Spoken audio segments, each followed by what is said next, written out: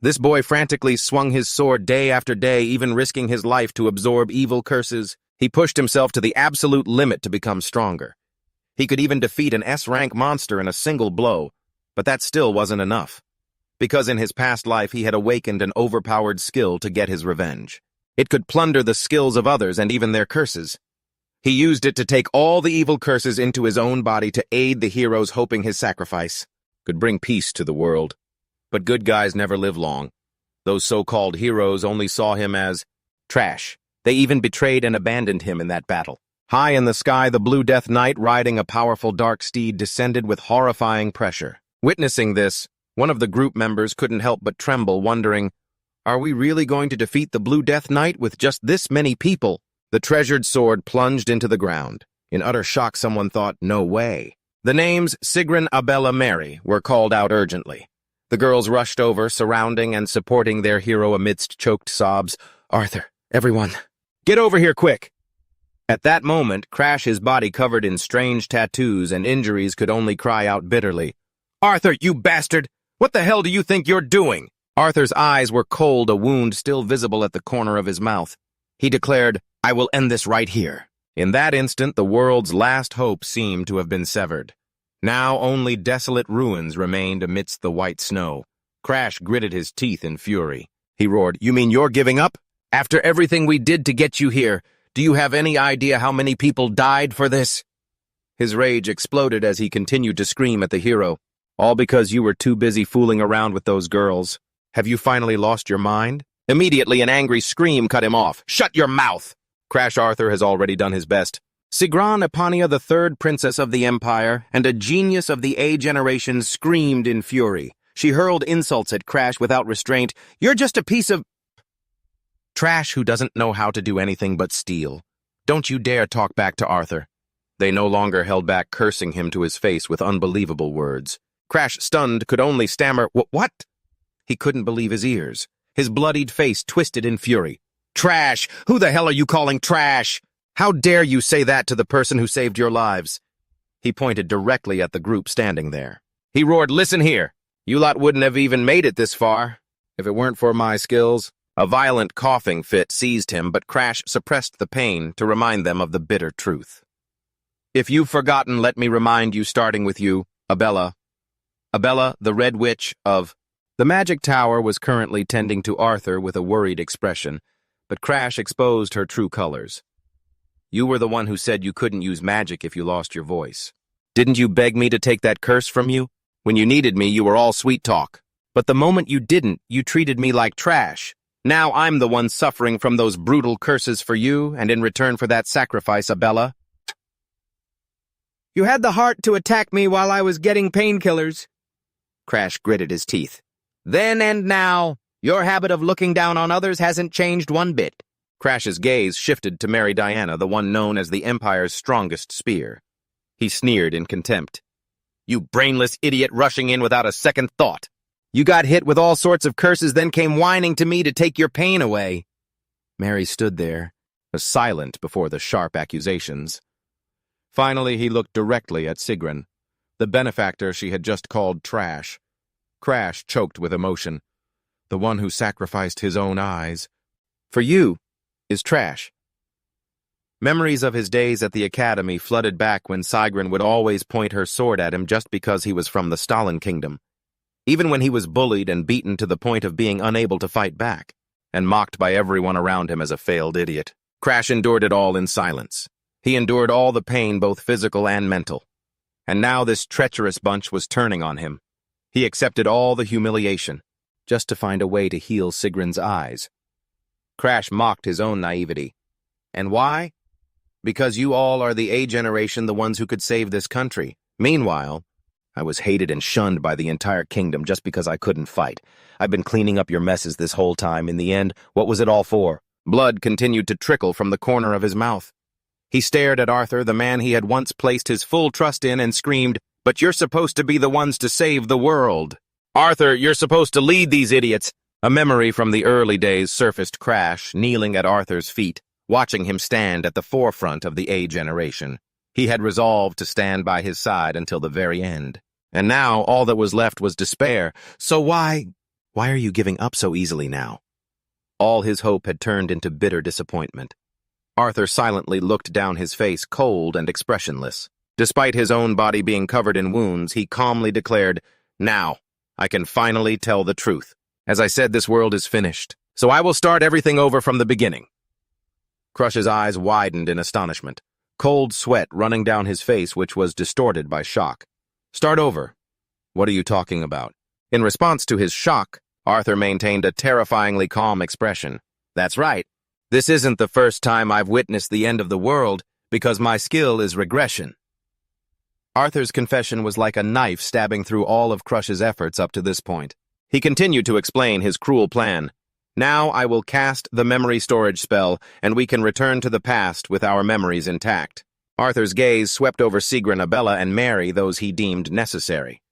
He believed that if they started over with their current experience, the chances of preventing the apocalypse in the new timeline would increase drastically. "I will start over from the beginning with these three." Every word from Arthur felt like it was squeezing Crush's heart. He trembled, clutching his bleeding chest, and stammered in utter shock, "The four of you! What about me?" He only counted the four of them. Crush didn't even exist in his eyes.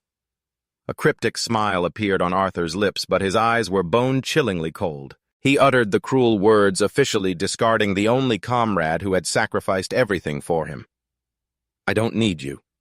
Crush stood rooted to the spot, stunned by the betrayal. Bitterly, as the chains of fate began to close in, Arthur smirked. "Your black hat skill was certainly useful. Truly, you could even steal the most inviolable curses." He looked at Crush, who was collapsing with blood streaming from his mouth, and continued his mockery, "But regressing? With a wreck like you, what good would that do? Honestly, what use are you anymore?" He nonchalantly suggested something horrible. "So wouldn't it be better to erase all your memories and let you become a completely different person in the new world?" Crush's eyes trembled violently. He was horrified as he realized the cruel truth. "So, I was just a disposable tool to you?" "That's right. This bastard has seen me as a tool to be thrown away from the start." Thrown away. Arthur still wore that fake smile. He turned his back along with the women and left a final message. "Don't worry. I'll make good use of you in the next world. And the world after that, too. See you later, Crush." Crush could only scream in despair. "Wait! Hold on!" as his knees buckled in the cold snow, watching the backs of those who were once his comrades disappear into the distance. Crush bitterly realized that deep down he had always known this. When the others ignored him, Arthur just stood by and did nothing. He knew Arthur had never truly considered him a comrade. In a fit of extreme resentment, Crush screamed, "Take me with you, you bastard!" He collapsed, his breathing ragged consciousness fading as the curses that had accumulated for so long ate away at his body. A hand trembled as it tried to grip the snow-covered ground. "My life will end before this world even collapses." The thought flashed through his mind as Crush felt death approaching. But then a crazed spark ignited within him. He gritted his teeth. "No, I won't let it end like this." He revealed a shocking secret. Black Hat isn't just a skill that steals curses. It steals skills, too. Crush resolved to become the strongest, the most important character, casting aside all pride to single-handedly take down dragons and defeat the four heavenly kings. Although he'd never tried it on Arthur because his skill wasn't a simple curse, this time he decided to risk it all. A surge of pitch-black energy erupted. Crush officially activated his Black Hat skill. He refused to give up in such humiliation. A brilliant light enveloped Arthur as he prepared to activate the time loop for regression. But just then, a giant hand of darkness covered in eerie purple eyes suddenly reached out from the void. It seized the hero from behind. Crush, despite his bloodied and injured face, gave a cryptic, insane smile. Wait, that pitch-black shadow was the very embodiment of the Black Hat skill, and it was slowly devouring the space around Arthur. Witnessing the crazed tenacity of his former comrade, Arthur panted, looking at Crush with weary eyes. "Crush, you still won't give up." In his heart, Crush bitterly replied, "Arthur, you've been through countless apocalypses, and every time I was no longer useful, you threw me away like trash. You abandoned me in a dying world again and again." Memories of mountains of corpses resurfaced, a testament to the cruelty that Arthur had caused in previous timelines. Crush wondered how many times he had tasted that despair. Now the tables have completely turned, he coldly declared. But this time, Arthur, you're the one who will be left behind. He had to pay the price for his repeated betrayals. Crush looked up at the blue night of death descending from the sky. He pointed at the traitor and smiled with satisfaction. I suppose so. Facing the Reaper's approaching scythe, Crush repeated Arthur's own cruel words. Didn't you say it yourself? This world is about to end. He stared directly into Arthur's face, which was contorting with fear, and commanded caustically, If you don't want to die, try struggling on your own for once. Immediately, the blue Knight of Death swung its enormous greatsword, bringing down a slash of deadly green energy that engulfed Arthur in an earth-shattering explosion. I will be the one to save the new world. A blinding light suddenly pierced through the mist. Crush slowly regained consciousness, bewildered. His eyes shot open as he felt life returning to him. He shot up with a terrified scream, looking up at a magnificent chandelier. Crush raised his small hand, trembling, not believing this reality. Where is this? He looked around the luxurious room in shock at the familiar furniture. Isn't this my childhood home? Have I been reborn into my childhood? A confirmation text appeared. Chris Van Hem, 13 years old. Regression complete. Chris stared at himself, stunned. He stammered in unconcealable amazement. Have I become young again? World erosion. A terrifying phenomenon where the world is encroached upon by another dimension. When this erosion occurs, the surrounding environment transforms completely for the worse.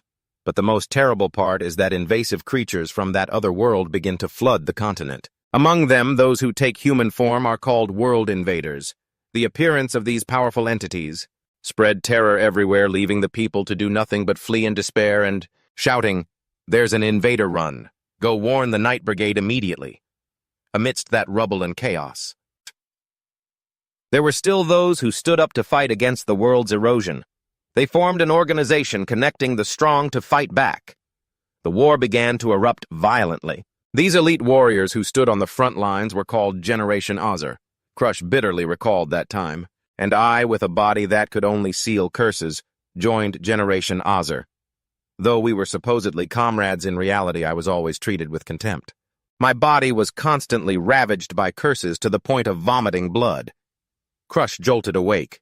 The 13-year-old boy's eyes flew open wide with astonishment as he realized he had truly returned to the past. He shot up his breath, coming in ragged gasps of utter shock. He looked around the luxurious room in a daze.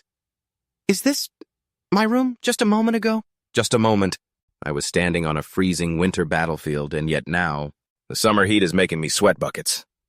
Crush realized he was in Green Pie Manor where he had lived during his childhood. A thought flashed through his mind. Does that mean the final card I played, using Black Hat on Arthur, actually succeeded in stealing his regression skill? That's why even after returning to the past, I still have the memories of an adult. Sitting dazedly on the bed, Crush put a hand to his head, still reeling from the shock. But how was I able to steal it? People often mistakenly believe the Black Hat skill can be used freely without limit, but in reality, it has a fatal weakness. Black Hat can only steal a target's item when the user unlocks its lock. That magical lock is created based on the value the owner assigns to the item. Even for a roadside pebble, if the owner considers it a treasure, the condition to unlock it will skyrocket. For example, requiring the transfer of up to 99% of the world's assets to the owner. For something like a unique skill that the opponent deeply cherishes, the difficulty of stealing it should have been astronomical. The greater the value, the more conditions there are, and the harder they are to fulfill. Crush mused. Arthur, what were you thinking? He remembered that moment. Black Hat had clearly been activated, but I didn't see any lock appear at all. The absence of a lock like that leads to an unbelievable truth. Does that mean he actually wanted to throw this skill away? The one revered as the Hero King. Arthur actually wanted to abandon his own regression skill. Is that why I had the chance to steal it? Thinking back, Arthur sometimes wore an expression of utter exhaustion.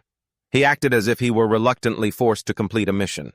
In a world constantly heading towards destruction, if he had to repeat it all alone, time and time again, did he go mad in his own tragedy? Acting like he was saving the world all by himself, he must have lost his sanity. Perhaps to Arthur, regression was no different from a curse. That must be why he wanted those other three. to inherit his memories and regress with him while heartlessly casting me aside. But me stealing the skill with Black Hat means that the Arthur I knew has lost the ability to turn back time. He was left behind in that doomed world and died under the meteor shower of the azure night of death.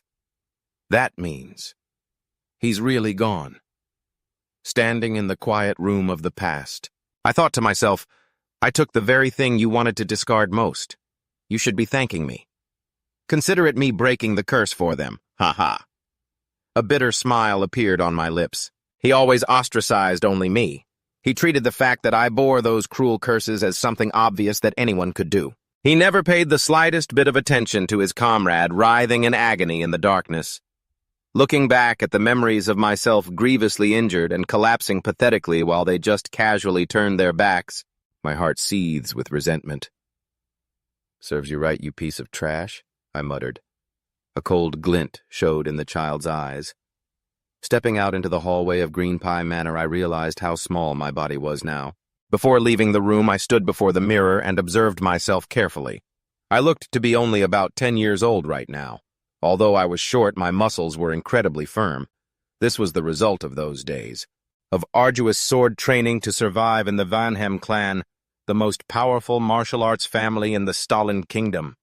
I had to train hard since I was a child to get the body I have today. If I'm in Green Pie Manor, that means the age 10 proving ritual just ended. Crush mused. It was a mandatory ritual for the Vanhem clan where each member had to prove their ability by revealing the god they had contracted with and the skill they were granted. The more outstanding the contractor and the higher the rank of their god, the more solid their position in the family.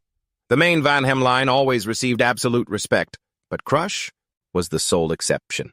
He had absolutely no martial talent from birth because no god would even bother to choose him. After that, he was mercilessly kicked out of the main residence. He was sent to Green Pie Manor, which was in reality a gilded cage for the family's failures. Standing by the window, Crush gazed into the distance with complicated feelings. Only I, the most talentless member of the Vanhem family, know about the coming apocalypse. It's a terrible cataclysm that not even the legendary Generation Azer could stop, he wondered to himself. Can I really prevent the world's destruction? Stop whining, Crush told himself, his small hand clenching into a fist. This is no longer a question of whether I can or can't. But it's something you have to do. You have a chance to be reborn, so you have a way to save the world, because if the world is destroyed, you'll die with it. There's no other choice. The 10-year-old boy's eyes suddenly became sharp and resolute. Just then, the dry sound of footsteps echoed in the hallway. "Young master," a voice called out, making Crush turn around startled. "Ariel." He looked at the man before him and thought, what is he doing here? So he's still alive at this point, he mused. Ariel was the only butler of the Green Bay mansion. Crush walked closer, grabbed the old butler's lapels, and called out loudly. Ariel, maintaining his calm demeanor, bowed his head and asked, "Is something the matter, young master?" In Crush's memory, Ariel was the only person who took care of a failure like him. But the truth behind that was incredibly cruel. He looked straight into Ariel's eyes, a haunting smile on his face, and asked directly, "The poison my brother gave you to kill me, when do you plan on using it?" In the family's arena, even the most elite knights were no match for that girl. With just a few clean moves, she sent the entire squad flying. They fell in a heap, unable to fight back. This overwhelming power belonged to a young woman with long dark hair and sharp eyes who was completely dominating the field. Charlotte Van Haim stood proudly amidst the defeated ones. A powerful purplish-blue aura radiated from her. Is she really only 15 years old? The onlookers couldn't help but be stunned by this innate talent. The knights couldn't even lay a finger on her. The title of Sword Saint wasn't just for show, and it was rumored that she was the once-in-a-millennium genius of the Van Haim family. While everyone was showering her with praise, Charlotte just looked down coldly and uttered with disappointment, "How boring." The entire family's expectations rested on her shoulders. They believed that with a genius born from new blood like Charlotte, the Van Haim lineage would never perish. The entire clan was proud of this talented girl. However, behind those praises was the murderous gaze of Beloken Van Haim, Crush's half-brother. He clenched his fists and gritted his teeth, plotting a cruel scheme. I will wipe out that entire bloodline. Although he considered Charlotte a threat to be wary of the easiest target for him to strike at right now, was that useless failure Crush. A crazed glint shone in Belokin's eyes as he thought about eliminating his own brother. In a dark room, Belokin sat across from Alios and calmly announced, "I plan to kill him first." He didn't hesitate to twist the knife in the old butler's wound to drag him into the crime. "You must be in quite a bind, aren't you? All because of Crush. Your career has stalled after all." Presenting a vial of poison that glittered with a mystical light, Belokin made a tempting yet extremely cruel deal. "If you give Crush just one drop of this, your daughter's treatment and all your debts will be taken care of. You understand, don't you?" Seeing the other man's hesitation, he pressed on. "So what are you hesitating for?" Elliot replied in anguish. "Young Master Crush is someone I've raised like my own son. How could I do that to him?" Despite that plea, Belokin coldly called out his name like a final command. "Elliot, you would choose someone else's child over your own daughter." He was using the old man's weakness to threaten him. The old butler stood frozen, his face contorted with shock and fear. In the brutal memory of the previous timeline, Elliot had coldly denied those feelings, but reality had unfolded in the most painful way. When serious wounds suddenly stained the plate of food, Crush had cried out in despair, "Elliot!" upon witnessing the person closest to him in critical condition. "I'm so sorry, young Master Crush." The last weak words came out with Elliot's ragged breaths. Before Crush regressed, this butler had in fact received orders to assassinate him. But at the last moment, his deep affection won over reason. He choked through his tears. "Young Master Crush is as precious to me as my own child, and yet... what have I done?" Elliot's hand went limp, falling to the cold floor as his life faded completely. It turned out that, unable to bear the torment of his guilt, he had eaten the poisoned soup himself to end his own life rather than harm the one he cherished, and died quietly right before Crush's eyes. Back in the present, Crush looked directly at Elliot with eyes so sharp they seemed to see into his very soul. "The poison my brother gave you to kill me. When do you plan on using it?"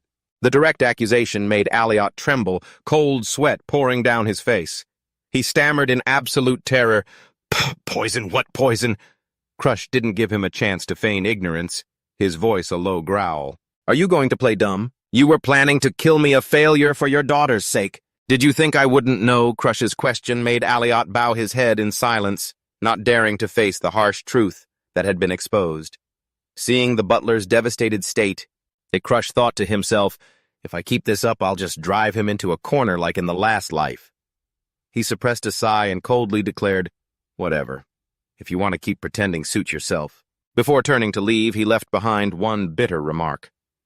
"If I hadn't been a failure in the first place, you would have never accepted that order." Elliot stood rooted to the spot, stunned by the terrifying change in the young master whom he had expected to be scared or cry in outrage upon discovering the betrayal. But he never expected him to be as calm as an adult. Crush walked away coldly, leaving Elliot behind in a state of turmoil.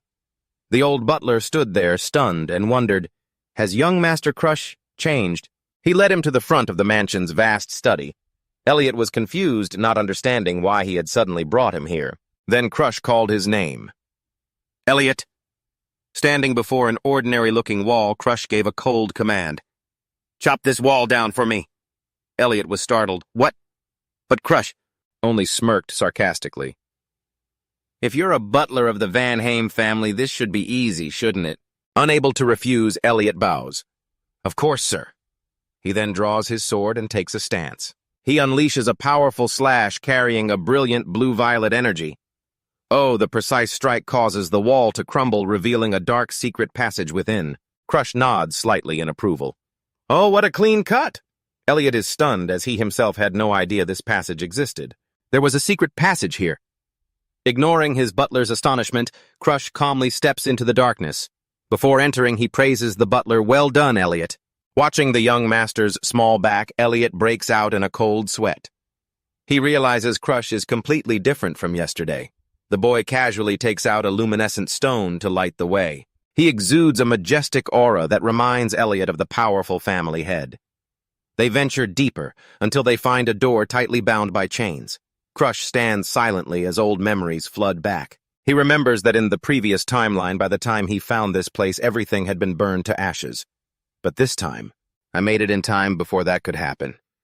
Standing before the door locked tight by thick magical chains, Crush thinks to himself with determination. Elliot steps forward and offers, "Young master, allow me to break the chains." However, Crush coldly stops him. "No, you can't break these chains."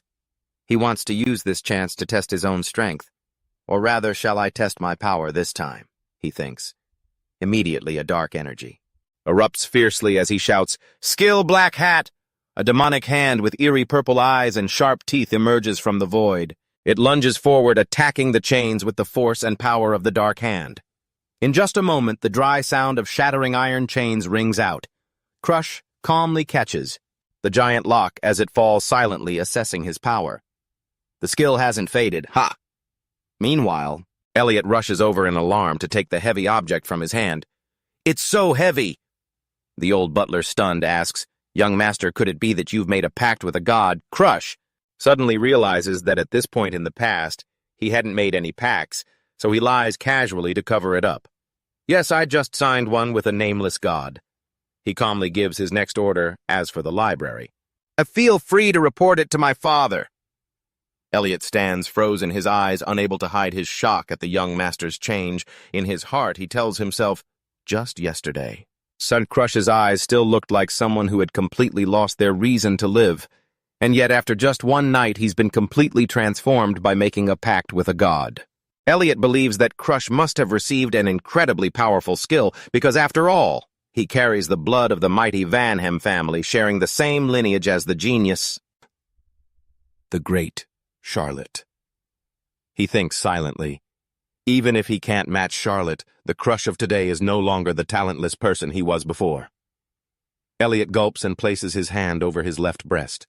He bows and swears with a reverent attitude, "Young master, at least until you've accomplished what you set out to do, I will not reveal this to anyone." Seeing the butler's different attitude, Crush quietly observes his transformation and realizes an important truth. "I see. So this is the drawback of regression. Because my actions are different from the past, Elliot is also changing accordingly."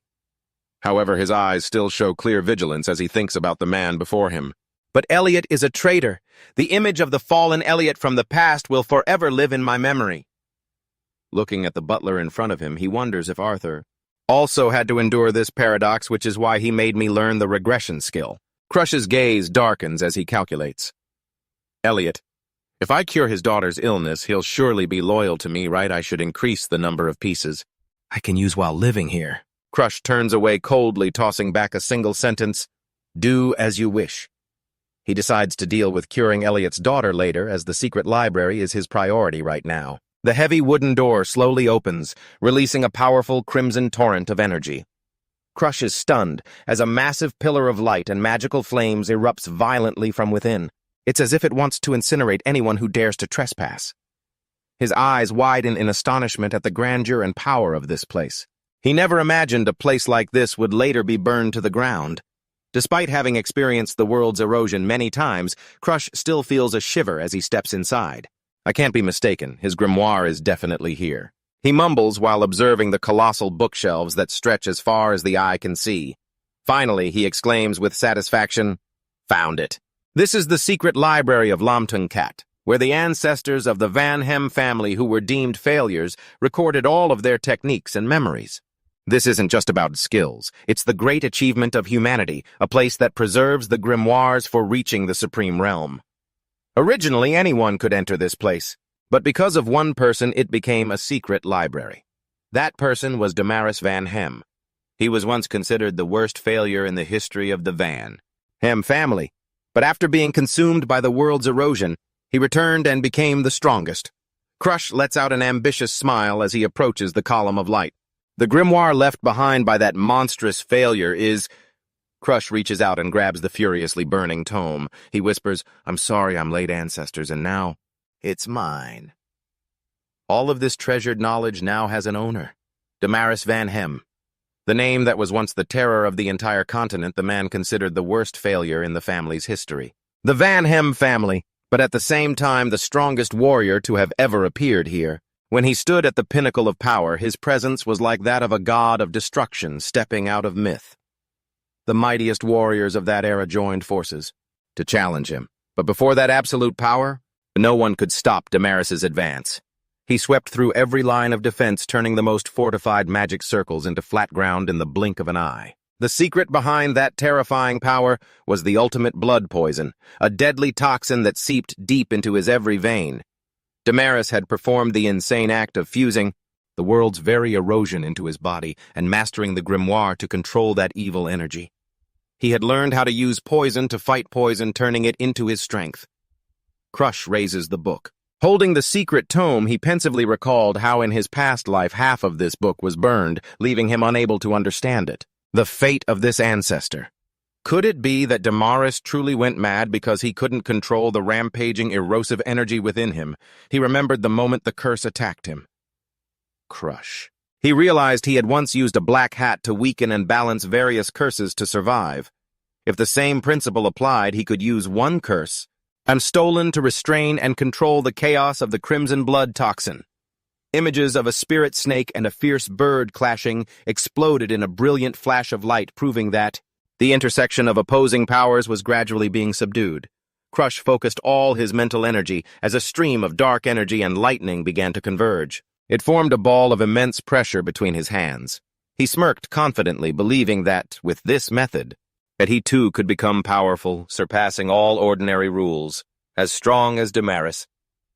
That desire burned within Crush as he called the name of his butler, Alios. He coldly issued a supreme command.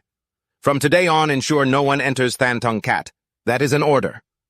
Alios bowed his head in obedience. Yes, I understand. From the moment he swore his oath, the butler had been wholeheartedly loyal to him. Walking down the splendid hallway, the old butler silently resolved to repay the kindness Crush had shown him. By overlooking his mistake, he decided he would officially refuse young Master Awakens' cruel proposal. This news was like a bucket of cold water thrown in. Awakens' face causing him to roar in fury. What did you just say? He frantically tore up the papers on his desk, unable to believe Alias would dare refuse his invitation, all because of that fool, Crush. In a fit of absolute rage, Awakens cursed Crush as trash that shouldn't exist in the One-Ham family. He looked bitterly at the newspapers praising the genius Scarlet. He felt like he was going mad, stuck between a genius and a failure. He thought resentfully that if it weren't for Crush's bloodline, both he and Lilith would have had their rightful place in the main family. Awakens gritted his teeth and called his subordinate. Go to Thantong Cat at once and investigate why that butler changed his mind. However, the subordinate, trembling, reported a shocking truth. We can't get inside, sir. A stunned Awakens asked again, only to receive a staggering reply. Young Master Crush's butler, Alios, has sealed the entrance. He has forbidden everyone, including the family head, from setting foot in Thantong Cat. Outside the gate, Alios stood firm with his sword in hand, his sharp gaze ready to stop anyone who dared to trespass on his master's domain. He even forbade the family head from entering.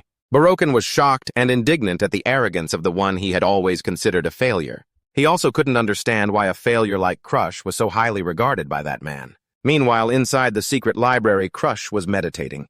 A blazing stream of purple-black energy surrounded his small, sweat-drenched body. He let out a long, satisfied breath. Finally, I've reached the initial stage of an aura expert. According to the hierarchy, there are many levels of aura, such as Aura Emperor, Aura Master, and Aura Expert, and Crush had officially entered the primary aura stage, the state of a beginner just learning to use this energy. Phase 2 is the Aura Expert, the most common level, but it is also the harsh dividing line between the mediocre and the genius.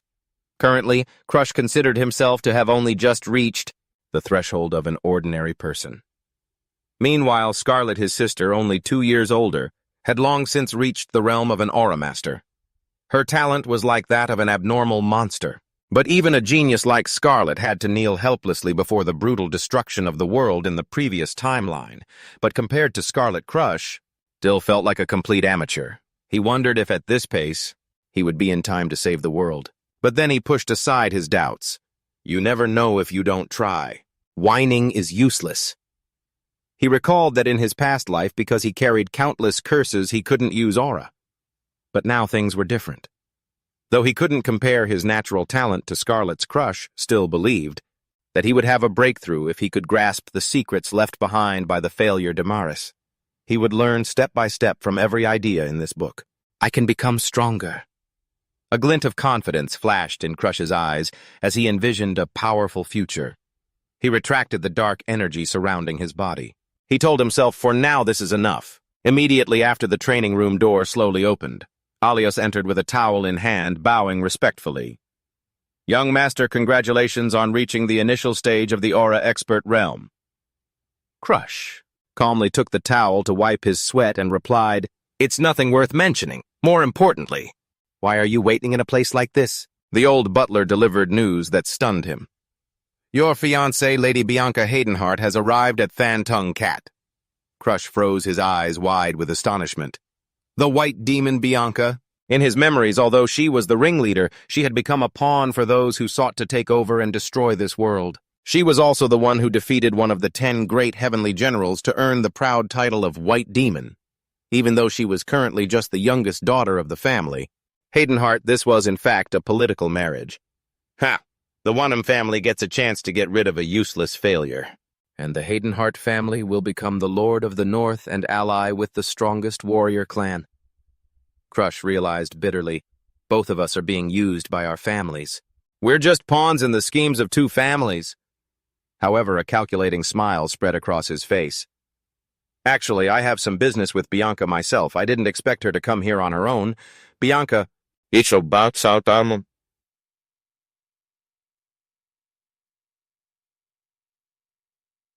Haydenheart. The youngest daughter of the ruling family of the North carries a cruel fate. Because her mother was affected by the world erosion curse before she was born, she has been devoid of sensation since birth. The curse is rooted deep in her soul, impossible to break with exorcism. With a tainted body, she can't even form a pact with a deity. She's even seen as a cursed child born at the cost of her mother's life. Model? That's why Bianca was always treated coldly by the Haydenhaas family. Crush thoughtfully wondered if Bianca hated him, but then he pushed the thought aside. As long as it doesn't interfere with stealing Bianca's curse, it'll be fine. Because the snow doll is the very curse needed to control the frenzied madness when extreme poison enters the blood. Seeing that Crush was still shirtless, Elliot worriedly thought, going out dressed like this probably isn't a good idea. I will prepare a change of clothes for you at once, my lord. Thank you. Crush replied, a mysterious smile on his face. He'd forgotten that he was currently in the body of a young boy. He ordered the butler, show her in and tell her I'll be there in a moment. Outside, his fiancée Bianca stood silently with her silver hair and a snowflake-shaped hair clip. Her face was emotionless as she awaited their meeting. Months ago, in a fit of rage, Crush had not hesitated to scream directly in Bianca's face, "Get lost!" He had looked at her with eyes full of hatred and humiliation. You only care about the power of the Van Hem family. So don't you dare pretend to be my fiancé. The only response to his dismissal was the cold slam of a door. Bianca had left quietly thinking to herself, it's not like I wanted to come here anyway. She recalled the immense pressure from the Hayden H family, where her own relatives had forced her to sacrifice herself for the common good. The only way for the Hayden H family to survive was to rely on the House of Van Hem. They told her to use her pretty face to win the young master's affection. Although Bianca was emotionless, she was keenly aware of this cruel reality. In her heart, she was certain that if it weren't for this political marriage, she would never get involved with a pessimistic, foul-mouthed failure like him. Now that they were meeting, he would probably just curse her out like before. Back in the present, a chill ran down Crush's spine as he entered the room, remembering how cruelly he had treated her in the previous timeline. He cursed inwardly, full of regret. Oh, crap. To break the suffocating atmosphere, Crush scratched his head in embarrassment. I can't believe they served such hot tea to someone with a sensitive palate like you. I'll have a word with the servants later. Let's just set it here for now, all right? He proactively changed his attitude, gently inviting her. The weather is lovely today. Shall we take a walk in the garden? There are probably many flowers there that can't grow in the north. Bianca just gave a short reply. All right. Crush immediately ordered the butler Ariel, bring some macadamia cookies out to the garden. Ariel bowed in obedience. Yes, my lord. Bianca, you must have had a hard time getting here, Crush began as they walked down the splendid hallway. He continued with a polite smile. Since we're engaged, meetings like this are quite necessary after all. Bianca just walked silently behind him, inwardly wondering, is that so? When Crush suddenly turned back to tease her. I get the feeling you're talking to a superior, not your fiancé, you know. Faced with Bianca's silence, he realized her tone of voice was far too formal. Is it because I yelled at her before that she's like this? Or is it just because she has no emotions? Meanwhile, Bianca clearly felt that something was wrong. She remembered that the last time they met, Crush's gaze was as sharp as a knife, but today it was completely different. What shocked her the most was that he knew she liked macadamia cookies, a preference she was certain she had never revealed to him. Stepping out into the garden, Crush stretched and let out a sigh of relief. Phew, it's so peaceful. His relaxed demeanor made Bianca wonder, are you really Master Crush? He noticed her suspicion and wondered if he was acting too differently from his past self. Suddenly, a faint but chilling pressure unintentionally emanated from Crush, startling Bianca. Killing intent. She was terrified by that pressure. Bianca immediately bowed her head and apologized. I'm sorry, Master Crush. I was out of line. Crush panicked, cursing inwardly because he hadn't meant to scare her at all. His memories of this period were too faint. He couldn't remember just how badly he had treated Bianca, but there was one thing he remembered very clearly, this exact expression on her face. Bianca's current face was identical to the day she had collapsed covered in blood in front of the Northern Sea Ice Villa in the old timeline. To defuse the situation, Crush scratched his head and gave a wry laugh, deciding to use a lie to cover his tracks. I guess I'll just have to make an excuse for now. I can't blame you for being suspicious, Bianca. I recently signed a contract with a god, so my personality might have changed because of that. He offered the excuse to smooth things over. Bianca could only reply robotically, Congratulations, my lord, young Master Crush. Seeing his chance, Crush looked directly into his fiancé's eyes and said, In that case, I have a proposal for you. Bianca, stunned, repeated, A proposal. She couldn't believe that someone who had just obtained divine power would want to propose something to her. A negative thought flashed through her mind, making Bianca's face turn pale. Could it be breaking off the engagement? Seeing her frantic expression, Crush could only cry out, Why would you think that? Crush hesitated, bowing his head and humbling himself. What I mean is, if you don't want to marry someone like me, if you want to break the engagement, then please. Bianca looked at him, her heart heavy with the thought, he's putting himself down again. Even though he carries the blood of the Van Hems, why is Master Crush so insecure? She looked him straight in the eye and stated firmly, I will be your fiancé, Master Crush. That will not change. Crush was stunned, frozen in place by the small girl's resolute declaration. How long has it been since I've heard such sincere words? Crush thought to himself. A strange warmth spread through his heart. He cleared his throat lightly to regain his composure. I see. Well, then let's get down to business. So she was afraid I'd break off the engagement this whole time. Crush's eyes suddenly turned sharp. A surge of dark purple energy erupted from his scarred hand, filled with his newly awakened power. Would you be willing to hand over to me the curse that even curse-breaking specialists are helpless against? Bianca was shocked, unable to believe her ears. Did he just say he wants me to hand over the unbreakable curse? You mean, you want to take that curse for yourself? Yes. Crush nodded in confirmation. I need to use it. If you agree to give it to me, I will grant you any one wish, even if that wish is for destruction. Bianca fell into thought. She realized this was a situation where her curse of emotionlessness actually gave her an advantage. She knew Crush had always been considered a failure, and looking at his current state, he was clearly in sharp conflict with the main family line. Bianca secretly guessed that maybe he was just so exhausted that he'd become like this, so tired that he wanted to erase his emotions completely. She suddenly recalled what a psycho-mage had told her when she was a child. When a person reaches their mental limit, they will fall to an illness of the heart. The mage's words from long ago echoed clearly in her mind. Once afflicted, they might take their own life, or suddenly become gentle as if they're a completely different person. He had warned her, that is an extremely dangerous moment, a sign of a heartbreaking end to come. Bianca, if someone close to you falls into that state, you must stay by their side. Thinking of this, Bianca was certain he was in that very state. She suddenly reached out and firmly grasped Crush's calloused and injured hand. She looked at him with a determined, comforting gaze. It's going to be okay. I know you can get through this, Crush. You can control your emotions without relying on the curse. I know you can. Bianca's words left Crush stunned. He stammered, Bianca, I think there's been some kind of misunderstanding. Ignoring Crush's confusion, she continued, From now on, I will visit you regularly. If I get my father's permission, I might even move in nearby to be closer to you. Move in for good. Crush was astonished. Why are you suddenly saying all this? Wait a minute. Don't you hate me? You don't actually want this engagement, right? Bianca squeezed his hand, her gaze resolute. Even so, I can't just abandon someone standing on the brink of despair. Crush realized she wasn't denying it. She didn't want the engagement, but she was the type of person who, once she made a decision, would see it through to the end. He thought to himself, I have a feeling she's misunderstanding something. This is getting serious. Realizing he couldn't get the curse immediately through persuasion, Crush decided to try activating his skill in secret. A stream of dark purple energy enveloped Bianca. As he shouted, "Skill, Black Hood!" A magic circle instantly appeared, beginning to create the conditions to unlock and steal the curse from her. But her curse was locked. Condition 1. Become Bianca's friend. Crush grimaced in annoyance. A double lock. What a pain. He realized that because Bianca was born with this curse, it was considered a part of her body and had an extremely high value placed on it. This was even harder than becoming her fiancé.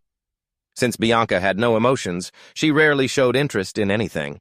Crush worried that if he sent her back to Hayden H., she would soon transform into a vicious white demon. He decided to keep Bianca by his side, waiting for a chance to unlock the curse both to prevent her transformation and to claim the Snow Doll for himself, killing two birds with one stone. That makes me very happy. I'm grateful I'll be able to see my fiancé so often, Crush said, hiding his true intentions behind a smile as he responded to Bianca's proposal. She nodded slightly. I'll confirm with my father and be back. I'll see you then.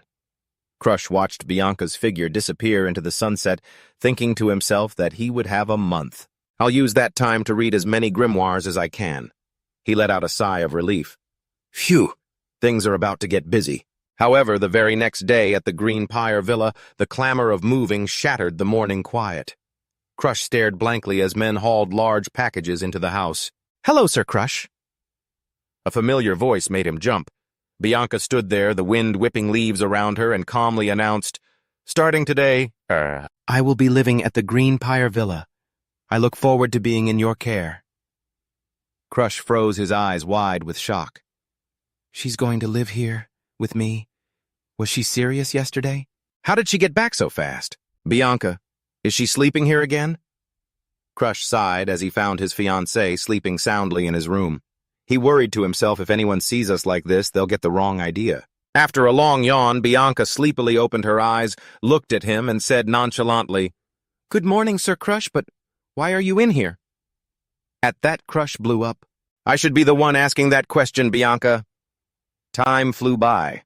Snow now covered the entire manor in white. Amidst the bone-chilling cold, Crush trained relentlessly, sweat dripping from his body. A blazing blue aura surrounded his body. Come to think of it, he mused. It's been months since Bianca and I started living together. The memory of the first day. Sorry. She moved in was still fresh in his mind. Bianca had stood there, elegant and aloof, and declared, Starting today, I will be living in the Pine Hall. I ask for your assistance. Crush's eyes had widened in astonishment. You're moving in for good, he'd stammered.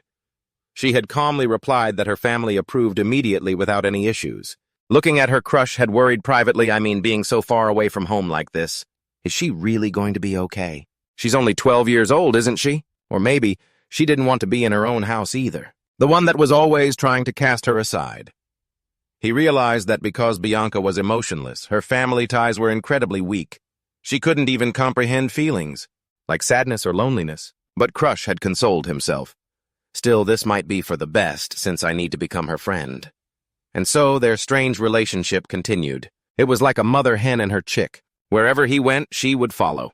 They looked pretty cute, actually.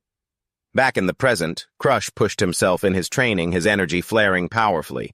He realized that she had moved in during the summer, and now it was already winter. The year was almost over. That means the first day of school at Lahanna Academy is just around the corner. This is a place founded through a partnership between the 4 great kingdoms and the empire created to train talented individuals to fight against the world's erosion.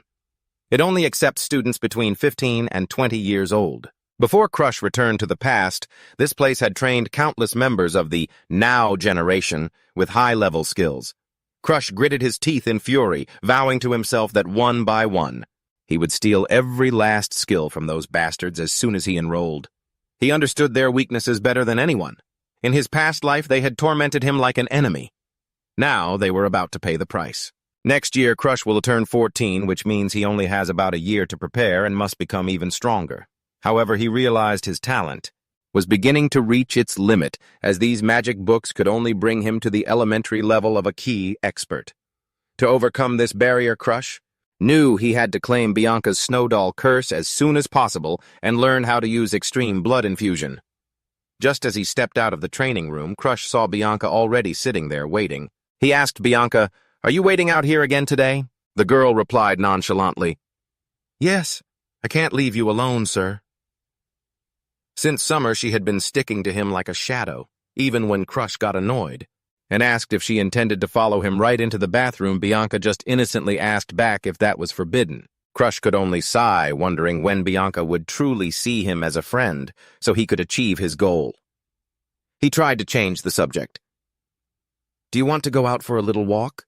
Just then a butler approached and reported, "Young master, an invitation from the Star and Holy Temple has arrived." Crush repeated in surprise. The Star and Holy Temple. It was a formal party, held annually for the young nobles of the Starin Kingdom, where almost everyone attended to socialize and build connections. The nobility came here to show off their wealth and flex their influence. Holding the invitation in his hand, Crush muttered softly, "Ah, now I remember. Thanks for the reminder, Ariel." In the previous timeline, because he had confined himself to the Pine Hall, his memory of this event was rather faint. However, he knew for sure that bastard Beloken would be there. Crush's eyes hardened. He decided he had to go to keep his promise to Ariel. He thought to himself, this way he won't have an excuse to do what he did last time. This alluded to stopping the tragedy that befell the old butler's daughter. After that, Crush handed the letter back to Ariel and decisively told them, "I will attend." Immediately, Bianca, who was standing beside him, also spoke up. "I'm going too." As they walked down the magnificent hallway, Bianca looked at Crush worriedly and said, "Crush, the people attending the Holy Temple party will surely criticize you." He looked at his fiancée and replied with concern, "Yeah, but who knows what they'll say about you too. Maybe it's better if you don't go." In response to his worry, Bianca looked him straight in the eye and affirmed, "No, I will go with you, sir." Crush smiled faintly, patting Bianca's head, and said, "After all, protecting her fiancé is the duty of a fiancé, right?" Feeling he might have joked a bit too much with the young girl, he quickly corrected himself. "I'm not asking as your fiancé, I just want to hear your honest opinion, Bianca." Bianca froze at his words. She saw that familiar, pitiful look in his eyes again. For the past few months, Crush had treated her with incomprehensible kindness, from asking what she wanted for breakfast to inviting her to choose books with him in the library, to even staying up all night watching over her as she slept, reassuring her, "Don't worry, I'm not going anywhere. You should get some more sleep." This warm feeling was something Bianca had never received in the cold Hayden Haas family. Watching Crush practice his swordsmanship tirelessly under the moonlight, she realized his kindness had made her almost forget their horrifying first meeting.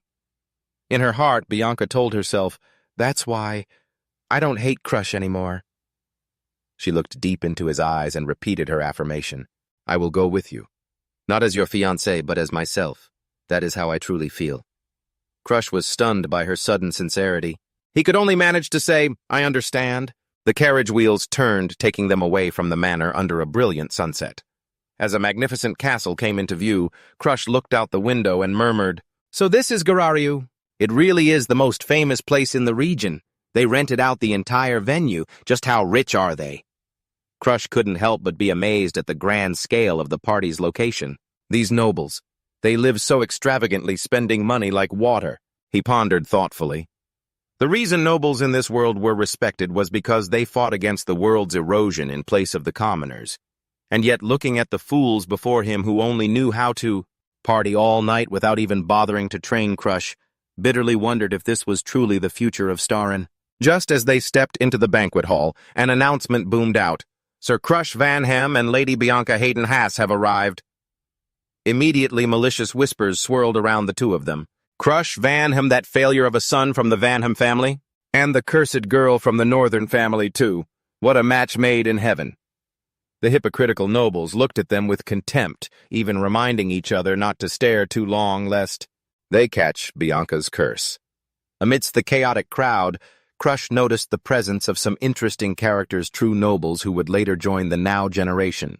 There was Balak Hopma, known as the Tiger Cub, with his sharp gaze, the enigmatic Amelia with her mysterious crimson eyes, and Annex Freezer, the incredibly skilled wooden bow user. These three were the renowned Starin Trio, and their attention was currently fixed on him.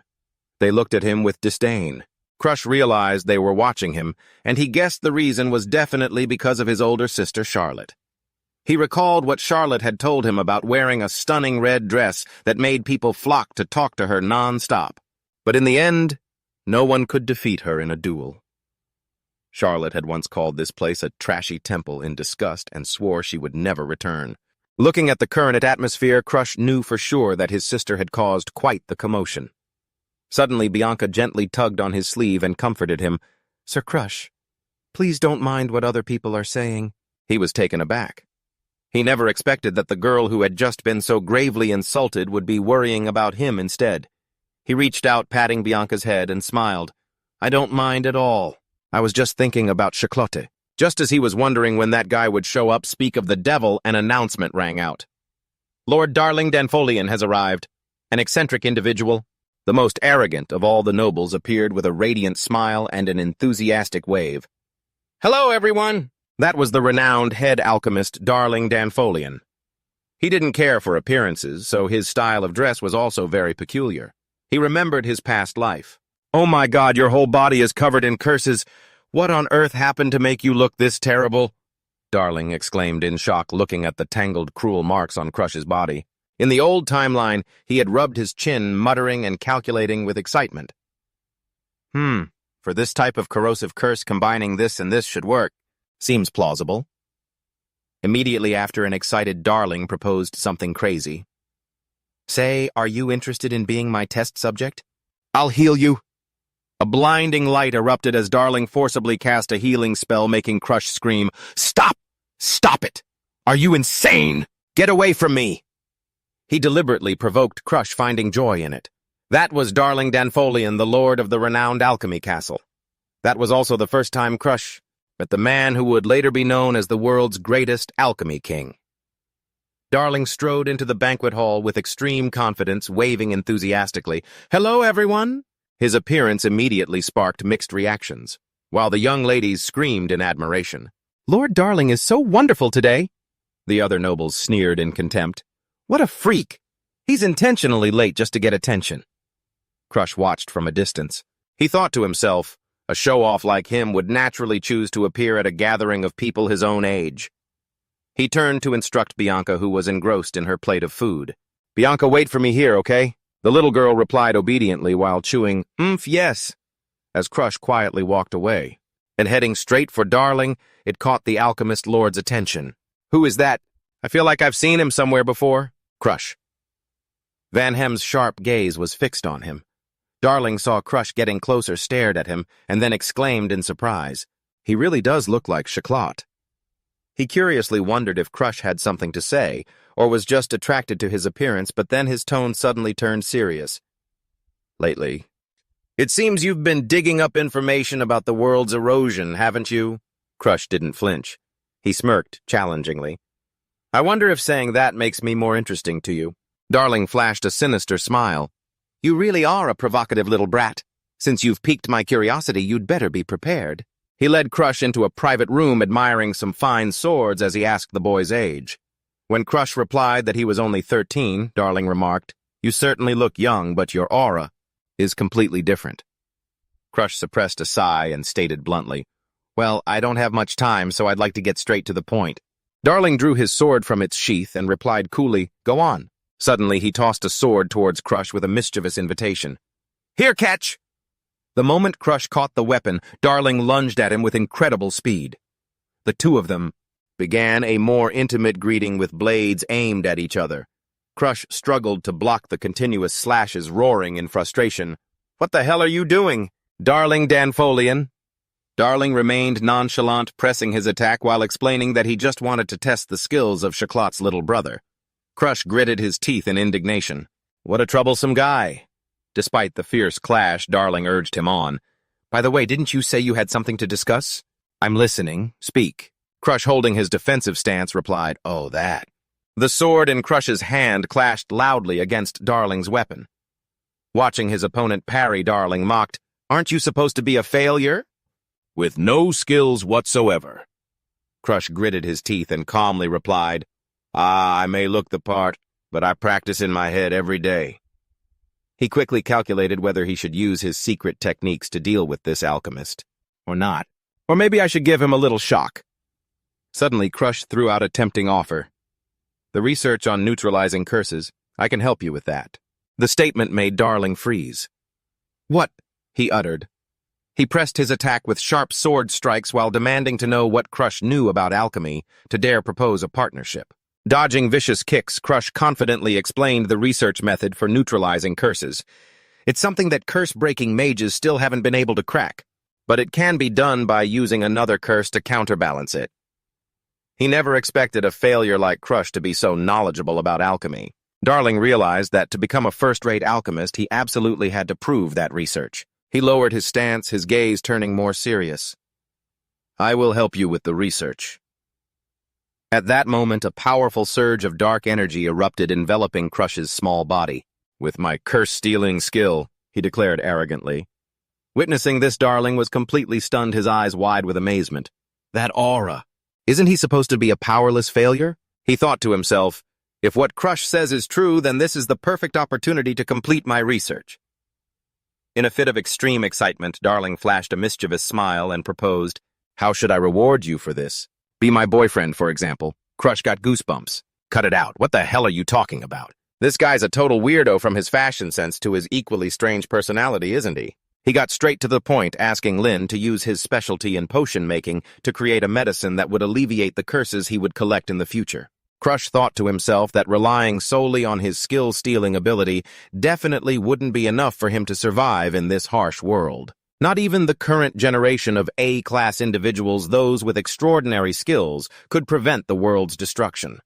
Crush understood this better than anyone. He told himself that a failure like him had to use every means possible, whether it was medicine or anything else. Standing before Crush, Darling carefully observed his cold expression and silently sized him up. I heard he lost his motivation from being constantly compared to Charlotte, but that doesn't seem to be the case. He realized he was facing an overwhelming genius and a true eccentric. Both Van Hem siblings astonished Darling. Crush broke the silence with a question. Can I ask you something? Darling was curious what it could be. When he heard Crush ask about his intention to attend the soon-to-be-established Rahen Academy, Darling couldn't help but look towards the majestic academy building. Crush smirked with a calculating smile. Of course I have one. A new plan was bubbling up inside him.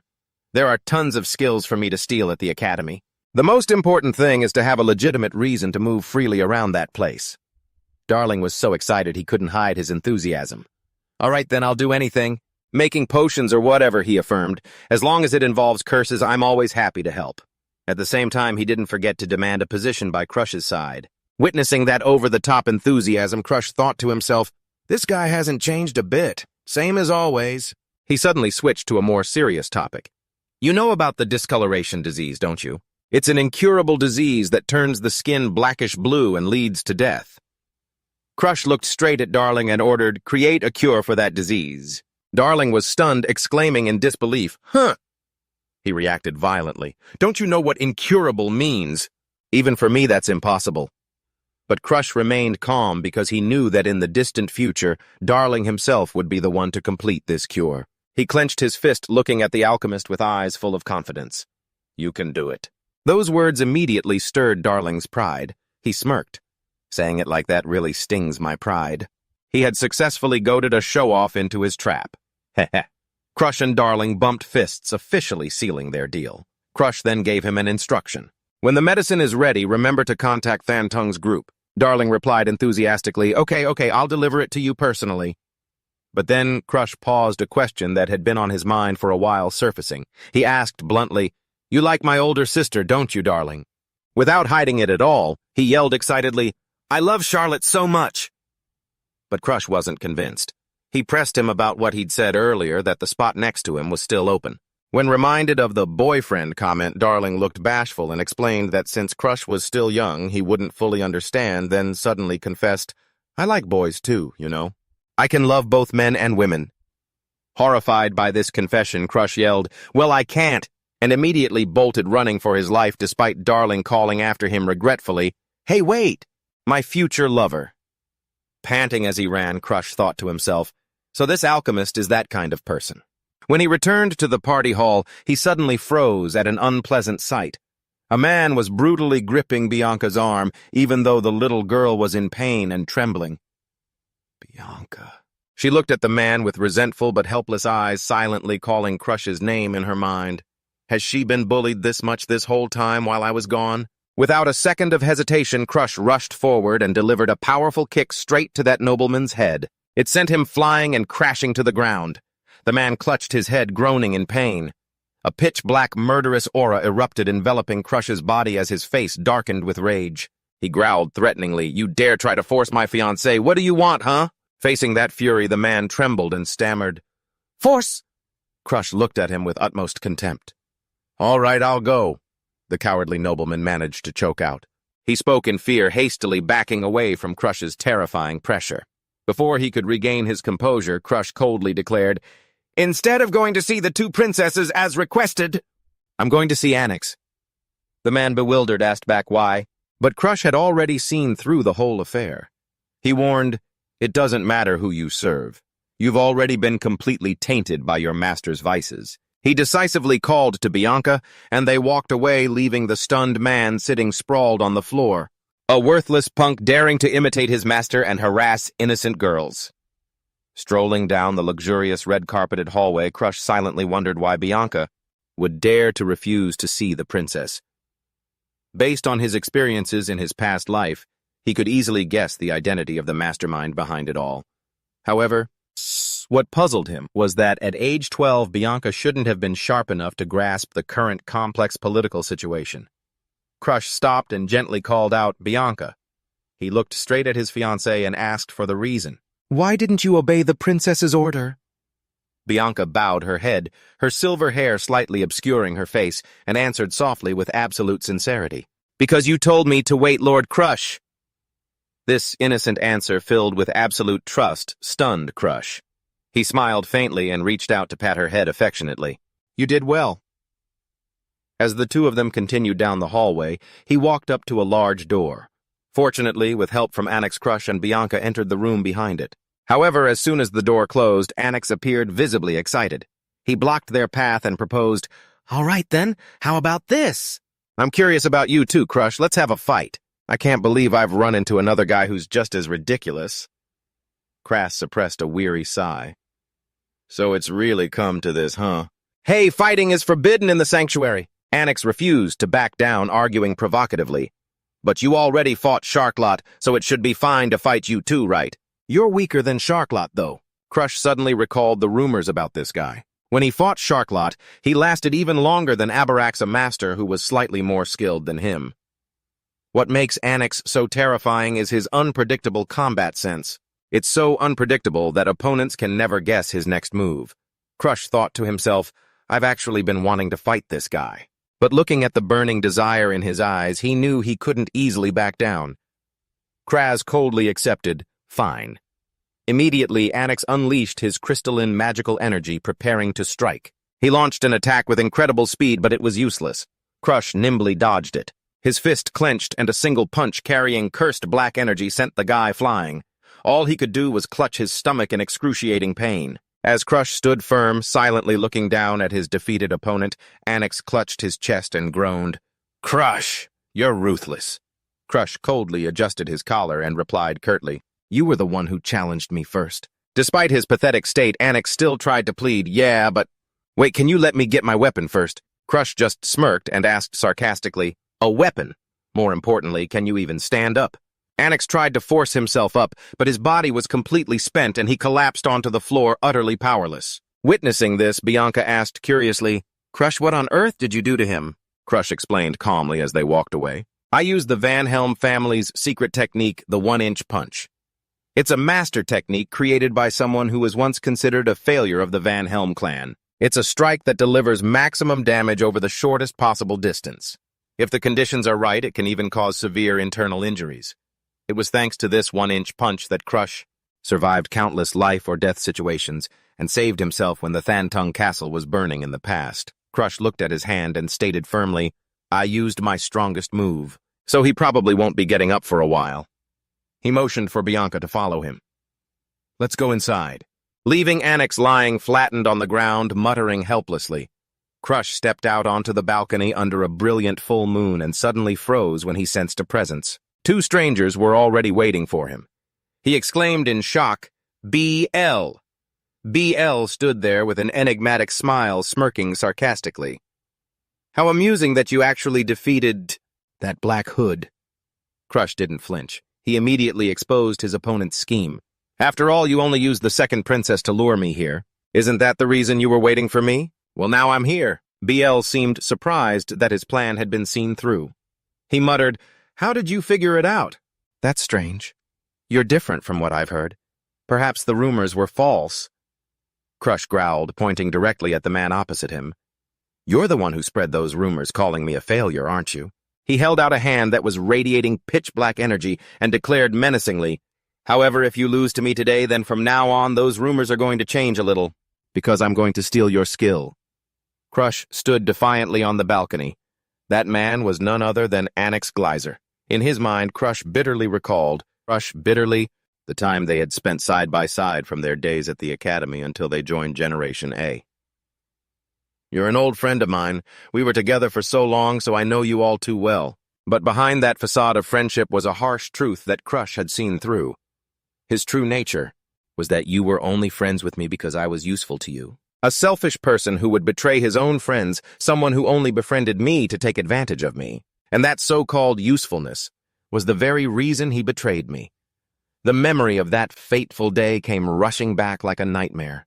In the middle of a ruined battlefield when all their comrades had fallen, Crush struggled to cling to the cliff's edge, his breathing ragged with desperation. "Damn it! Is everyone down?" "Annex, are you there? Help me." In response to that desperate plea, Annex merely stood above, looking down with a chillingly cold gaze. He calmly calculated Crush's fate. "If they find out it was my fault we fell into this trap, I'll definitely lose my spot in Generation A to Z, right? But if I'm the only one who survives, then no one will ever know." Annex's cold-blooded declaration left Crush utterly stunned. Even on the verge of death, he still managed to scream, "You think it's that easy? The internal conflict is already brutal enough. You'll definitely be kicked out for this?"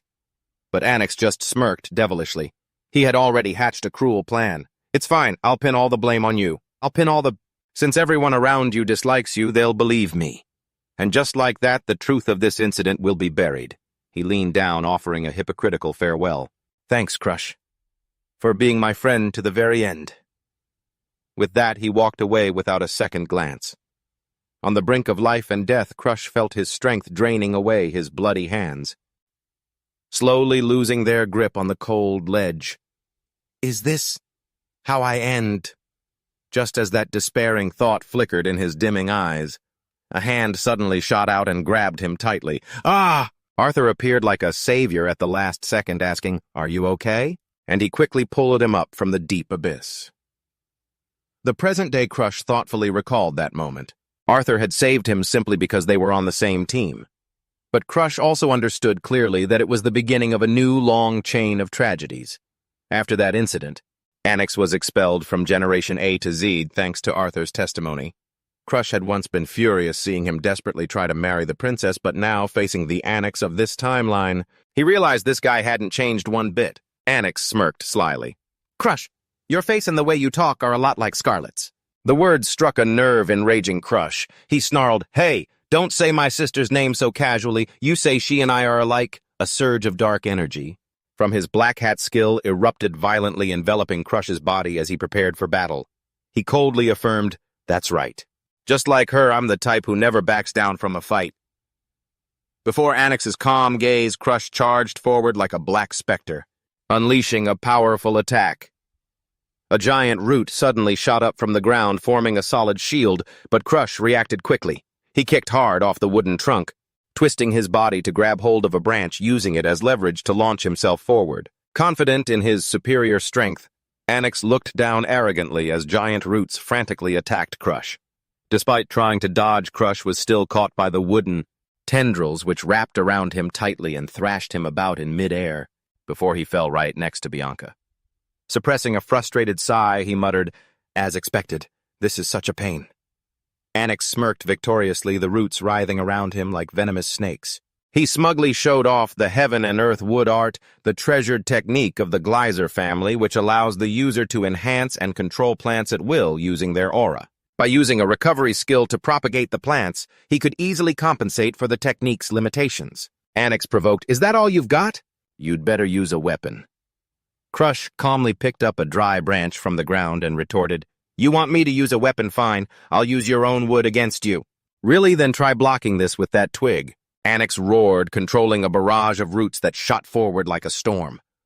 However, Crush left him wide-eyed in astonishment as he continuously weaved through and perfectly dodged every attack. Onyx, stunned, wondered how a so-called failure like Crush could possess such extraordinary reflexes. He began to suspect that Crush might have awakened the mind's eye, a transcendent sense reserved only for geniuses like Scarlet.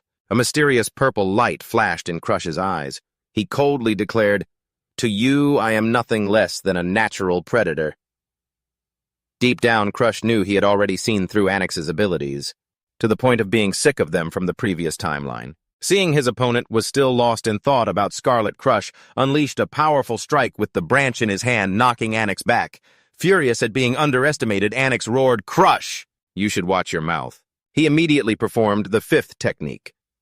Heaven and Earth Wood Giant summoning a colossal wooden entity with a demonic face to obliterate Crush. Every blow he delivered was a killing one. Onyx let out a sinister smile. He looked at Crush with the eyes of a superior and uttered a threat. "From now on, you'd better be careful." Just then, the girl rushed forward frantically, her face filled with panic, screaming, "Lord Onyx, you mustn't do this!" She knew full well that if that devastating attack landed directly on Crush, the consequences would be irreversible. The giant's colossal wooden fist descended with terrifying pressure, ready to pulverize everything beneath it, facing imminent death. Crush calmly closed his eyes, ignoring the leaves scattering wildly around him. In his mind, an image appeared of the thinnest secret manual lying quietly in the secret library of the Green Pine Manor. Its author was an ancestor with no innate talent, a man who had spent his entire life just repeating ordinary practice swings until the age of 80. That manual was incredibly brief, only recording his simplest strikes from his final years. However, precisely because he had been pushed into a corner by a curse countless times, just like Crush, he had come to understand the true family secret hidden within it, which wasn't as simple as the words written down. "The sword is me. I become the sword." Crush swung the dry branch in his hand.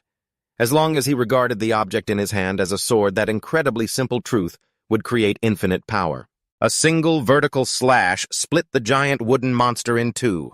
To the opponent's utter astonishment, the behemoth shattered into pieces before their eyes. Bianca and the others could only stand frozen, their eyes wide with amazement. Onyx trembled, his face pale and sweat pouring down in fear, seeing his strongest skill so easily nullified. Crush coldly walked forward, looking straight at the one groveling on the ground, and growled, "Don't you ever act so arrogant again." Crush then carelessly tossed aside the dry tree branch. Looking down at Onyx, who had completely collapsed on the balcony after such an unexpected and disastrous defeat, he managed only a single groan before collapsing to the shock of all who witnessed it. As Crush stood there, breathing heavily, sweat streaming down his tired face after the intense battle, he cursed inwardly. "Damn it! I was planning to save just enough strength to easily steal his skill, but I put everything into that one attack, and now I can't even move. Crap, I don't even have the breath to speak." Crush's legs trembled unsteadily, his consciousness fading from exhaustion. Just then, Bianca and Darling rushed over to help. Bianca called out worriedly, "Crush, let me help you!" Darling suddenly grabbed Crush, making him cry out in pain. Seeing his exhausted state, Darling hurriedly said, At this rate, Crush is going to die. Just leave it to me." Bianca nodded in agreement. "I'm counting on you." Then she helped Darling lift Crush onto his back. Whispers and gossip began to spread among the nobles, throughout the noisy party hall. What's going on? Did that failure really beat Annex? Impossible, the useless youngest son of the Vanhem family. As Darling carried Crush away, he thought to himself, rumors really do spread like wildfire. Those who used to look down on him will have to see him in a new light now. He believed that when Crush woke up, he would surely become the center of attention for the entire kingdom. However, a sense of unease suddenly surfaced in the alchemist's heart as he recalled the look in the defeated man's eyes. Hey, Annex's expression from before is making me really uneasy. I have a bad feeling that something is about to happen. Beneath the full moon, Darling spoke as he carried Crush. Hey kid, you're not allowed to die until you've collaborated on research with me, you hear? Got it. The scene shifts to Crush's days of grueling training at the manor, where the small boy had to face giant logs hurtling at him from all directions. Bracing himself, he endured the painful impacts, his eyes still burning with the determination to break his own limits in preparation for the events to come. A week had passed. Since returning from the Holy Land in the middle of the manor's estate, sweat drenched his small back. He let out a soft sigh of relief. Finally, I've recovered from that day's battle. Thinking about the confrontation with Annex Crush privately concluded, if I had deliberately pushed him to the very end back then, I might have become even worse than he is. I'm lucky I knew how to restrain myself and stop at the right moment. Crush suppressed a sigh full of regret. If only I hadn't passed out then.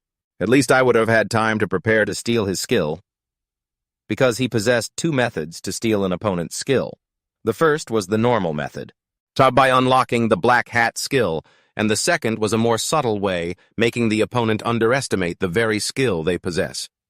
With Annex Crush had already planned to use the second method. This method is extremely easy to execute if you can completely overwhelm your opponent. And precisely because Giant of Heaven and Earth, Annex's strongest move, was defeated in a single blow by a failure, whom he had always looked down on, doubt about the skill's value was bound to spread in his mind.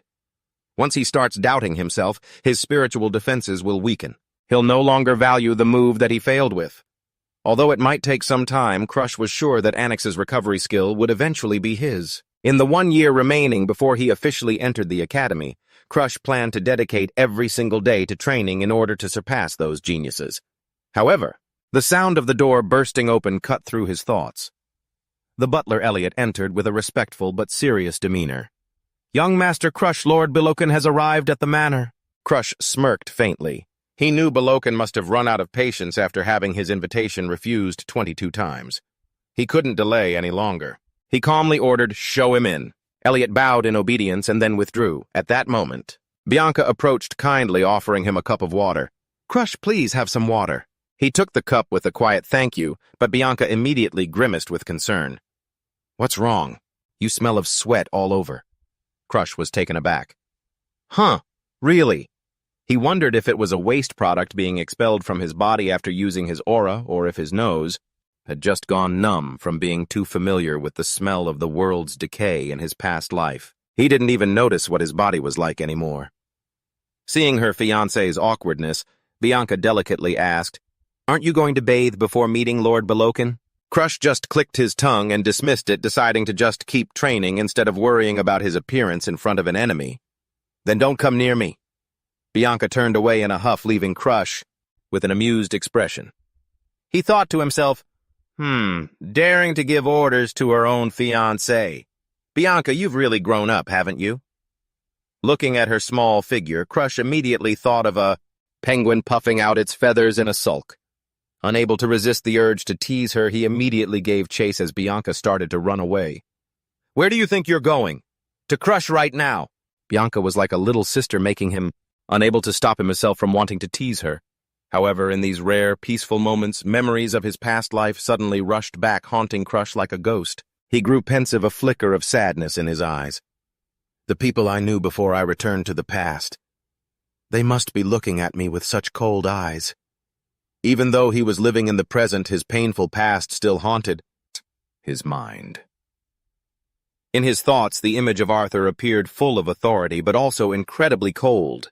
It was as if he were standing right in front of him, questioning, "Crush, have you grown soft because of this peaceful life?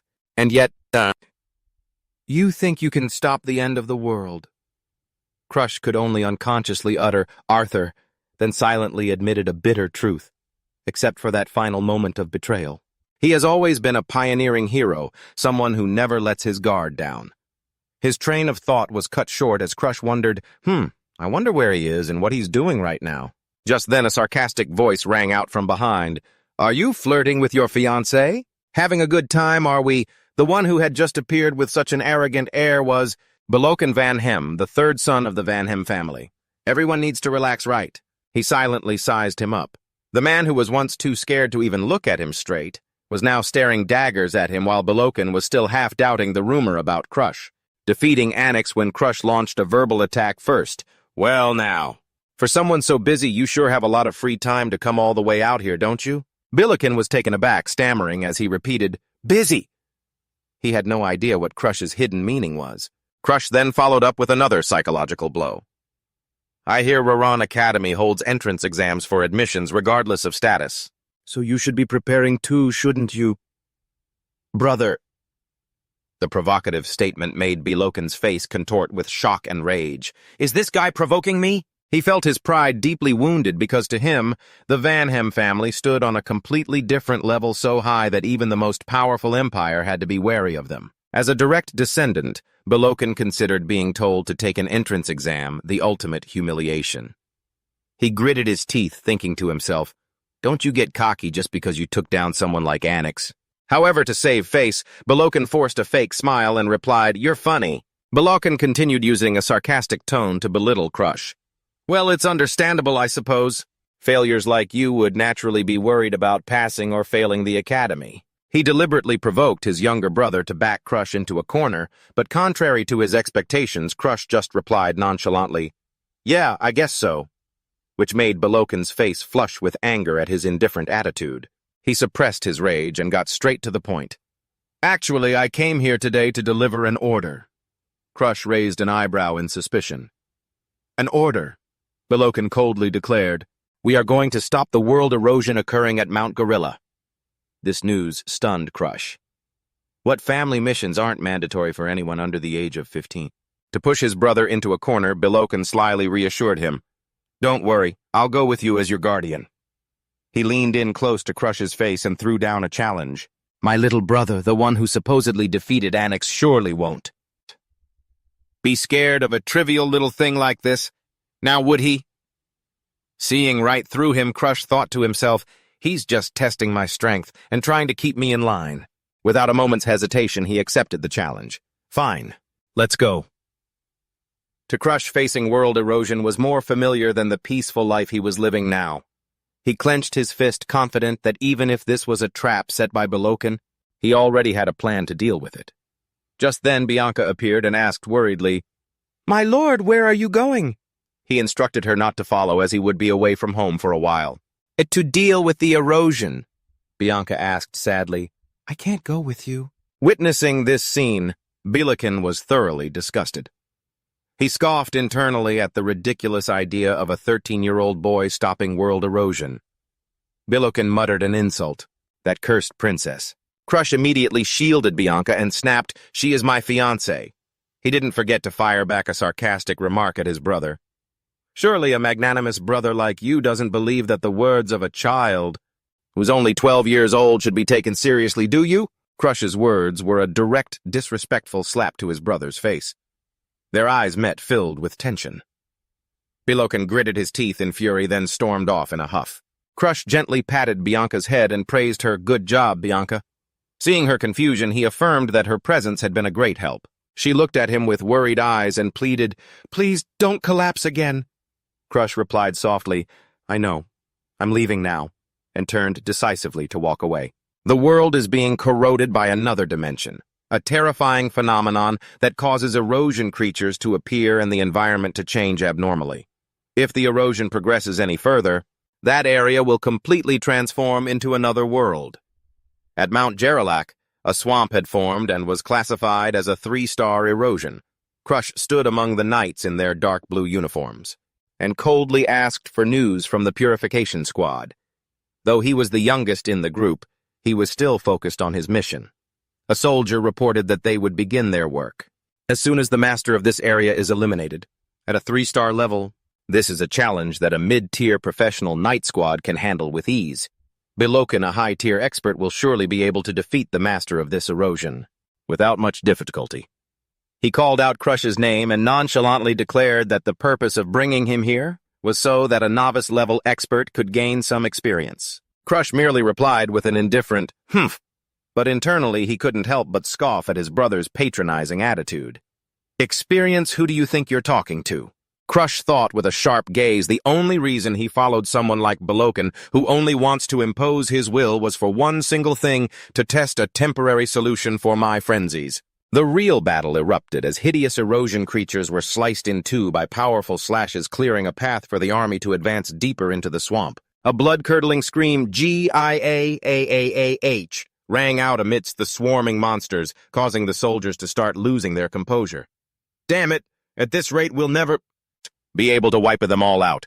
Their numbers are too overwhelming." One of the soldiers spoke up, giving instructions about the headless monsters covered in teeth. He ordered everyone to cover their entire bodies with aura, because if bitten, the wound would swell up immediately.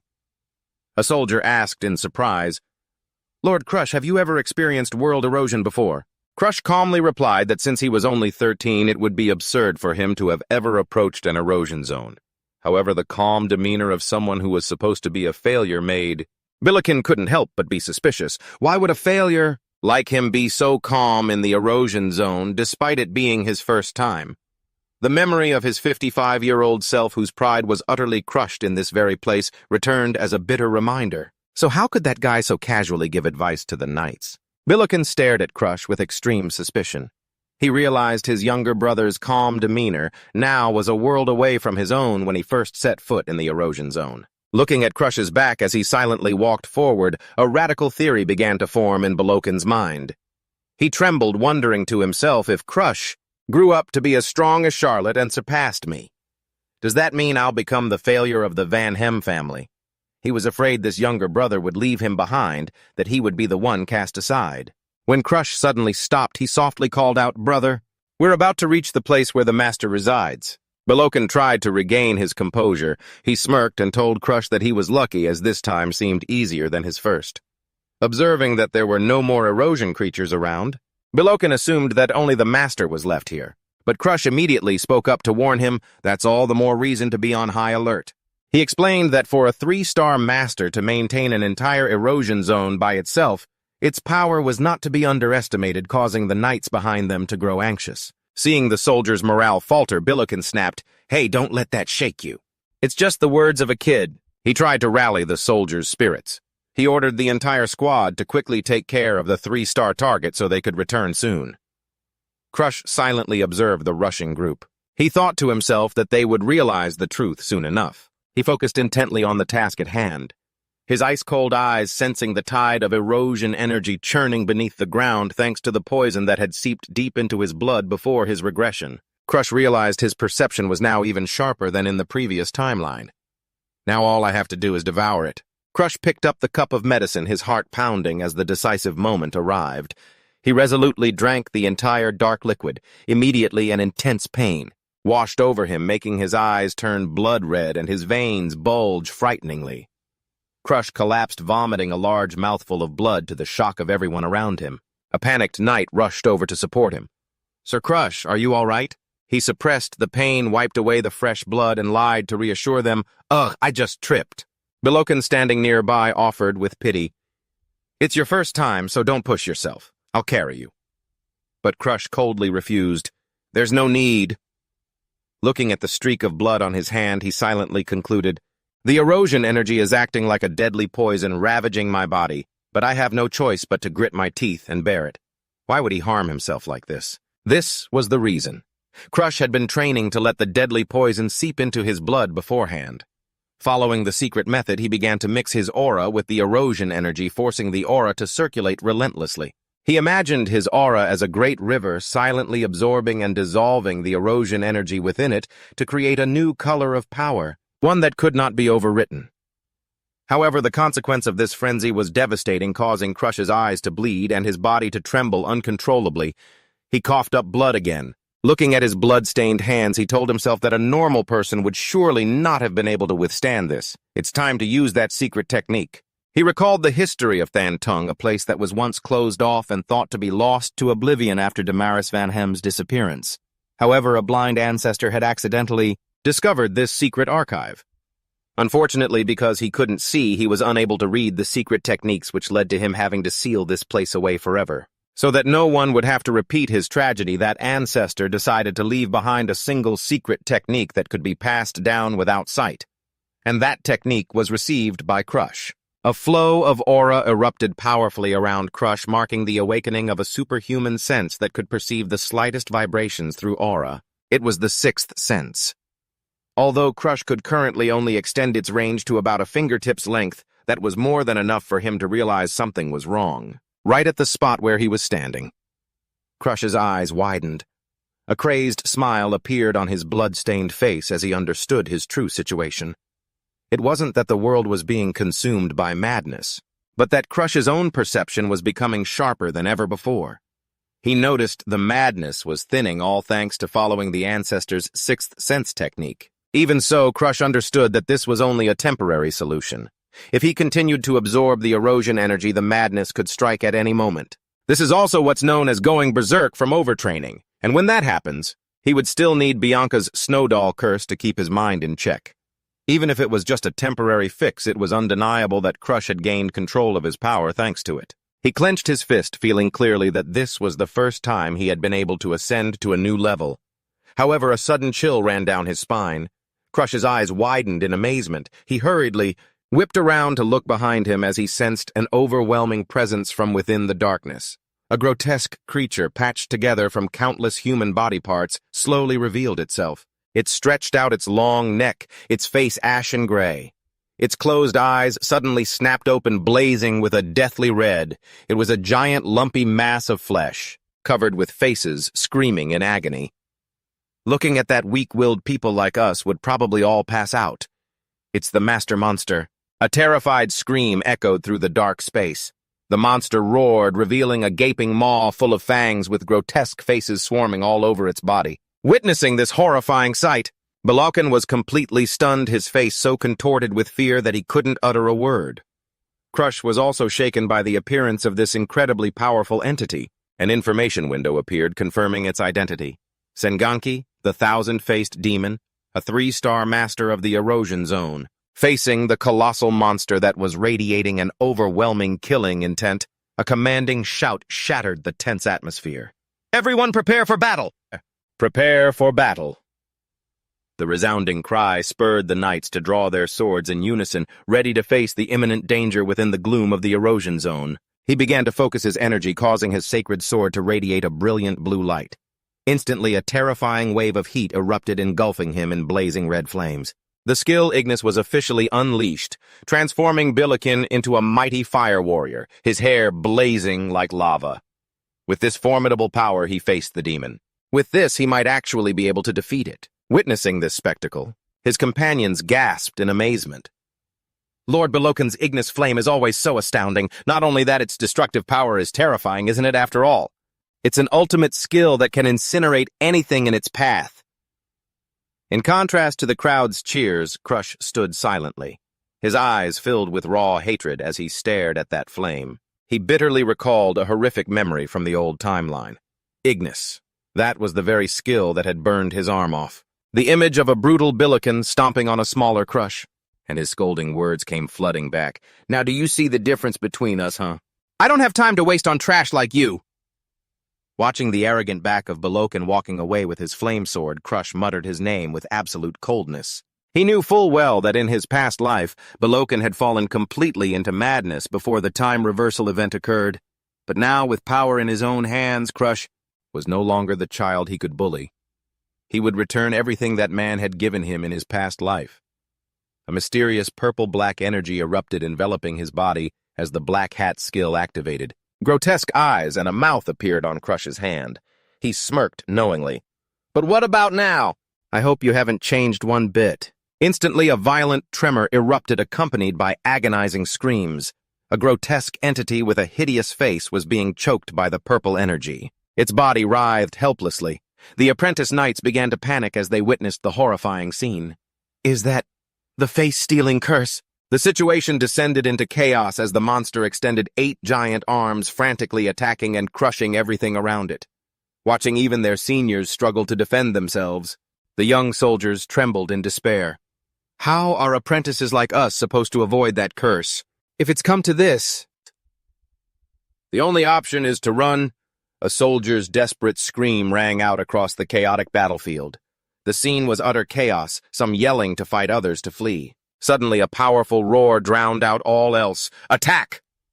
It was Belokan blazing with his Ignis skill. He shot towards the monster like a fiery arrow.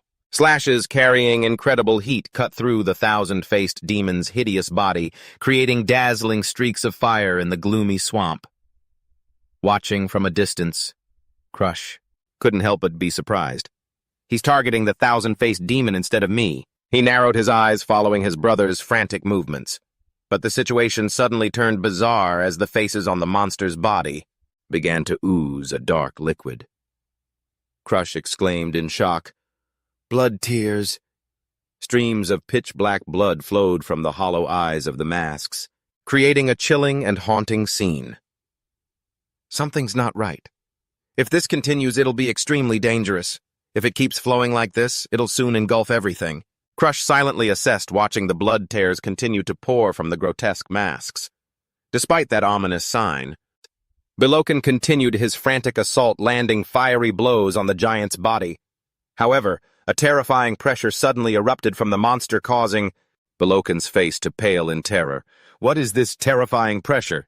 I have to focus and destroy the thousand-faced demon right now before any more abnormalities occur, Belokan told himself as the Ignis flame on his sword flared violently.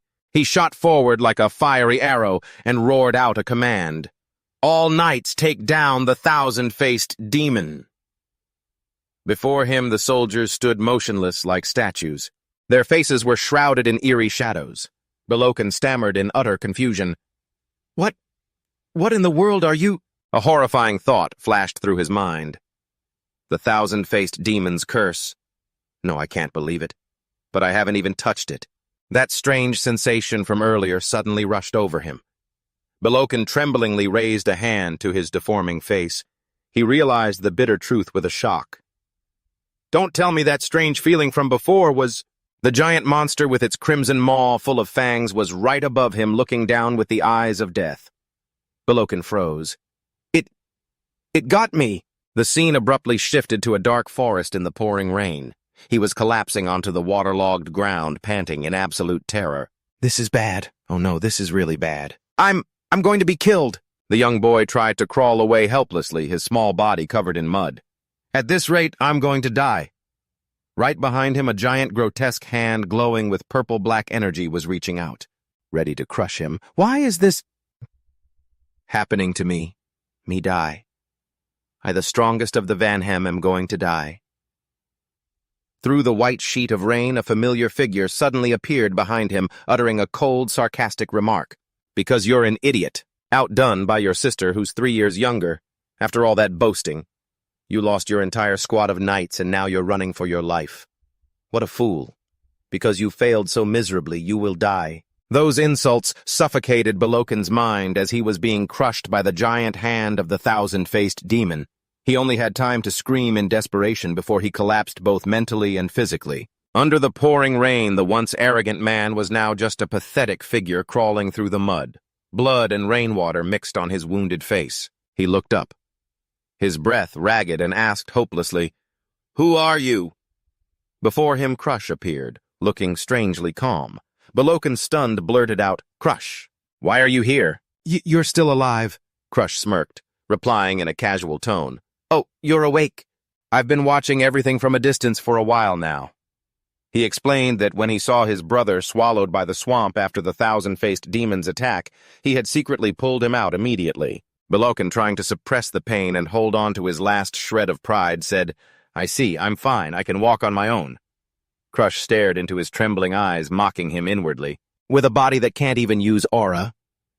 Crush moved closer, offering a supporting hand while asking sarcastically, "Are you sure you don't need to lean on me?" Balakan gritted his teeth in indignation, slapping away the help from the little brother he had always looked down on.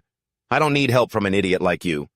Despite his miserable failure, his pride remained intact. He tried to use his sacred sword as a support, but his trembling hands and exhausted body only allowed him to stand unsteadily amidst the downpour. Is the thousand-faced demon still nearby? Balokan asked anxiously, wanting to know how far they were from the scene. Crush simply replied with indifference, who knows? They had been walking for quite a while, but still couldn't escape.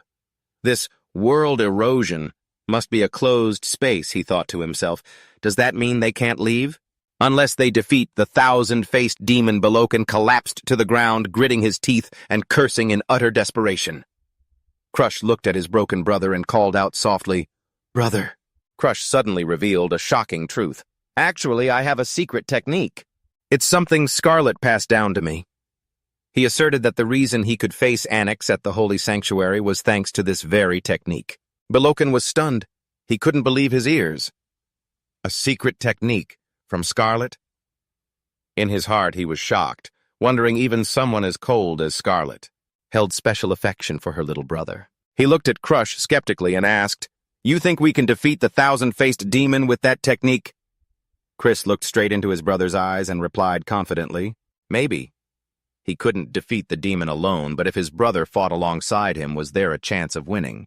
Instead of running from the thousand-faced demon and dying slowly in this eroded zone, I think this way is worth a shot, Crush said, standing tall in the rain, trying to persuade his exhausted brother. He knew Balokan didn't trust him, so he went for the crucial point. But brother, surely you trust in her skills, right? Balokan was silent for a moment, then admitted the truth. Yeah, Scarlet is a genius after all. He struggled to his feet, pulling his sword from the ground, and gave a final warning. But if we fail, we're both dead, kid. Crush smirked as a powerful dark purple energy began to erupt around his body, and he declared with certainty, Don't you worry. I will absolutely not fail. The thousand-faced demon is approaching. Crush whispered, his sharp eyes watching the enemy draw closer through the heavy rain. He turned to his injured brother and asked, Brother Veraclean, are you ready to cast Ignis? Balokan suppressed his pain and nodded in confirmation. Yeah, ready. Flames began to erupt from his hand. Crush said decisively, Then let's begin. He stepped out from the bushes, his eyes closed to focus all his spirit. Suddenly, a brilliant and pure blue aura erupted, enveloping Crush's small body and his sword. Witnessing this, Balokan's heart pounded in astonishment. He uttered in shock, What such incredible focus! He stared at the transparent aura, the likes of which he had never seen before, clearly sensing its absolute purity. In his mind, Balokan admitted with shock, When he told me to combine the Ignis flame with Scarlet's secret art, I didn't believe him. But now I see it with my own eyes. He couldn't understand how the aura he had failed to master, despite years of grueling training, was being used so easily by Crush. Veraclean! Crush's voice pulled him from his thoughts. He commanded, Use Ignis. Balokan stammered, Right, snapping out of his thoughts. Balokan focused on channeling the flame into Crush's sword. The two powerful energies began to merge, transforming the sacred sword into a blazing projectile in the dark night. Crush gripped the sword tightly, his eyes fixed ahead with determination, and he softly uttered, Is something wrong? Crush turned and asked, seeing Balokan still frozen in astonishment. He continued casually, Never mind, looks like I'll make it in time. I don't need your help anymore. Balokan was speechless at the sheer overconfidence of the little brother he had always despised. What? Looking into Crush's glowing eyes, he realized with horror that the flame radiating from his brother's sword was even more intense and purer than his own. Balokan trembled as he admitted, That sword, it really has enough power to finish the thousand-faced demon in an instant. Humiliating memories flooded his mind of the battle where he lost all his subordinates and had to flee in disgrace, watching his entire knightly order perish. He too had been overconfident, which led to this terrible outcome. A mad jealousy began to rise within him. Veraclean wondered if Crush could actually defeat this monster. Could it be that he was even weaker than a failure? At that moment, Crush shot forward like a fiery bolt of lightning, swinging his sword to deliver a fatal blow to the demon's hideous body. A massive pillar of fire erupted, incinerating everything in its horrific heat. Verikan froze, sweat streaming down his face, which was contorted in shock as he witnessed that powerful entity being completely obliterated. The erosion zone vanished, revealing a clear blue sky and a lush green meadow under the brilliant sun. Crush stood proudly amidst the peaceful scenery. He turned to look at his brother, and casually announced, "Hey brother, I've taken care of it." Instead of gratitude, Verikan's face darkened with resentment. Was it that easy? He gritted his teeth, suddenly drawing his sword and charging at Crush from behind with a crazed roar. "Then you can just die!" But Crush was faster. He spun around, blocking the slash to the traitor's utter astonishment. He knew he would turn on him eventually. Verikan realized in shock that he couldn't use his Ignis skill at all. He had no idea that all of his power was being suppressed by Crush's dark purple energy. Crush looked him straight in the eye and said mockingly, "Thanks, Verikan." As Crush stared at Verikan with ice-cold eyes, his body was enveloped in a sinister, dark purple aura. He calmly added bitterly, "Because you haven't changed at all." It turned out the entire sequence of events was part of Crush's plan to fulfill the unlock condition for the Black Hat skill on Verikan. This stealing condition was simple, yet incredibly cruel. First, the target must willingly give a portion of their XN to the opponent. Second, they must believe the opponent can master the XN better than they can. And finally, the deciding factor is the complete collapse of their pride. The moment Crush swung his sword, all of the XN power officially became his. Verikan screamed tragically in utter agony as his core power was stripped away. Seeing the one who had tormented him, now prostrate at his feet, Crush coldly called his name Verikan. The grudges from his past life, and this one he would repay them all. Memories of his ostracized childhood suddenly flooded back. When poor little Crush yearned to get along with his brother and everyone in the family, his goodwill was always met with venomous rejection. "Don't meddle in what's not your business," or "You can't do anything right." It was Verikan's persistent hostility that blocked any chance for Crush to reconcile. Despite being treated so horribly, he still held on to a faint hope that just this once, Verikan would accept him as a true younger brother. Crush's eyes were sad but resolute as he stared into the empty space. He mocked his own past naivety for still clinging to the thought, "Because we're brothers, this time they'll acknowledge me." But cruel reality slapped him right in the face. It turned out that even at the very end, Verikan never had a single good thought for this little brother of his. Even when he was on the brink of death and saved by his little brother, he still intended to kill him. Verikan now lay crumpled on the ground, his breathing ragged in a state of utter misery. Crush coldly bent down and asked, "It hurts, doesn't it?" He recalled the old grudge from the previous timeline when Verikan had mercilessly burned his arm and face, making him writhe on the ground in agony, just like him now. Crush decisively turned his back, leaving the defeated man groaning amidst the ruins. He gave a small, bitter smirk. "Heh, how ironic, for today to be such a beautiful day." Lord Verikan's entire team was wiped out. This shocking news sent the main Van Heem estate into an uproar. The recent erosion zone had been reclassified as 5-star, a terrifying level that only high-ranking experts could suppress. Amidst the doubtful whispers, an angry person shouted, "What does that mean?" Only that failure survived. Immediately, the head butler of Van Heem coldly cut him off. "Watch your mouth, servant. Lord Verikan died protecting his younger brother. Let us honor that noble sacrifice." Seems there's a slight misunderstanding about who the hero is here, isn't there? Standing in the middle of the funeral, Crush observed it all calmly. He thought to himself, "They believe the testimony, so I don't have to worry about being suspected." In fact, thanks to Verikan's disappearance, this mission yielded unexpected results. Crush had now fully adapted to the blood-soaked poison and confirmed that his sixth sense could somewhat control his frenzies, especially through the stolen Ignis skill. He had obtained a new power called Black Flame. A mysterious dark purple flame erupted on Crush's hand, one that could incinerate anything by touching the essence of the world's erosion. The result was the Black Flame, a trump card even stronger than he'd expected. Although its color looked sinister, Crush was completely at ease since others couldn't see it. However, the only remaining problem at the clan was the investigation into the abnormal phenomenon in the eroded lands, who caused it without leaving a single trace. Entering the meeting room, Crush heard a voice call out, "Come in?"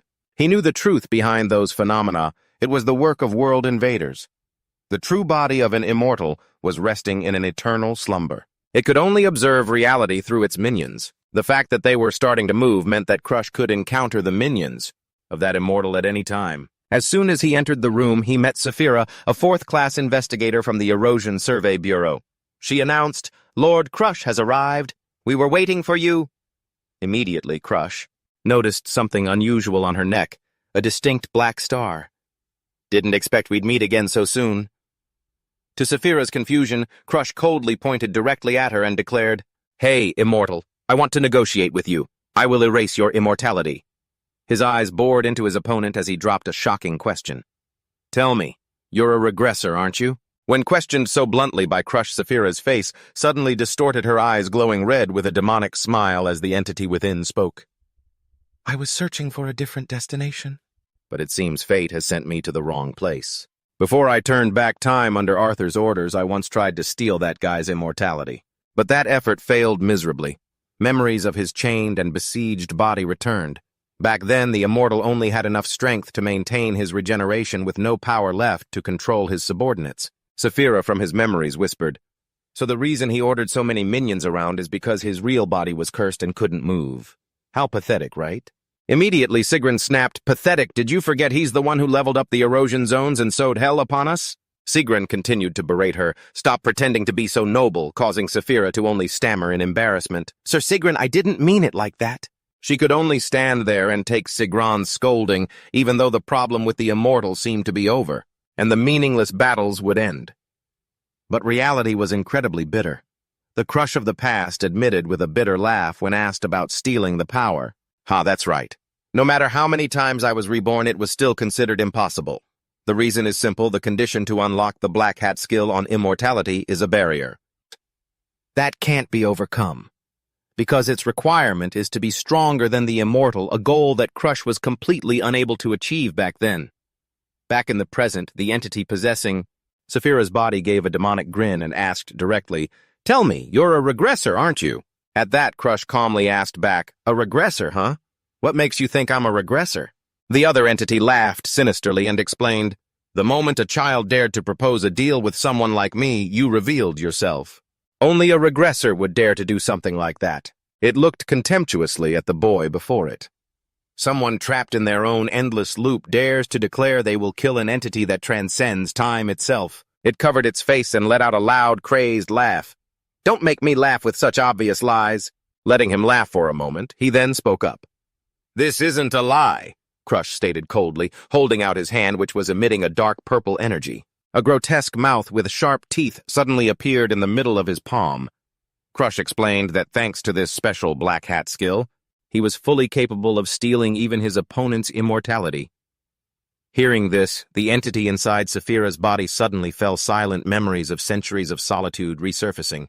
He admitted that he himself had upgraded each erosion zone over hundreds of years for a single purpose: to find someone strong enough to end his life. Now, with the one capable of stealing his curse of immortality finally standing before him, he asked, trembling, about Crush's condition. In response, Crush stated his demand bluntly. "Help me become stronger." He explained that his skill could only be activated when he was stronger than his target. The other entity broke into a gratified smile and decided, "In that case, I will take you as my disciple."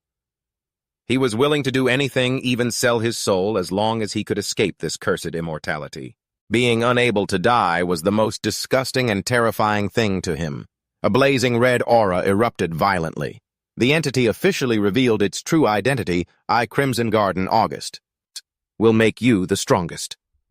A projection of a gigantic fiery dragon god appeared behind him, emitting a soul-crushing pressure that forced Crush to brace himself. He was stunned. He realized that the aura from the projection alone was enough to completely overwhelm everything around him. Crush knew well that Crimson Garden was once an entity whose power rivaled Arthur's and commanded countless fearsome subordinates. He told himself that thanks to him he would have a chance to become even stronger, to protect the world from the brink of destruction, even if it meant borrowing the power of an invader. However, a worrying truth suddenly became clear in Crush's mind.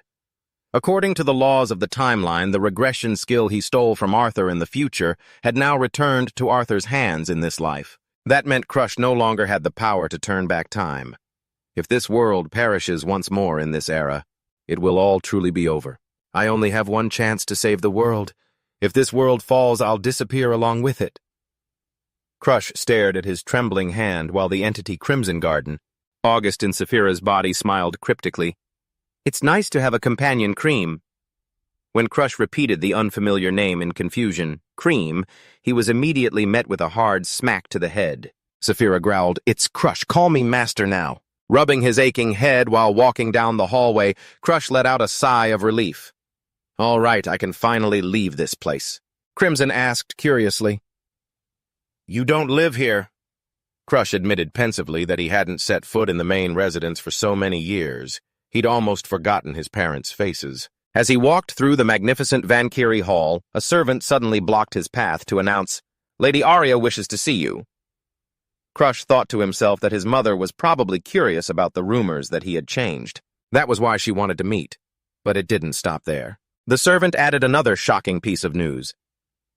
The Patriarch said that after he returns from the Forbidden Zone, he wishes to see you privately. Crush was stunned.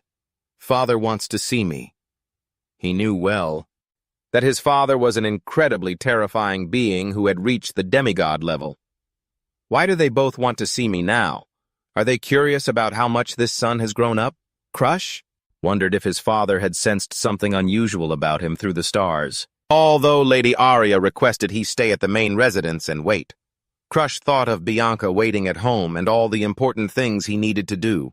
He didn't want to waste time in this place. So he asked to be sure, So this isn't a direct order from my father, right? In that case, I'll be heading home first. Ignoring the servant's shock, Crush decisively turned and walked away. I'll come back when my father summons me, or perhaps he'll come find me himself, Crush thought as the carriage rolled away from the residence. Lying back on the seat, he let out a long, satisfying yawn, relieved to finally be free from that suffocating place. At the same time, he told himself he wouldn't be coming back here for a while. Suddenly, the entity Crimson reappeared, chiding, Have some manners, you disrespectful disciple. Open the door. Don't you think a color like crimson is a bit too conspicuous? Crush frowned, looking at the bright red crow perched on his shoulder. Crimson nonchalantly changed its feathers to jet black. Then it replied smugly, Don't worry, I can change my color anytime I want. See? Now I look just like a crow. He didn't forget to mock me, saying I was now as pitch black as Crass's soul. Crass furiously snapped back, I have to get your curse soon. As the two were happily teasing each other, Crass suddenly asked about Crimson's true form. Crimson sighed, calling Crass a petty fake regressor for intentionally touching upon the pain of his immobile body.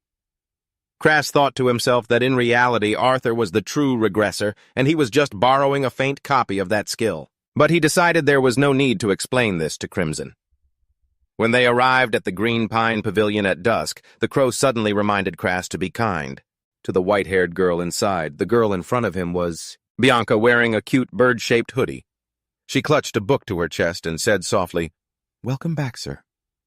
Crass smiled triumphantly at Crimson. See, I told you I'd be back. Just then, the butler Ariel rushed over to report that a letter from Darling had arrived.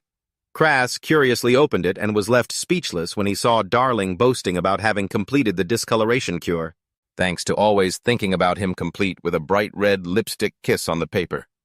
He instructed Ares to treat Darling with the utmost care as he was their future benefactor. Ares respectfully obeyed and then quietly revealed that Bianca had been so worried she was about to drive a carriage to the main mansion herself to find him as soon as she heard about the erosion zone. Crass stared at Bianca in silence, never expecting she would worry about him with such genuine feelings. He thought to himself that it had been a while since he checked the sigil on her. Suddenly, a surge of dark purple energy from the Black Hat erupted, revealing a magical lock with a requirement. Become Bianca's friend. The moment their eyes met, a brilliant notification appeared confirming condition 1 had been met. Bianca's first lock was officially released to his utter astonishment. Crass was completely stunned. He froze his eyes wide open as he witnessed the brilliant notification from the Black Hat skill. First unlock condition, become Bianca's friend. Everything happened so fast, leaving him dumbfounded. He wondered to himself, Bianca's first lock, it's already open. Seeing Crass staring at her, Bianca asked blankly, Is there something on my face? He was startled and stammered awkwardly, No. I just wanted to introduce you to a new friend. Crass held out the crow. This is Crimson. He introduced. His name is Cream. A name that sounded much softer and more approachable. Bianca took the crow, hugged it, and whispered, "Cream. He really is as soft as fresh cream." Watching the peaceful scene, Crass smiled. "So you like animals too, huh, Bianca?" The word "two" proved that the two had found another thing in common. However, the real challenge had just begun. A second lock appeared tauntingly. How do I open the second lock? The purple text clearly showed the new condition: become someone important to Bianca. Crass pondered, analyzing it. Usually important people are parents, children, friends, or lovers, he thought to himself. Theoretically, I'm her fiancé, so becoming her lover is probably the most feasible option. But immediately a doubt surfaced in his mind. Could he really become the lover of an emotionless Bianca, moreover, with the soul of a regressed adult having to court a 12-year-old girl? Made him feel extremely awkward. Just then Crimson spoke up teasingly. Looks like that pale little girl likes you. Keep sticking to her, and I'm sure she'll really grow fond of you, too." Being teased by Crimson, he could only stand there, rooted to the spot in embarrassment. "Anyway, Crass," Crimson's voice cut through the quiet night air. Crass asked, "What is it, Crow?" With blazing red eyes, it suddenly emitted a chilling, murderous aura. It declared coldly, "I want to test your strength. Playtime is over. Go to the training ground." Crass was stunned for a moment, then decisively accepted. "Fine." On the training ground, its earth shattered. Crass lay flat on his back, breathing heavily, completely exhausted. Crimson couldn't help but mock him. How pitiful. For a regressor, your talent is just awful. Crass bitterly admitted the harsh truth. "I already told you, didn't I? I'm a total failure." Crimson continued to pour cold water on him, saying that Crass had only gotten this far, thanks to his past experience and his own tricks. But all that effort would soon be surpassed by a true genius in less than 5 years. However, that's only if we're talking about pure talent. Crimson floated in the air, radiating a powerful, blazing red pressure that enveloped the area. He asserted, "That kind of talent means nothing in front of Crass, because you possess a special skill of your own. If you lack talent, just go steal it from others. Since you're still lacking a lot to become strong, I promise to be the one to pull you out of this mud, help you seize everything from places higher than the clouds, and finally steal my immortality. Deal." Crimson lowered his voice. The projection of a majestic red-haired demon with long horns appeared right behind the crow. Crass sat on the ground looking up at the powerful entity before him with a resolute gaze and affirmed with certainty, "Of course I will." A few days later, in the Green Pine estate, Darling suddenly appeared with a cheerful expression. He bounced around calling out, "Hey, hey! Have you been waiting long?" Cutie Crass, who was diligently practicing his swordsmanship, couldn't help but reply with annoyance, "Since when did I become your cutie?" Ignoring his coldness, Darling remained cheerful. Crass cut straight to the chase. "Anyway, did you bring the thing I asked for?" When asked about what he had just concocted, he happily handed it to Crass. Hee, it's finished." Darling smugly presented the newly completed potion vial. He asked smugly, "What do you think?" "I'm a genius, aren't I?" Crush casually admitted. "Why ask the obvious? You've always been a genius." Those words made Darling freeze, deeply moved, and he rushed to hug Crush tightly. Crush snapped, "Hey, get off me!" Darling suddenly changed the subject. "Oh, right. I want to tell you something. I heard Anix has changed. He stopped training after losing to Charlotte, but rumor has it he started again after the incident at the Holy Land." Crush clutched his head, thinking, could that traitor have been inspired again? By me. But then he waved the thought away. "Damn it, I don't give a damn about Anix. If you're done, go home." Crush knew Stallone had other targets besides Vanheim. Just then the Crimson Crow spoke up. No, it's fine. I was planning to use an elixir to strengthen your weak constitution. Have that alchemist Star over there concoct one for you. So this androgynous guy finally has something to do. It was a special potion that increased physical stats and aura, something incredibly expensive and usually passed down through family secrets. An elixir reserved for only a select few. Back then I wouldn't have even dared to dream of it, Crush thought to himself. Seeing Darling still clinging to him teasingly, he yelled, "Hey, what do you think you're doing?" The Crimson Crow urged, "I know the formula. Just tell him to follow it." Crush immediately changed his mind. "I have one more thing to ask you. I need you to concoct an elixir for me." Darling looked bewildered. "Huh, but you just told me to go home. What so suddenly did the news about Anix get you all excited?" He asked worriedly if Crush had enough ingredients. "Because the Vanheim family definitely won't support you." Crush looked ahead with a determined gaze. "Don't worry, I'll figure it out. If I use my knowledge from before my regression, it should be possible Crush calculated in his head, deciding to create the legendary elixir. With it, he could quickly gain superior power. Under the Crimson Crow's guidance, repeat after me. Crush began to list the ingredients for the elixir. Darling stood beside him, his eyes wide with astonishment, ceaselessly jotting notes in his notebook. So, you do this with that and then that like this. He couldn't help but exclaim in admiration, "Whoa, where did you get this information?" And Crush just replied nonchalantly, "It's a Vanheim family secret." Darling nodded, convinced. As expected of the Vanheim family. However, his excitement was quickly replaced by worry. Darling looked at his notebook and sighed, "I really want to try. But the problem is, how do we get the ingredients?" He listed the hardest ones to find. I'd never even get a chance to touch a frostfire mushroom or a golden dragon herb. Darling explained that the frostfire mushroom only grows in the Haydenhaus region, but the treacherous high mountains and erosion have made it nearly extinct. Hearing this, Crush came up with an idea. "I'll ask my fiancée. Her family is in Haydenhaus." He suddenly realized Bianca was the key to the first ingredient. "What about the golden dragon herb Crush?" Ed continued to ask about the second component. Darling explained it was a legendary herb that only grows near the nests of golden dragons on the Empire's remote borders. Going there to search for it is pretty much impossible. He hesitantly suggested, maybe we could buy it from the black market. But immediately Darling grew worried again. But if the Empire finds out, it'll be big trouble, illegally trading, and the nation's rare items always comes with brutal punishments. Crush crossed his arms, thinking, his eyes filled with determination. If there's no other way, then I'll just have to hunt down a black market dealer. Just then, Darling raised a finger, excitedly cutting in, "Let me show you a better way." Crush was perplexed. Another way? Darling revealed a martial arts tournament for teens under 15 was about to be held in the Apania Empire. He insisted, you just have to win first place. The prize for that tournament is the golden dragon herb.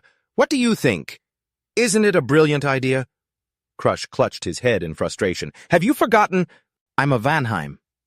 He was worried that the Empire was using this tournament against the Academy, and the appearance of a Vanheim member would mess everything up. However, Darling gave a mischievous wink and took out a pink potion. Of course I already have a plan. Sweetie, just leave it to this genius. Hey, drink this. After saying that, Darling placed the potion in Crush's hand. As Crush looked at the transparent pink potion with suspicion, he thought, what is this? It's so clear. I have to drink it. Without much more thought, he drained the potion. Immediately, an intense pain washed over him, making Crush scream in agony. When the light faded, he was stunned to realize his body had completely transformed into a young girl with long hair and a slender figure. Crush shrieked in horror. What the hell is this, Darling? Only then did Darling giggle, explaining his crazy plan. Anyone can participate in the tournament as long as they don't reveal their identity, right? Just join as a girl, it'll be fine. Crush, utterly enraged by this cruel joke, grabbed Darling and roared in desperation. Cut it out. Change me back now. Even the Crimson Crow, witnessing this scene, could only remain silent, its bright red eyes filled with pity. That's what he gets for being so hasty. He drank it without a second thought, not suspecting a thing. Ha ha. Crush's fury erupted. His eyes blazed with killing intent while a dark purple energy from his black hat began to envelop his menacing hand. He growled, interrogating the mastermind behind this, "Are you messing with me?" Witnessing the terrifying power about to be unleashed, Darling turned pale, sweat pouring down his face in fear, and could only stammer out a plea. I'm sorry. The alchemist's desperate cries for help echoed through the space. I'm so sorry, hic. A few days later, Crush was training diligently at the manor under Crimson's strict supervision. Streams of aura, deep blue, flared violently around his sword as he repeatedly executed powerful offensive and defensive maneuvers, concentrating intensely to counter the streams of crimson energy unleashed by Crimson. He swiftly dodged and parried every blow in the blink of an eye, creating powerful aftershocks in the training room. After a fierce exchange, Crimson spoke up. That's enough. Crush collapsed to the floor, breathing heavily from exhaustion. The Black Crow hovered above, remarking with satisfaction, the dull blade I'm teaching you this time is an advanced technique. The skill to read an opponent's every move in an instant without any delay. The training was tough, but you've learned quite a few moves. He asserted that with just his natural instincts and sixth sense, Crush had reached a state bordering on mastery. Crimson encouraged him, "Once you enhance your physique with high-grade medicinal herbs, your body will gradually catch up to your combat mindset, and you'll become even stronger. It's time to leave this place." Crimson's reminder lifted Crush's spirits. He responded with a firm yes, then put on his brown cloak and prepared his belongings to head out and participate in the tournament in the Empire. "All right, time to go," Crush thought to himself as he strode down the manor's hallway. He took out a shimmering blue potion and felt lucky to have brought it. Memories from a few days ago resurfaced when Crush held this potion and asked Darling, "With this potion, I won't have to worry about my identity being exposed, right?" Darling excitedly confirmed. "Not even magic can expose your identity, helping you easily disguise yourself as a commoner from a neighboring kingdom to participate in the tournament." Remembering the cruel joke from before, Crush snapped, "You should have given me this from the start. Why did you turn me into a woman, you bastard? Darling could only chuckle and try to calm him down. "I was just joking a little. Don't be so angry." Only after learning the potion's effect lasted for about a day did Crush finally calm down. What a relief. I was only a girl for one day. A girl any longer, and I don't know how I would have faced my fiancé. Back in the present, he officially left Than-Tung-Cat to begin his new journey. He's reliable, all right, but dealing with his mischievous personality is exhausting. Crush sighed, holding the disguise potion in his hand. At the manor's gate, the butler, Ares, had everything ready for his trip. He reported, "We have been waiting for you, Lord Crush. I have prepared a broker from the Badlands and a merchant to assist with your secret infiltration. Please maintain your secret identity throughout the journey." Crush commented with satisfaction on the butler's thoroughness. "A merchant who trades with creatures from the Badlands, huh? With preparations like these, crossing the border will be easy. That's just your style, Ares?" Thanks to Ares' arrangements, Crush could leave Than-Tung-Cat without worrying about any trouble arising. Ares bowed and accepted the praise. His eyes flared with a steady, deep blue protective aura. "Yes, please leave this place to me. I will not let anyone step inside, not even if the head of the house himself comes." But Lear was completely and utterly devoted to his young master. This absolute loyalty from Ares stemmed from an event the day before. Right after Darling delivered the color-changing healing potion, the old butler had collapsed at Crush's feet, sobbing. "Thank you, my lord, for saving my daughter. Now that this is settled, I have no more regrets." As Crush looked at the man, overwhelmed by this act of grace, he replied, cold yet commanding, "If you are truly grateful to me, then live.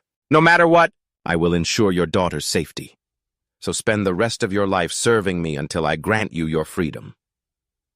Crush thought to himself that compared to his daughter's life, this was a small price for Ares to pay. Ares cried out with overwhelming emotion, "Yes, sir, I swear I will continue to live to serve you." Witnessing that devotion, Crush thought to himself, perhaps he could finally forget Ares' betrayal in his past life.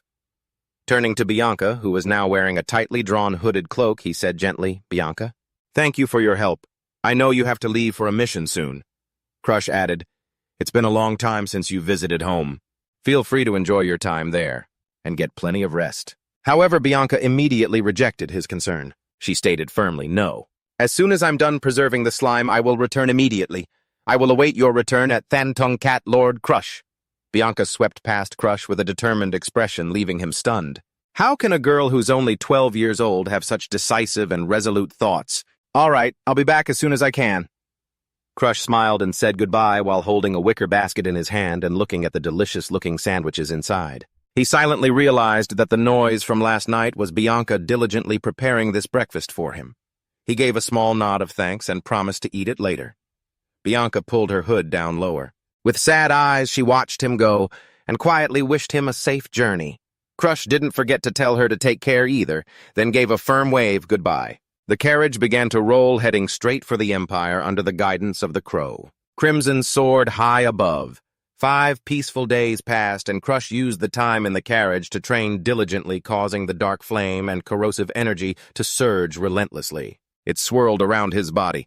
Crimson hovered nearby and asked about the state of his corrosive power. Crush calmly replied that thanks to his sixth sense, it was quite stable. Even so, He still felt a bit regretful because this merchant was too careful, constantly choosing safe routes, which gave him no opportunity to absorb more corrosive energy along the way. Looking at the blue-haired merchant girl calmly eating an apple up front, Crimson silently mused, "This just proves your steward is truly talented." He chose your guide very carefully. Suddenly, the apple in the girl's hand dropped to the ground in surprise. The Crow Crimson immediately became alert. Looks like the carriage is in trouble. A gang of fierce bandits suddenly appeared surrounding the poor merchant girl. She only had time to let out a frightened whimper as they cornered her. The masked leader stepped forward coldly, while his underlings behind him smirked sinisterly at their boss's bottomless greed. A rough hand grabbed the girl's head. All she could do was sob in despair. She bitterly blamed herself for not noticing the bandits sooner and feared that her life would end in this desolate place. But then a flash of dark purple light suddenly tore through the air, cutting down the surrounding bandits in an instant. Crush appeared, his eyes as cold as death. The bandits were stunned. "Who the hell is that scrawny kid?" Furious at being interrupted, the leader roared, "Get him now!" At once, the entire ferocious gang swung their axes and spiked maces, charging madly towards Crush. They charged aggressively, thinking he was too small to fight them. "Hey, kid!" a bandit yelled as they all rushed at Crush. Another one sneered triumphantly, "What other tricks you got? You don't even have a weapon to rely on." Faced with the surrounding enemies, Crush remained strangely calm. He gave a slight smirk as a surge of dark purple energy erupted from his hand, forming a powerful sword of shadow. "A weapon, you mean this?" In the blink of an eye, Crush swung his sword. The slashes carrying a purple aura left the entire gang unable to resist. Crush's cold gaze locked onto the leader. It made him shudder. The masked leader, gripping a giant axe, began to realize something was wrong. "Turns out you're no ordinary kid," he snarled. He swung the heavy axe down for a fatal blow. "I'll finish you in one strike." But against that immense power, Crush managed to raise his energy sword in time to block. The impact created a shower of sparks, making the leader's eyes widen in astonishment. Crush not only stopped the attack, but also quickly counterattacked with a brilliant slash. The leader was stunned. He read my attack. He never imagined that the same move he used on others would now be used against him. Immediately after, a blazing inferno suddenly erupted. It burst forth, engulfing Crush's body. Seeing that familiar flame and this overwhelming aura, "You're the disciple of the Butcher's Hound." Butcher was a maniacal murderer, the one behind the White Devil Bianca, and a pawn of the world-invading forces. He had once been ordered to infiltrate Stalin to slaughter civilians, but in the end all his crimes ended at Charlotte's blade. Crush waved his hand, and a wave of dark flame incinerated the enemy in an instant. He pondered, so what does all of this mean? Thanks to her feat of defeating Butcher, Charlotte became famous throughout the empire. The royal newspaper even reported on the 16-year-old lady of the house, Van Hem, defeating a minion of the invaders. However, according to the original timeline, he wasn't supposed to infiltrate Stalin at this time. So why did his disciple appear in this lawless land? Isn't this way too early? Crush felt that the threads of fate were unraveling faster than he had imagined. "I have a bad feeling," Crush thought to himself. He decided he had to get the bottle of Golden Dragon Potion and get out of here quickly. The journey continued, bringing him to Ceylon, the magnificent white capital of the Apania Empire. The atmosphere here was buzzing with the opening ceremony of the martial arts tournament, and the streets were packed with crowds of people. The crowd buzzed with excitement, watching the endless stream of interesting characters. Among them, a young woman with white hair stood out conspicuously. That was Sydney Apania, the fourth princess of the empire. At just 14 years old, Sydney observed the arena with a calculating gaze. "My diamonds in the rough. I'll drag them all back to the Rahan Academy." She planned to use this tournament to snatch a few talents for the royal palace. Seeing the princess's rather uninhibited demeanor, her lady-in-waiting reminded her with concern. "Your Highness, that is not very becoming. If His Majesty saw you, he would faint on the spot." At the mention of her father, Sydney could only sigh in exasperation. "Don't mention my father. Ugh, speak of the devil." And immediately, an image of the emperor roaring in anger appeared. "Sydney, is that you again?" Sydney Apania was the emperor's youngest princess, a genius who had displayed extraordinary intellect since the age of 7. When she solved complex mathematical theorems, the ministers were astonished, declaring that she would rewrite the empire's history and that they must report this outstanding talent to His Majesty at once. A candidate for the throne. Sydney stared at the paper in her hand with worried eyes. She knew very well that if a weak person like herself got caught up in the brutal struggle for the throne, death would come in the blink of an eye. To save her own life, Sydney decisively crumpled the paper and began to act out a crazy charade, throwing pages of a book into the air and laughing like a fool. She told herself she had to make them give up on the idea of making her the successor, or else she would never survive. In the royal court, a place rife with schemes where siblings would find any way to eliminate each other if given the chance. From that day on, Sydney used all of her genius intellect to carefully build the image of a defiant, destructive, and completely uncontrollable princess. She caused trouble everywhere, making the old scholars in the library run after her, frantically trying in vain to stop her. Eventually, even those who once had great expectations for her began to lose heart and sigh, admitting they had misjudged her. Whispers began to circulate. They started to see her as unworthy of being the heir to the throne. Lying across a table with a bored expression, Sydney listened as her lady-in-waiting Sarah, who had watched over her for many years, spoke up to remind her. Sarah stated that she knew this was all just a fake persona, but she also warned that recently, "Your Highness has been overacting." Suddenly, Sydney shot up, pointed towards the crowd, and called out, "Sarah, look!" Her eyes were drawn to a figure in a black cloak walking by. He was walking sullenly with a crow perched on his shoulder. Sydney silently assessed him. A dark aura, cunning eyes, and he even has a crow on his shoulder. In her eyes, everything about the person walking sullenly over there was an impressive highlight. She confirmed this as she looked the stranger all over. He absolutely reeks of a true villain. Sydney bet that he was a member of the Vanham clan, the sworn enemies of the Apania royal family. Although it was unbelievable that a Vanham member would appear publicly here, Sydney still trusted her intuition and declared that she would investigate the truth of the matter herself. Ignoring Sarah's frantic calls to stop her, Princess Sydney leaped down and dashed off, intending to unmask the suspicious individual immediately. In her haste to chase her target, Sydney suddenly tripped and realized with alarm that she was about to fall flat on her face. But just as she thought she was going to hit the floor, a hand reached out in time to catch her. Stunned, Sydney looked up and realized she had run right into the man in the black cloak from before. Crush looked coldly at the unruly kid in his arms and let out a reminder, "You should watch where you're going." After helping her stand steady, he nonchalantly continued on his way through the crowded hall, leaving Sydney standing there staring after his mysterious back with a completely stunned expression. He had certainly left quite an impression on her. Sydney stood motionless, her mind in turmoil over the stranger's attitude. That voice. And that attitude. Does he know who I am? Meanwhile, Crush walked on silently, thinking that luck was smiling on him for having run into the fourth princess so soon. He reminded himself it was best to avoid any further contact with her to protect his secret. Crush took out the registration form with his fake name, Cloud, 14 years old, from the Awakens region of the Empire. After completing the procedures, he started looking for a place to stay, but everywhere he went, he was met with cold, no vacancy signs hanging on the doors. Crush muttered in frustration, "Everywhere is full." Standing on a porch, Crush sighed in disappointment. "Looks like I'll have to sleep on the streets tonight." Suddenly, an elderly voice called out, "Hey, young man!" Crush opened his eyes, surprised to see a kind-looking old woman standing before him. She asked if he was a participant in the martial arts tournament. Then she kindly offered, "If you don't have a place to sleep, you can stay at my house." Even as the Crow Crimson looked on with suspicion, assessing this situation as highly suspicious, Crush, however, flashed a bright smile and replied, "Really, in that case, I'll gladly accept." He agreed to follow the old woman without any hesitation.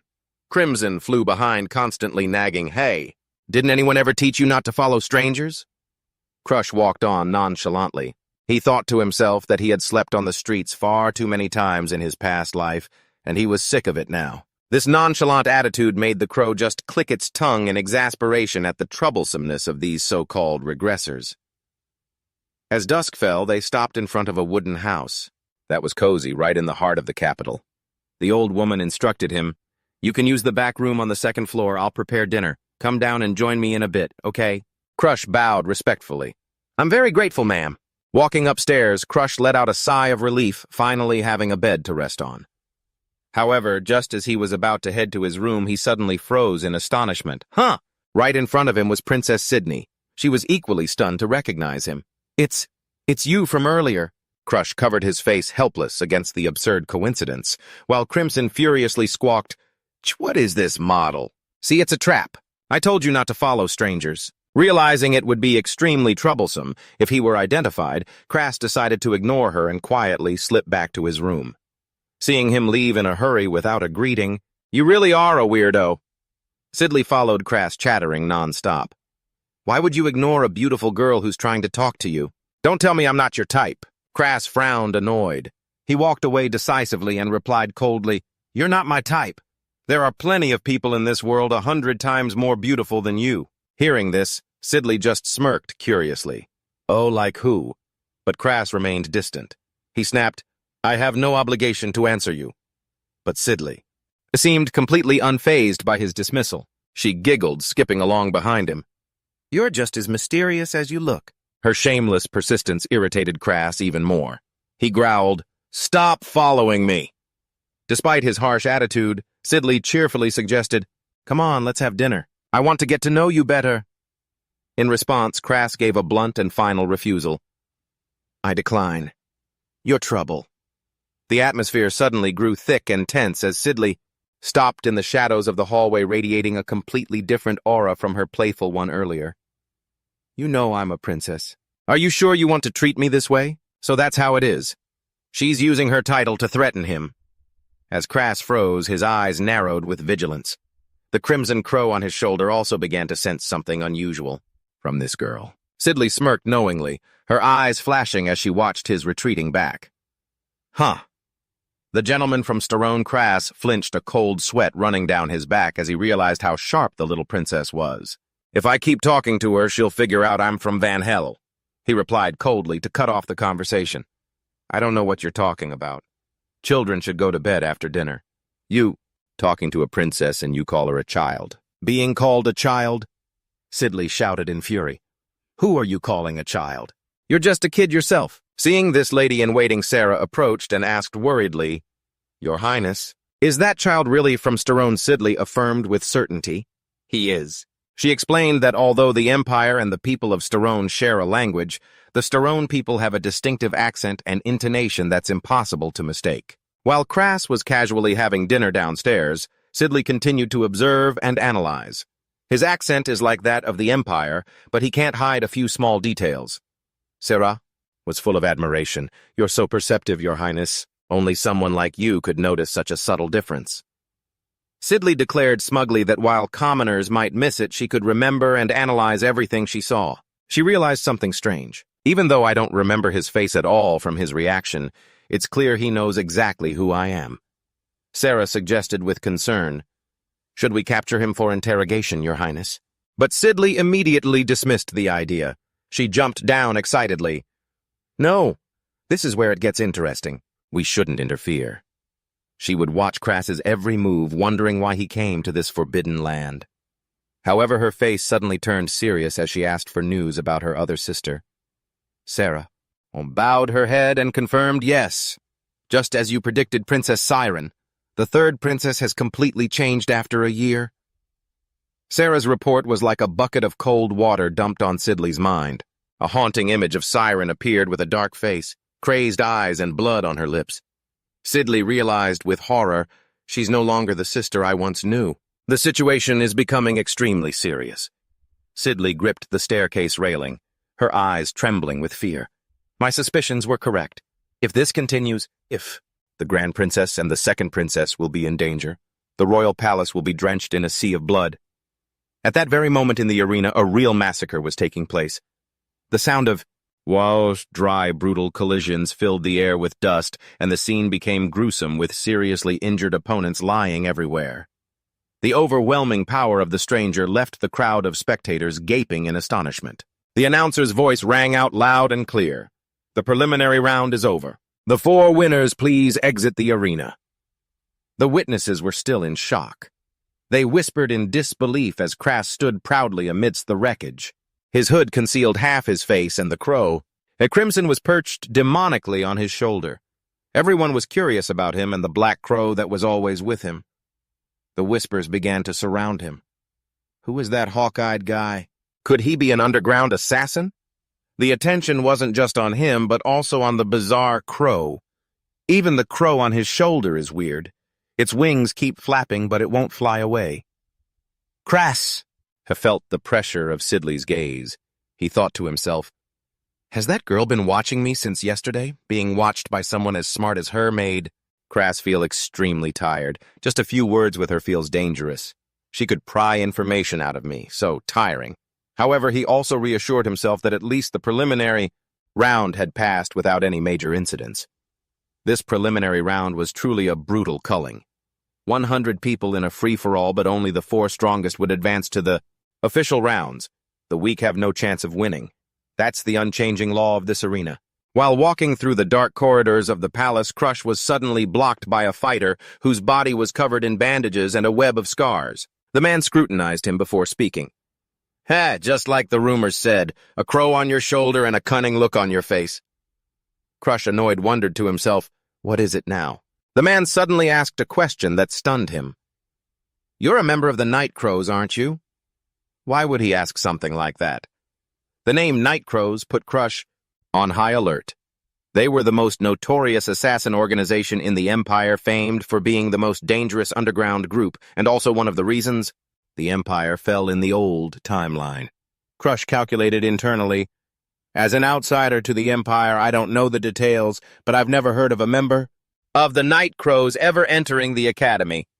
He coldly denied it. You're mistaken. I'm not one of them. Seeing Crush's firm attitude, the bandaged man immediately backed down, waving his hands frantically. Hey, calm down. I know who's behind you. I don't want to cause any trouble either. He chuckled, making a blunt offer. We're both people of the underworld. Let's be friends, huh? Nice to meet you, Night Crow. The bandaged man waved goodbye and hurried off, saying he was busy. Crush stood frozen, his mind racing, wondering about the one behind him the man had just mentioned. Crimson. Sensed something was wrong. The crow spoke up immediately. This doesn't seem right. Let me handle it. Instantly it cast some kind of illusion, causing the bandaged man to freeze in place. His eyes turned vacant. Utterly astonished, Crush saw the crow circle the man and asked what Crimson had just done. The crow answered nonchalantly. It's just a simple mind control illusion. It didn't forget to add sarcastically that it only stepped in to help this time because Crush also had some talent. Seizing the opportunity, Crush began questioning the man who was now in a trance. You the bandaged one. What happened to the Night Crows? He whispered in response that the organization had recently been almost completely wiped out. Crush was stunned. If they've been wiped out, then why are they still monitoring this tournament? The bandaged man revealed it was all on the orders of a new master, one who had led them to the brink of despair. Who is this new master? Crush pressed. The answer shocked him to his core. The 2 princes of the Apania Empire. An image of the portly prince engrossed in his food appeared in his mind. He was the older brother of Sea Green and Sydney. Crush grew pensive because, according to his memories, the Night Crows were supposed to be a secret tool of the royal family used to monitor and manipulate the nobility by tracking their actions. Not so different from our modern-day street cameras, huh, heh, heh. The appearance of a new master, as the man claimed, was absurd. The connection between the Night Crows and the royal family was supposed to have been kept an absolute secret until the Empire's collapse. And yet now, a low-ranking grunt like him knows the 2 princes are leading the organization. This proved someone was intentionally leaking rumors to use him. Crush suddenly realized the 2 princes were merely pawns to strengthen the faction of the Crown Prince. But if he killed the Crown Prince, his own power base would crumble with him. And the one who would benefit most from all this chaos was the person watching quietly from the shadows, Sea Green Apania. The name sent a dreadful shiver through Crush's mind. He realized with a shock that the future Arthur had inherited in the previous timeline had actually succeeded, brilliantly so, but its outcome was utterly catastrophic. According to the information from the future that Crush possessed, Sea Green's goal was none other than to seize the royal symbol, the White Dragon, to pave a smooth path for Arthur to ascend to the throne. This madwoman had even planned to purge her own younger sister, Sydney. In the end, Siren would take her own life, leaving a solitary Arthur on the throne. It was he who led the Empire to ruin without her help. If Siren had taken the throne, the Empire would have been doomed to fall, and that collapse would have been the trigger that unleashed the world-devouring corrosion plague on a horrific scale. Crush gritted his teeth, a violent torrent of black and purple flame erupting around his hand. To stop the world from being destroyed, I have to shatter his plan and steal Sea Green's skills. He knew he couldn't just stand by and watch that tragedy repeat itself. Turning to the black crow perched on his shoulder, Crush pleaded, "Crimson, I need your help." Crimson flapped its wings, its crimson eyes boring into Crush with a warning. "Don't just rely on information from the future. It is I who decides whether or not to help you. So for this time only, I will assist you." Crush smiled and held out his hand for the crow to perch on. He glanced at the bandaged man lying motionless under the illusion's effect, and coldly decided to leave. He has served his purpose. But Crimson had another, more sinister idea. It flicked a pitch-black feather that embedded itself in the bandaged man's head and declared, "In that case, I'll make him my slave." The black crow wasn't letting him go. It continued its game. Under Crimson's manipulation, the bandaged man staggered to his feet like a living corpse and walked away silently, following its command. "Return to your post." Watching the man's back disappear down the dark corridor, Crimson asked about the next step. Crush adjusted his hood, his eyes sharp and cold. "It's time to use my disguise. With this new identity, we will infiltrate the main tournament and hunt the real night crows." Meanwhile, in a dark, dusty library, a mysterious figure sat huddled amidst towering stacks of books. He flipped through old, yellowed pages, his hoarse voice echoing with killing intent. "That slit-eyed bastard. His name is Crush, isn't it?" He furiously tore the papers in his hands, gritting his teeth in rage. A blazing red energy erupted from his withered, mummy-like body. His blood-red eyes flashed in the darkness as he roared a hateful declaration. "To think you dare impersonate a member of the Night Crows, I'll make you pay." This man mistakenly thought Crush was using the name of his Night Crows to show off. The official round began gathering the 32 best contestants on the continent. In the fiery arena, Crush, in his full disguise, easily overpowered a massive opponent. He locked the man in a chokehold, causing him to let out a weak groan before collapsing to the arena floor. To the astonishment of the thousands of spectators, the announcer's voice boomed across the stands. "The winner of the 30-second match is Anicap." The crowd roared his name in unison, shouting his fake name in a fit of excitement. Crimson quietly remarked that everyone fought their hardest, but it was Crush's presence that made the match so intense. Crush silently adjusted the mask that covered his face, thinking to himself as everyone around him was so convinced that he was Anicap. I guess it's time for the real star to show up. Just as he left the arena, he caught Sidley sneakily watching him from above. He thought to himself, annoyed, "That girl. I already warned her and she's still tailing me." When the qualifiers officially ended, Sidley suddenly blocked his path in the hallway and asked curiously, "Hey, I heard you dominated the qualifying round." Her constant probing was getting on his nerves. Sidley narrowed her eyes, studying Crush with a scrutinizing gaze. She was certain he was no ordinary kid. Faced with her suspicion, Crush just nonchalantly asked back, "Huh." She still wouldn't let it go, pressing him about the meaningful look he had given her. Crush calmly closed his eyes and replied with a profound statement. "It's nothing. I just thought, you've probably been through a lot, haven't you?" The words hit home, startling Sidley. Her face showed pure shock, as if he had seen right into her soul. Seeing her still frozen in astonishment, Crush walked past and delivered a final warning. "I'll only say this once. Take care of yourself." He decisively ended the conversation. "The main tournament is tomorrow. I'm going to sleep." The door slammed shut coldly, leaving Sidley clutching her head in utter confusion and turmoil. She couldn't understand how a complete stranger could have gotten such secret information about her. Where did he get it? He's from far away, so how does he know so much about me? "Sarah is the royal spy you hired trustworthy?"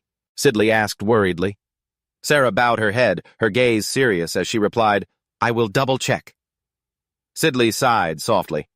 "I'm counting on you." Witnessing this scene, Crush silently concluded that Sidley was still hanging around here, even after being warned, which suggested she might have already grasped part of Screen's plan. Sidley watched Crush's retreating back and gave a knowing smile. "Anicap, huh? You really aren't simple at all, are you?" Crush ignored her and signaled to his crow. "Let's go." Now Crush just had to wait for the real character to appear. Deep down, he couldn't help but wonder if that little princess had truly seen through his disguise. He had only taken a few steps when a coarse, hate-filled voice suddenly echoed from the shadows. "Hey! Having fun pretending to be Ekamif." A figure with long, disheveled hair and tattered clothes and crazed eyes suddenly appeared, blocking Crush's path. Another uninvited guest. The familiar murderous aura made Crush freeze. He stared at the bandage-covered figure and muttered, "Ah, don't tell me. I didn't expect you to show yourself so soon." Immediately, the real Ekamif brandished his twin swords and lunged forward with terrifying speed. He closed in frantically, unleashing a flurry of deadly strikes that forced Crush onto the defensive. Suddenly, he reached out, grabbed Crush, and roared, "If I capture you, then there's no problem." A crimson energy, like a demonic mist, suddenly erupted from his arm, radiating a deathly pressure. He laughed maniacally and declared cruelly, "This is the end, kid." A blow carrying immense power shot straight at Crush. In an instant, he spun around and launched a direct kick into his avatar. "It's useless. Your world invasion technique has no effect on me," Crush declared coldly from above as the shadow of the Crow Crimson enveloped the area. Crush had turned the tables, dealing his opponent a stunning defeat. The loser lay on the ground in utter shock upon hearing the name Urban Aspia. He trembled, sweat pouring down, wondering how his opponent could have possibly known his true identity, which he had so painstakingly concealed. Crush pressed on with a sharp tone. "You're looking for the one Secret took from you, aren't you? Where is that person now? I have something to discuss." Seeing his opponent's dazed and terrified expression, he made an offer that couldn't be refused. "Let's make a deal," Crush said, pointing straight at the assassin's chest, and made a shocking promise. "I will use my skills to reclaim your heart for you and expose Secret's entire conspiracy." The horrifying secret was finally being unveiled. The one nicknamed Ekamif, the World Invader, was in reality the summoner Urban Aspenapochi. An image of a thin, bespectacled girl with a panicked and exhausted expression appeared. She was desperately clutching a tattered cloth bag. Urban Aspenapochi was a tragic figure imprisoned by the Empire for 1,000 years simply because her heart had been stolen. Crush looked at her and thought to himself, "Your fate is even more cursed than mine, isn't it?" Seeing her wretched state, memories of his past life returned. He recalled that in the previous timeline it was Arthur who had brought her, insisting she would be useful to the team. However, because of her title as the World Invader, she was always treated with coldness and contempt by the other inheritors. Despite holding the proud title of the world's only summoner, the poor girl could only hide away in her tent silently, doing strenuous manual labor to avoid the judgmental glares. Because she was so withdrawn, no one knew the truth that she was the legendary Ekamif.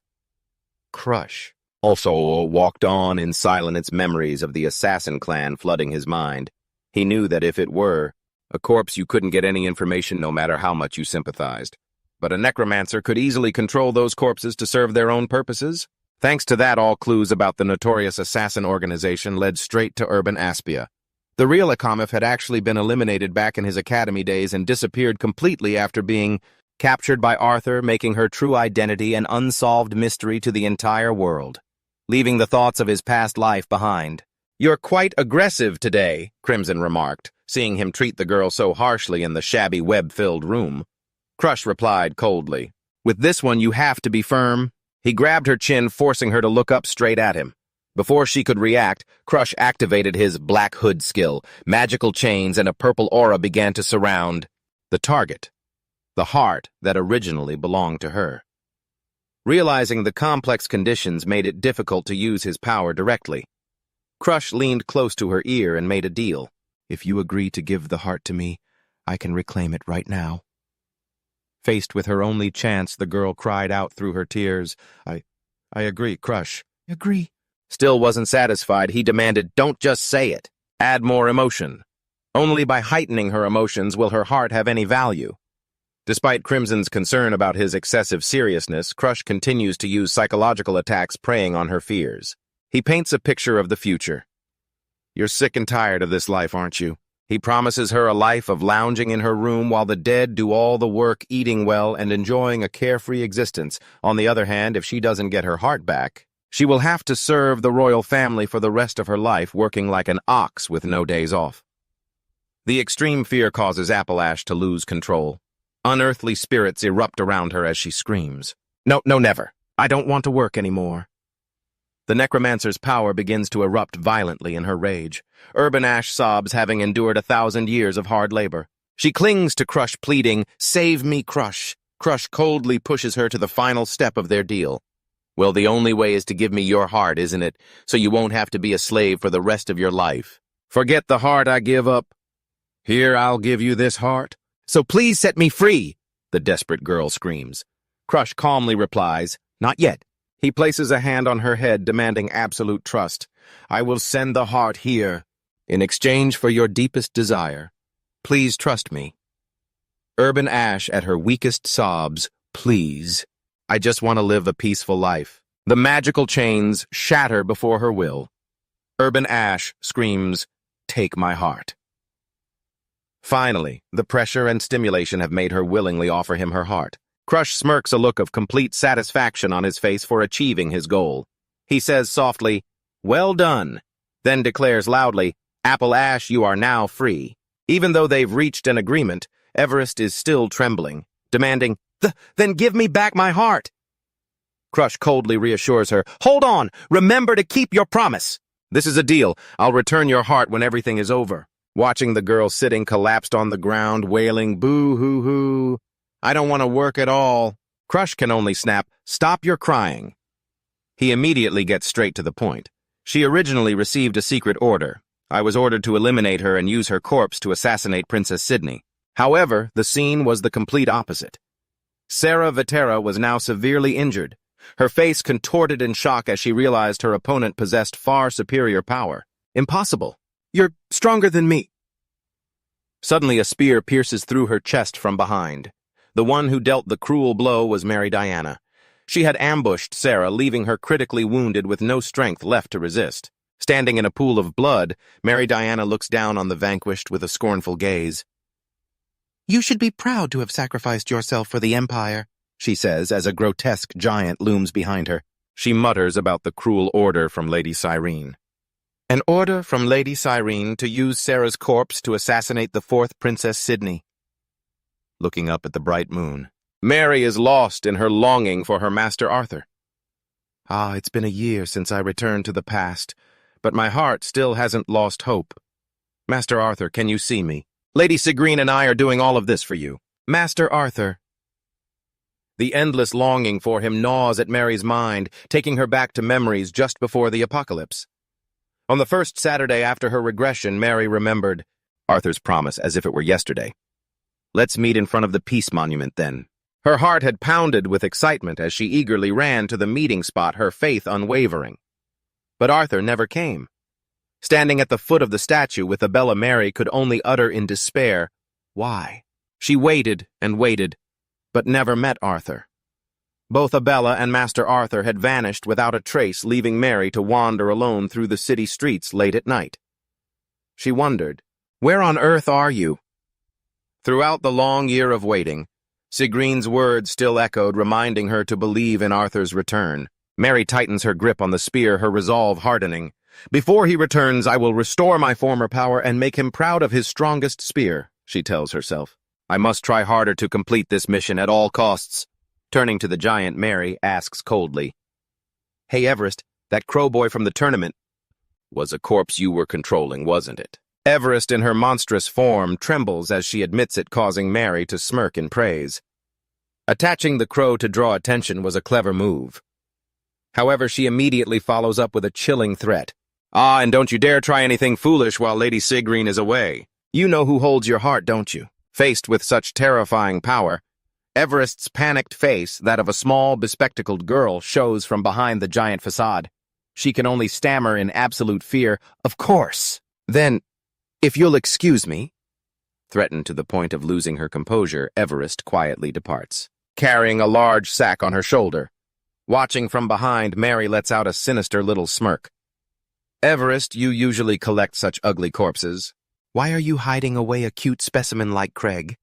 She licks her lips, her words filled with regret. "What a shame. He's just a corpse." Meanwhile, Crush is still hidden under his cloak. His hand grips the hilt of his sword, preparing for the decisive battle. He never expected to face him in the final match. His opponent is Pyre, a 14-year-old commoner contestant with an innocent appearance who always dreams of a peaceful world. He may seem ordinary on the outside, but Pyre was once a renowned warrior of Generation A. The roar of the crowd echoes through the arena. Goa. The Night Crow draws his sword for the first time. Is his opponent that strong? Crush looks directly at his opponent and begins to persuade him. Pyre, you don't really like being an assassin, do you? He advises Pyre to take the opportunity to enroll at the neutral Lahenner Academy, to abandon the title of Night Crow and to live a normal life. Still hasn't changed a bit. Looking into Pyre's eyes, Crush thought, he's always been such a kind friend, always so considerate and caring of others. Pyre, let me give you some advice. If you cling to too much hope, you won't be able to withstand true despair. Those harsh words instantly made Pyre's expression turn dark and cold. The match erupted at once with a powerful counterattack from Pyre. The moment the referee signaled the start, he shot forward like lightning, only to be gently blocked. He suddenly unleashed the 10 shadow steps technique, moving at a terrifying speed and creating deep blue afterimages that surrounded his target. How disappointing, Krat. And Pyre roared as he unleashed a barrage of attacks as Crush was stunned to recognize the familiarity in every sword stroke. That move was, the two clashed. Pyre was stunned, realizing all his feints were being seen through. He couldn't believe his opponent knew his swordsmanship by heart, as if they had trained together for a long time. Every strike he threw was perfectly neutralized by Crush, without a single opening. Crush's gaze was now so cold and deep that it made Pyre tremble. Why didn't he consider they might have been fated in a past life? Hey. In reality, Crush was the one who understood Pyre best. He knew Pyre had grown up in the white, snowy lands, training his footwork to be as fluid as flowing water to create his ultimate technique, the 10,000 Li steps. Pyre's arduous training could even rival Annex's, but every habit, every feint, and even his finishing blow was already in the palm of Crush's hand thanks to his memories from the old timeline. Crush thought to himself, I've been watching Pyre for a very, very long time. I understand him even better than he understands himself. Pyre roared in desperation as none of his most powerful attacks could even graze his opponent's sleeve. At that moment, Crush focused deep blue energy into his sword, unleashing a technique where the blade is drawn second but strikes first. And with that very blade, Crush sought to awaken the true potential sleeping deep inside Pyre. Crush wanted Pyre to become stronger so that even if his hopes were shattered, he could keep on fighting. Crush didn't want his friend to be controlled by some bastards just because he wasn't strong enough. He calls it helping, but man, beating your friend like that has got a sting. The announcer's voice boomed across the stands, announcing the final winner is Krat. Amid the thunderous cheers, Krat raised his sword and the crow high, crimson as if to affirm his power. In ragged breaths, Pyre whispered a farewell, wondering if they would ever have a chance to meet again. Looking at his rival from back then, memories of the promise to protect the world and Pyre's heartfelt thanks from the past suddenly flooded Crush's mind. He froze, realizing that this was the first time in both of his lives that he had ever heard someone say thank you to him. Yeah, see you at the academy. Crush said his farewell as Pyre lay collapsed on the arena floor. In reply came his old friend's resolute agreement. All right, we'll meet at Lahaina. Meanwhile, the second prince, Siphon Epania, was gloating over his false victory. He laughed smugly, pleased that the Night Crow, controlled by Everest, hadn't let him down. He was utterly convinced that Crush was nothing more than a living corpse under his command. He was already picturing how he'd use this assassin organization to sway the nobles and seize the throne. That's a good attitude. Remember, your heart is in my hands. Just be obedient like a loyal dog. Everest could only tremble and lower her head. Yes, your highness. But his arrogance was quickly shattered by the sound of urgent footsteps. Despite his guards shouting, questioning the audacity of those who would dare barge into the residence of the second, Prince the executioners of the Black Dragon Knights advanced menacingly. The air grew thick with killing intent as a woman declared in a cold voice, Siphon Epania, second prince. You are under arrest for the attempted murder of the fourth princess Sidley Epania. A stunned Siphon denied murdering that idiot Sidley, but the evidence was irrefutable. An order with his signature had been found right inside the Night Crow's hideout. He screamed frantically, This is ridiculous, I never wrote that.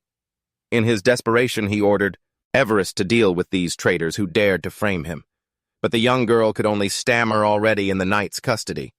He hadn't even noticed when they'd restrained her. At the height of the tension, a clear voice suddenly cut through the air. So who exactly was supposed to have been killed? Sidley Epinea and the swordmaster Sarah suddenly appeared completely unharmed.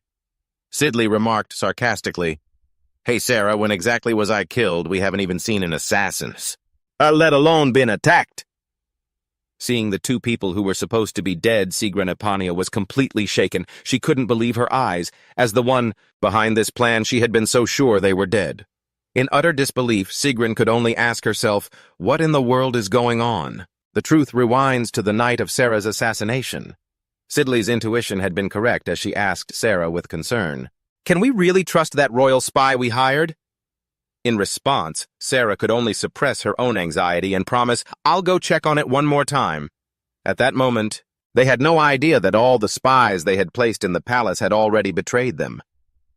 Sidley wondered bitterly, "Why me? I'm someone who gave up the fight for the throne years ago and have been playing the fool ever since.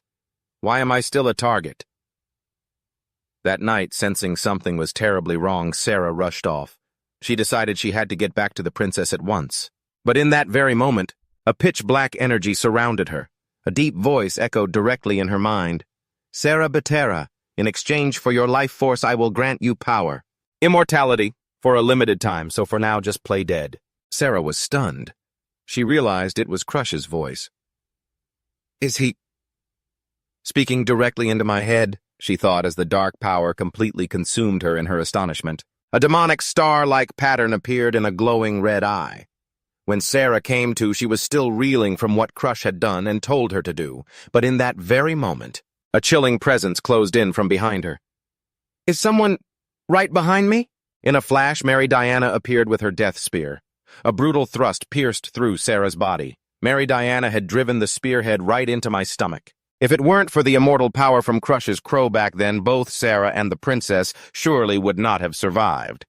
Now Sidley announces in a booming voice, "Sir Ryan has returned. Get ready to face the consequences, you lot. 4th Unit arrest the vice-captain of the Black Dragon Knights on suspicion of espionage." The steely declaration echoed through the tense atmosphere. It made the vice-captain tremble, sweat pouring down in terror. Standing beside her, Sigrun was stunned, her mind reeling in shock. What a spy. Sidley smirked mockingly, her eyes bright as she stared directly at her distraught sister. "Here to gloat over us, are you? Too bad, we're still alive and kicking." At Sigrun's silence, Sidley coldly commanded, "Sarah, finish her." Immediately, Sarah swung her massive greatsword, bringing a thunderous blow down on Sigrun's position. A violent explosion erupted, but Mary managed to block the attack with her spear just in time. Sigrun stood frozen to the spot, her mind in turmoil. How could things have turned out like this? She bitterly recalled her cruel plan. I ordered Everest to kill Sarah, then use her body to assassinate Sidley. And yet, they're still here. And they're acting as if nothing happened at all. Sigrun gritted her teeth, clenching her fists in resentment as she realized that the spies she and Mary had painstakingly planted in the Dragon Knights had been so easily uprooted. Sidley's gaze seemed to see right through her, making Sigrun tremble. That cunning 4th princess, she must have seen through everything. She ruined my entire plan. My opponent is too strong, my luck too rotten. That's why I tried to eliminate her. Sigrun told herself, an extremist, murderous glint flashing in her eyes. She realized that if she let Sidley live sooner or later, she would become an immeasurable threat to her plans. Deciding she could wait no longer, Sigrun roared, "I have to kill her! Right here and right now." She reached into her pouch and pulled out a throbbing crimson object. It was Everest's heart. Sigrun squeezed it tightly, activating the blazing red magic seals that surrounded her. She gritted her teeth and commanded, "Everest, assassinate the 4th princess immediately." At that moment, Everest was being controlled, her eyes wide with agony. "Ugh, what should I do, Crush? I still haven't gotten the mechanical heart. It's infected with a virus. My body is moving on its own." Everest screamed in despair as her body began to lose control under the seal's influence. Witnessing the delay, Sigrun shrieked madly. "Everest, what the hell are you doing?" A blazing red energy erupted from Everest's body, terrifying those around her. She's a monster! Quick, protect the prince and princess! In her utter desperation, Everest silently called out the name of her only savior. Crush, save me! Instantly, a powerful surge of dark purple energy unexpectedly reached out. From the void, it seized Sigrun's arm, which was holding the heart. A powerful blow struck Sigrun's wrist, forcing her to immediately release her control. Stunned, Sigrun stared at her empty hand. She screamed in despair, "The heart! It's gone!" Unable to believe it, she realized she was completely empty-handed.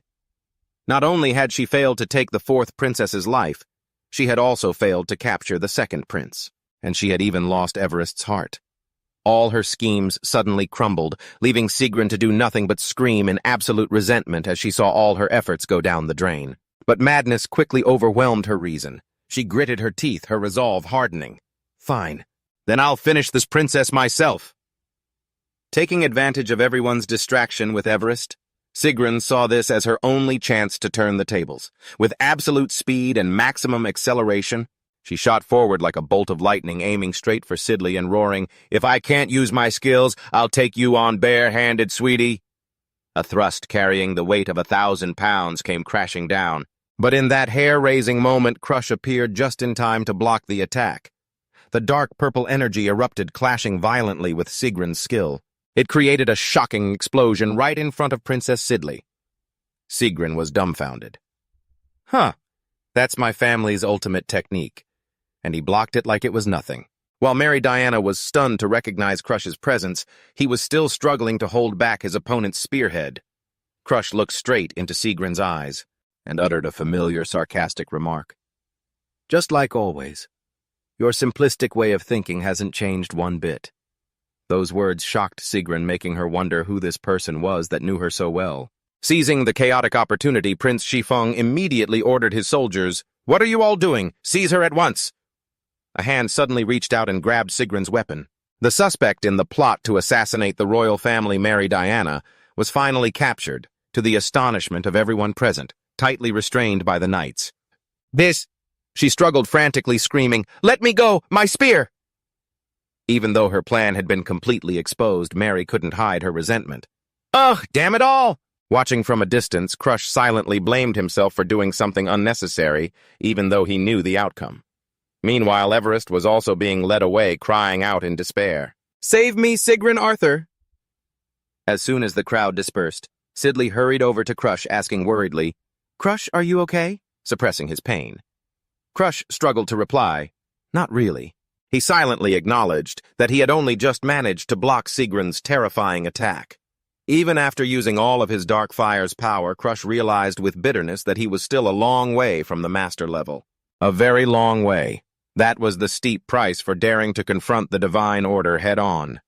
Sidley quickly reassured him, saying she also had the royal family's defensive necklace. This made Crush silently admire the princess's thorough preparations. Rich people sure fight differently, he thought. He gently reminded her, "As long as you're safe, that's what matters. That's the most important thing." Amidst the soldiers clamoring to investigate the accomplices, Crush signaled to Everest, "It's time to use this chaos to get out of here.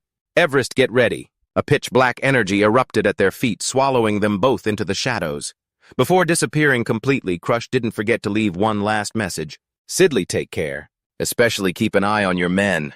Sidley and Sarah shouted, trying to stop him to treat his wounds, but Crush firmly refused. "Don't worry, I'm used to this. Just take good care of yourself." Watching the remaining tracks, Sidley was sad that she never got to thank him for saving her life. She resolved to follow Crush to the academy to repay this debt. Meanwhile, the carriage carrying Crush and Everest moved swiftly. As Crush marveled at how useful the teleportation skill was despite its many limitations, Everest explained that she could only teleport living people a short distance. Right after that, she took out a vibrant sprig of grass and handed it to Crush.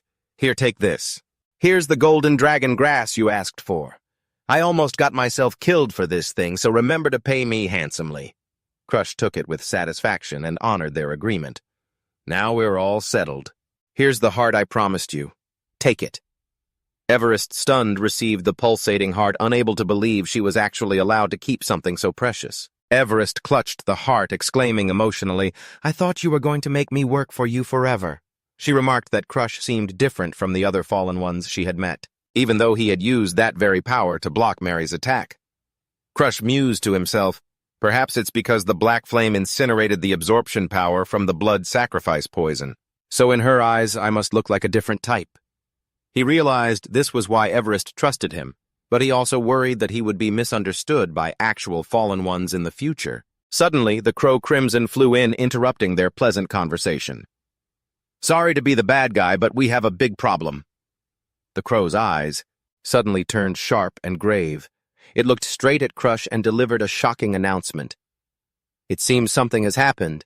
To your family." A vision appeared of Bianca collapsed in a vast expanse of white snow, her breath faint and her face pale. "Your fiancé is in trouble and you're just sitting here chilling." The ominous announcement from Crimson left Crush stunned.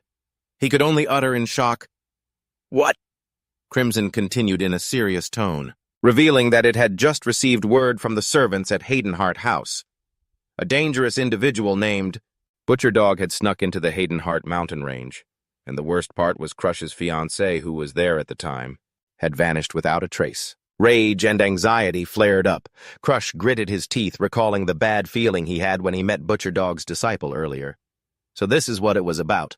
He couldn't delay for another second. He roared an order at Everest. "Everest, my fiancée is in danger. Get us to Haydenhart now!" The carriage immediately changed direction, tearing off at a horrifying speed. Everest was stunned by his urgency. She stammered, "Huh? Whoa, what? Yes!"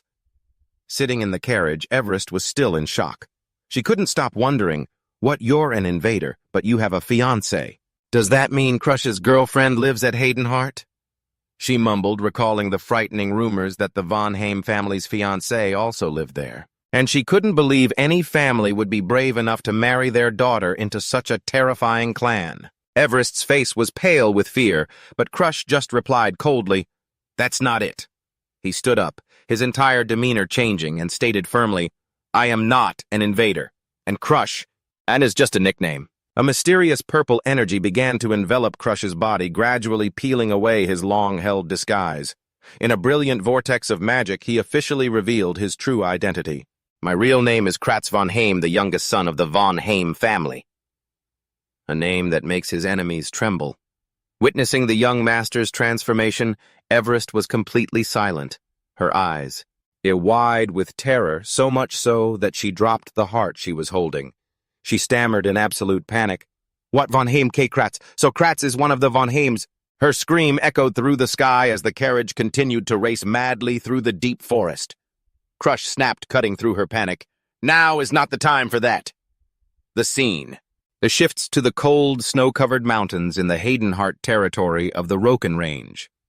The search party's temporary tents had been set up in the gloomy atmosphere. A choked sob full of regret echoed in the night. "It's all my fault. It's too late to regret it now. If only I had just been honest with her back then. That I had the white flame fungus. Bianca wouldn't have had to risk going up the mountain like this." Jenica Haydenhart, the second daughter of the Haydenhart family, sobbed with belated regret. When asked why Bianca had gone up the mountain, Jenica explained through choked sobs that because that type of mushroom wasn't sold on the market, that fool Bianca went to pick it herself with just a guidebook. She had to hastily gather a search party to go after her immediately. Flashing back to a few days earlier amidst the snow-covered mountains of the Roken Range, Jenica. Chir led the search party with the intention of snatching away the thing that loser Von Haim wanted so she could bring Bianca home sooner. Seeing Bianca trudging ahead, she called out, "Hey, sis!" But in her heart, Bianca held a fierce belief, "My husband is the best and no one is allowed to criticize him." She turned back to look at her sister, her deep blue eyes full of determination amidst the falling snow. Jenica snapped, asking why her little sister was tagging along with the search party, while Bianca could only reply stubbornly, "It's none of your business. I'll go if I want to." The tension escalated as Jenica said harshly, telling Bianca to just grab the mushroom and go straight back to the Von Haims, because she didn't even want to see her sister's face anymore. Bianca silently endured the pain. She knew well that Jenica had always blamed her for their mother's death and had hated her ever since. In her heart, she silently apologized and promised herself she would return as soon as she found the white flame fungus. Back in the present, Jenica clenched her fists, tormenting herself because if she hadn't said those hurtful words, this wouldn't have happened. Suddenly, a blood-red murderous aura erupted. A figure in a grotesque mask appeared out of nowhere with terrifying pressure. He casually teased, "Mind if I join you, ladies?" as blood began to stain the white snow.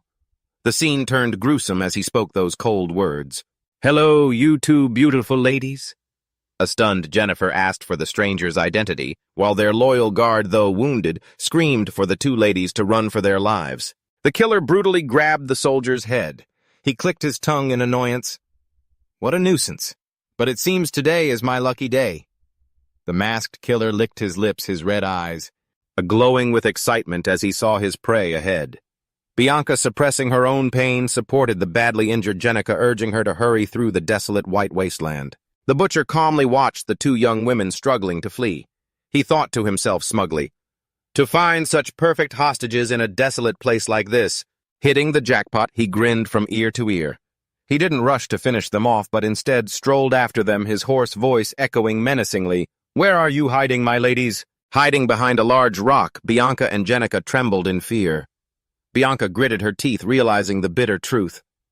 That man, he's enjoying this, he's toying with us, even as their lives hung by a thread.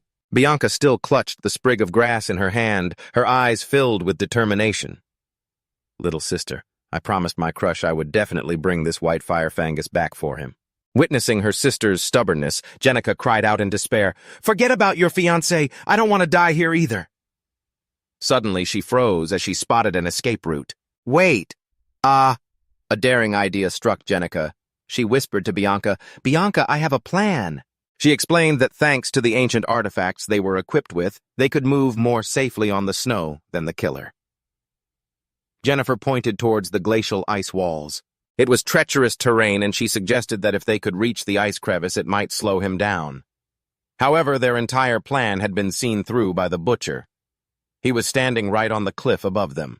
He looked down with a devilish grin. "Clever, my ladies. Go on, try to run."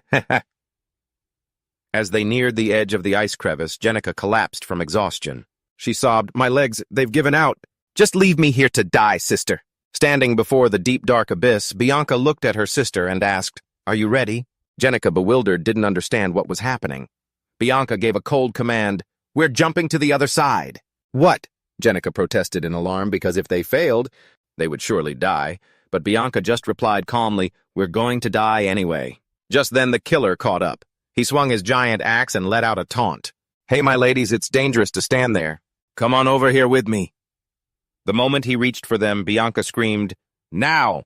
and unexpectedly shoved Jenica into the abyss, to the killer's absolute shock. All he could utter was, "What? What?" Seeing the two girls free-falling into the deep darkness of the ice crevice, the butcher frantically reached out to stop them. But it was too late. Jenica's scream echoed through the dark void. The killer stood at the edge, roaring with a mix of astonishment and rage. "Were you trying to kill yourselves?" The killer looked down into the crevice, a slight smirk forming as he spotted the two girls clinging precariously to a ledge. Oh, so there was a handhold there, was there? Seeing that the enemy had discovered their hiding spot, Jenica panicked completely. "He's found us. What do we do?"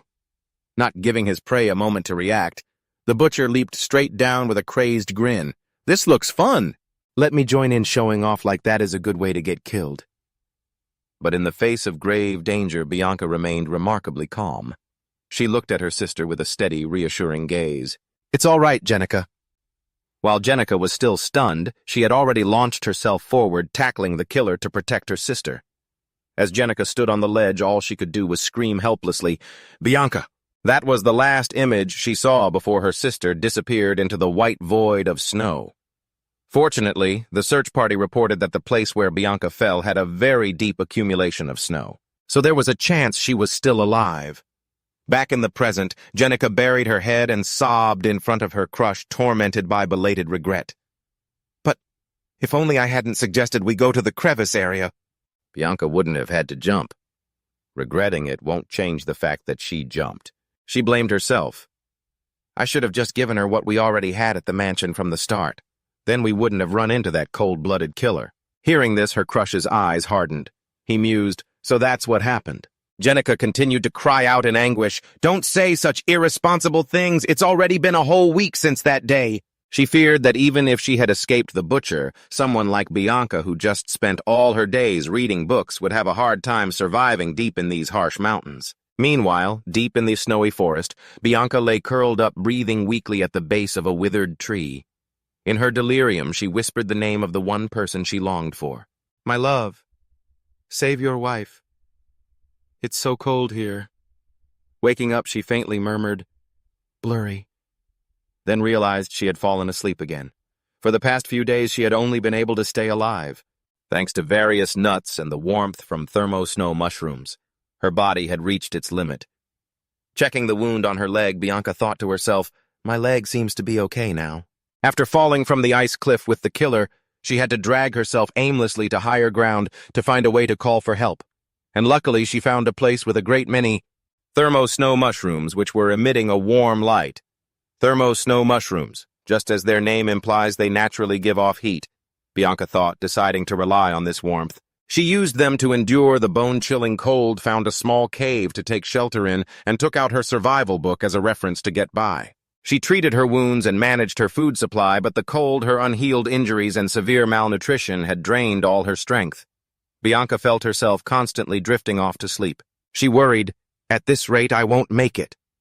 The recent avalanche made her hope even more fragile, as she knew the rescue team would surely be delayed. Even so, a single vow burned within her. "Until I can give my gift to my husband, I'm not checking out." Suddenly, the killer appeared menacingly. "Damn it! Finally, I've found you!" he sneered, his voice dripping with cruelty. "This little game of chase ends here." Meanwhile, the little lady Bianca was still struggling through the white snow. She muttered, "I have to find something to eat." Suddenly, she stopped when she saw something beneath the snow and exclaimed, "Is this an acorn a squirrel hid?" "Sorry, Mr. Squirrel. Let me just borrow this for a bit," Bianca mumbled, having found a tiny bit of food under the thick snow.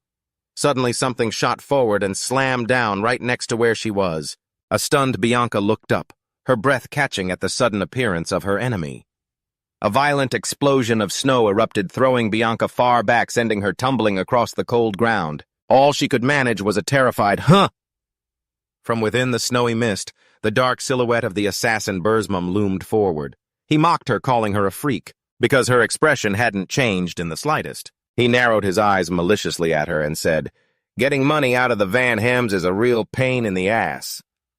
Burzmum brutally grabbed Bianca by the neck, lifting her into the air. He growled threateningly, "If only you had been a good little hostage like a normal kid, you might have been able to go home safely." His gaze landed on the sparkling snowflake hair clip, nonchalantly calculating how much he could get for selling it. On the verge of death, Bianca let out a faint, pained whimper. In her mind, the desire to return home suddenly surged. Images of happy days at the manor flashed before her eyes when she would sit quietly reading next to Crush. With the butler Ariel present, the memory of Crush's warm smile seemed to soothe her current pain. Bianca realized that every day she spent with him had left something inside her, something like feelings. Even someone as naturally emotionless as her knew that those days were truly happy. A single tear rolled silently down her pale face, as she thought to herself, "If I had feelings, if I'd known it would be like this, I would have loved him sooner. Now that I'm about to die, I regret it." Her final thoughts drifted through her mind as she was being choked. In her desperation, she softly called the name of the one she longed for. "I want to see you." Instantly, a mysterious shadow appeared like a ghost right behind the assassin. With a powerful close-range blow, Crush delivered a thunderous punch that sent the butcher flying. Attacked so suddenly, he roared in pain, "Who the hell are you?" Ignoring the enemy's shouts, Crush gently caught Bianca's weak body in his arms. Looking at her pale face, he softly comforted her. "You did well, Bianca. Leave the rest to me." So cool. A perfect 10. Bianca could only manage to say his name, a mix of astonishment and relief. Crush smiled faintly, then turned to give an order to the Black Crow. "Cream, I'm counting on you. Take care of Bianca." Crimson repeated his earlier warning that neither he nor Ebolus could directly join the fight to avoid breaking the invaders' rules. Besides, his minions were completely useless in a real battle, and Ebolus was trembling with fear. The master of the Bloodhound Crush understood that teleporting Bianca away was the safest option. However, Crimson still seemed worried. He looked at Crush, with his crimson eyes, and warned, "The Bloodhound is many times stronger than you. Last time was a fluke. There was an opening, but can you really win this time?" His eyes burned with determination. "No matter how strong the Bloodhound is, I will be the one who wins." The furious assassin roared, "Who are you? How dare you interfere with my business, Crush?" Coldly demanded, "Give it back." Before his stunned opponent could react, he growled with conviction, "Give my wife back her blade of grass right now or I'll roast you." "Oh, so you're Vanhem the Bloodhound Burzmum," sneered as he recognized his opponent's identity. A flurry of glowing red axe strikes rained down, forcing Crush to defend with all his might. He was shocked to realize the man's speed was immense. Even his sixth sense could barely keep up. The pressure from this butcher was terrifying. It was as if he had reached the pinnacle of a grandmaster. He roared madly about how the ransom would increase tenfold if he captured both Crush and Bianca. As Crush gritted his teeth, he knew he had only just reached the intermediate master level. But he still managed to astonish his opponent with the resilient defense of someone so small. Burzmum laughed with glee, continuously launching a storm of attacks. "Foo ha ha ha, now let us see how long you can keep that up." A fatal opening appeared. He seized the opportunity, landing a powerful blow that sent Crush's sword flying, sticking it into the ground. Standing before the now unarmed boy, the assassin smugly declared, "All right, that was fun. Now let's end this. The bigger they are, the harder they fall." But just as the axe was about to fall, Crush suddenly vanished like a ghost, leaving Burzmum stunned. He disappeared. He frantically sniffed the air, roaring as he searched for any trace of the boy in the white snow.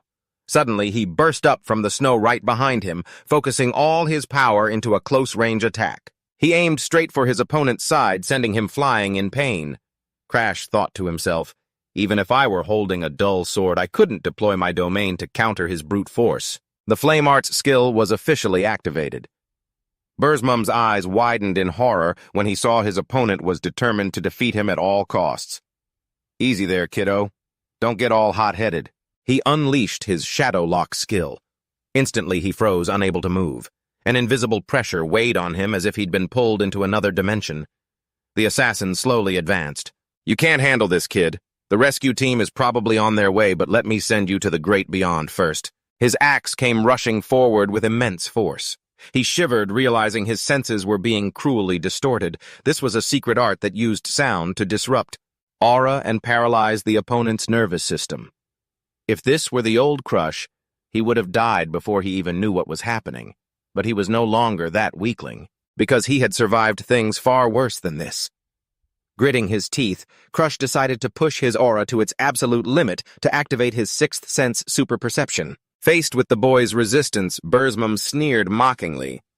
"Well now, how much longer can you hold on?" Crush reminded himself not to be careless, because Burzmum was on a completely different level than him. He decided not to reveal all his cards yet, quietly letting his opponent grow smug, believing he had already won, until the perfect moment for the decisive blow. Realizing the search party must be close, he said, "The search party is coming. You should disappear while you can." However, all those threats were actually just a psychological tactic to intimidate his opponent. He unleashed his full power, the Phantom Axe. Countless blazing red axes flew forward while he was still affected by the Shadow Lock, finding it difficult to move.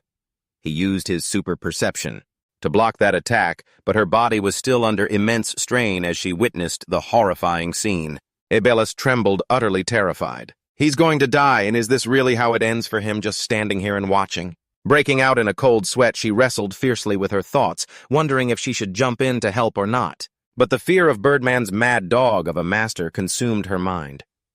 Ebelis knew that if she killed Birdman, that monster would hunt down both her and Crush, to the ends of the earth. No. Ebelis gritted her teeth and made up her mind. She told herself she might be a loner, but she wasn't some ungrateful coward.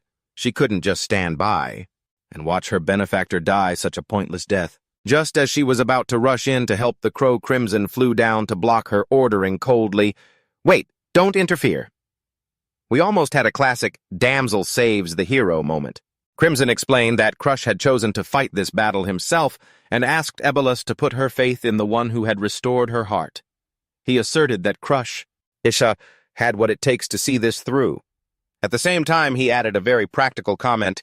Besides, if he really does die, I'll just find a way to reanimate the corpse. By now, Crush was completely exhausted. He collapsed to his knees, propping himself up with his sword as blood trickled relentlessly from the corner of his mouth. He gasped between ragged breaths. I'm at my limit. I've been using my sixth sense to follow Birdman's movements, but... Crush gritted his teeth as he realized his own limitations. He had burned so much aura he could barely keep his eyes open, and from here on out, he'd have to bet his life on his own intuition. Suddenly, the shadow of an axe swept past, startling Crush. Before he could even regain his composure, the butcher Birdman roared maniacally, "Eat this and go meet your maker boy!" A destructive slash carrying the power of annihilation came straight down on his head. Crush was in a life-or-death situation. In that fatal moment, a bitter memory surfaced. I realized a long time ago that I have no talent. I've always been weak. Crush's eyes told the story. I'm nothing like those geniuses out there. The kind who can dominate an opponent head-on with a fair and square attack. That's why I've kept my fangs hidden until this very moment. Crush's eyes suddenly glowed with a deadly red light. He had officially activated his limit break state Hoa Thuk Bao Mon by using Hoa Vim Ignis Crush, recklessly converted all the world erosion energy stored in his body into raw power, forcing himself past all physical limits. However, the price was enormous. He could only maintain this demonic state for 3 short seconds. Crush roared in absolute agony. I'll end this right now. The explosion of power made Birdman cry out in horror. What? He could no longer track Crush's speed with his naked eye. He thought to himself that if he didn't dodge, he would surely die. Crush then unleashed his ultimate technique, Vong Ma'an, a fiery slash that tore through space and plunged straight into the butcher's body. But Crush clicked his tongue in regret when he saw the result. Missed by a few millimeters. Wasted a premium-grade slash. That sound distorted my vision at the last second. Crush realized the danger from Birdman's sound just before a massive impact sent him flying, blood spewing from his mouth. His sixth sense screamed. It screamed a warning as the erosion effect began to fade, signaling that there was only 1 second left before the butcher's claws tore his head apart. Crush roared in absolute fury. I bought this ticket to hell for you, not for me. He then unleashed a powerful wave of dark energy to counterattack instantly. In this life-or-death moment, Crush's focus reached an absolute state. One blue eye blazed with power, his entire body enveloped in a brilliant, deep blue aura. The final blow was delivered, finishing his enemy. Crash. With a shocking impact, the battle was over. But the price he paid was still agonizing. He had lost an arm and his body was covered in wounds. The strong can defeat their enemies without breaking a sweat. But for someone considered an underdog to claim victory, they are forced to trade their own flesh and blood, their very own sacrifice. Crimson flew closer and asked, "Are you satisfied?" Crush could only manage a faint smile between ragged breaths. I haven't finished settling the score with that family yet, but I think I'll just sleep a bit. Completely exhausted, he collapsed face first onto the cold ground. Crimson commanded, "Let's go." A glowing teleportation circle opened to return the group to the Azure Pine Hall. The giant from Everest carefully picked up both Crush and Bianca in his arms and silently stepped into the spatial gate, leaving the harsh, snowy mountains behind. He recalled a memory from a past life when he met Bianca at the mansion. If only I could express my emotions outwardly like that. Then at least in my eyes, this world wouldn't seem so gray. These were Bianca's secret thoughts as she sat opposite Crush in a silent space. Crush quietly observed her, a difficult question welling up inside him. Between having emotions and being completely emotionless, which one causes more suffering? He wondered if at this moment emotional stirrings were to suddenly awaken in her body, would she die from the shock? Bianca looked up slightly and spoke bitterly. "We're strangers now. I'm sure you wouldn't care if something happened to me." Crush gritted his teeth tense. He knew this distance stemmed from the cruel, one-sided decisions made by her family. The horrific memory of the day Dakrakan Haydenhans, the head of the Haydenhans clan, suddenly went mad, rushed back to him. He personally murdered his entire family before taking his own life, creating a gruesome scene. Bianca was the sole survivor of the tragedy, thanks to the sacrifice of her second older sister, Janiska. Immediately after that, the One-Ham family decided that a marital alliance with the Haydenhans lineage no longer had any value, and so they unilaterally annulled the engagement between Crush and Bianca Model. This place was prepared for us to say our final goodbyes, Crush said in a low voice. Bianca also mournfully admitted that it was probably true, and they would never have a chance to meet again. But immediately, a surge of powerful dark purple energy erupted from Crush, his eyes turning sharp. Coldly he roared, "I already warned you! If you still wish to seek death, then I can't stop you." The Black Hat skill activated. A giant demonic mouth appeared and swallowed the snowman entity that was controlling Bianca. Having absorbed too much foul energy from the curse, the snowman entity was instantly annihilated under Crush's hand, which was covered in magical sigils. He looked at her and asked softly, "How are you feeling right now?" That was the first day in her life that Bianca was free from the control of the snowman curse. She exclaimed with bitterness, "This life is truly far too cruel, Sir Crush." But at the very moment her lost emotions returned, she was transformed into a monster bound by the chains of fate. 3 years later, in the cold land of Hayden Hans, the conflict dragged on without end. 2 soldiers looked at each other exhausted. One of them exclaimed, "We've been fighting for 3 whole years. The pay is low, and the risk of dying is high." The other replied bitterly, "If it weren't for the Afani Empire's interference, our Stalin kingdom would have known peace long ago." He held secrets that could shake the very foundations of the Empire, forcing the North to send an envoy to prevent the information from leaking.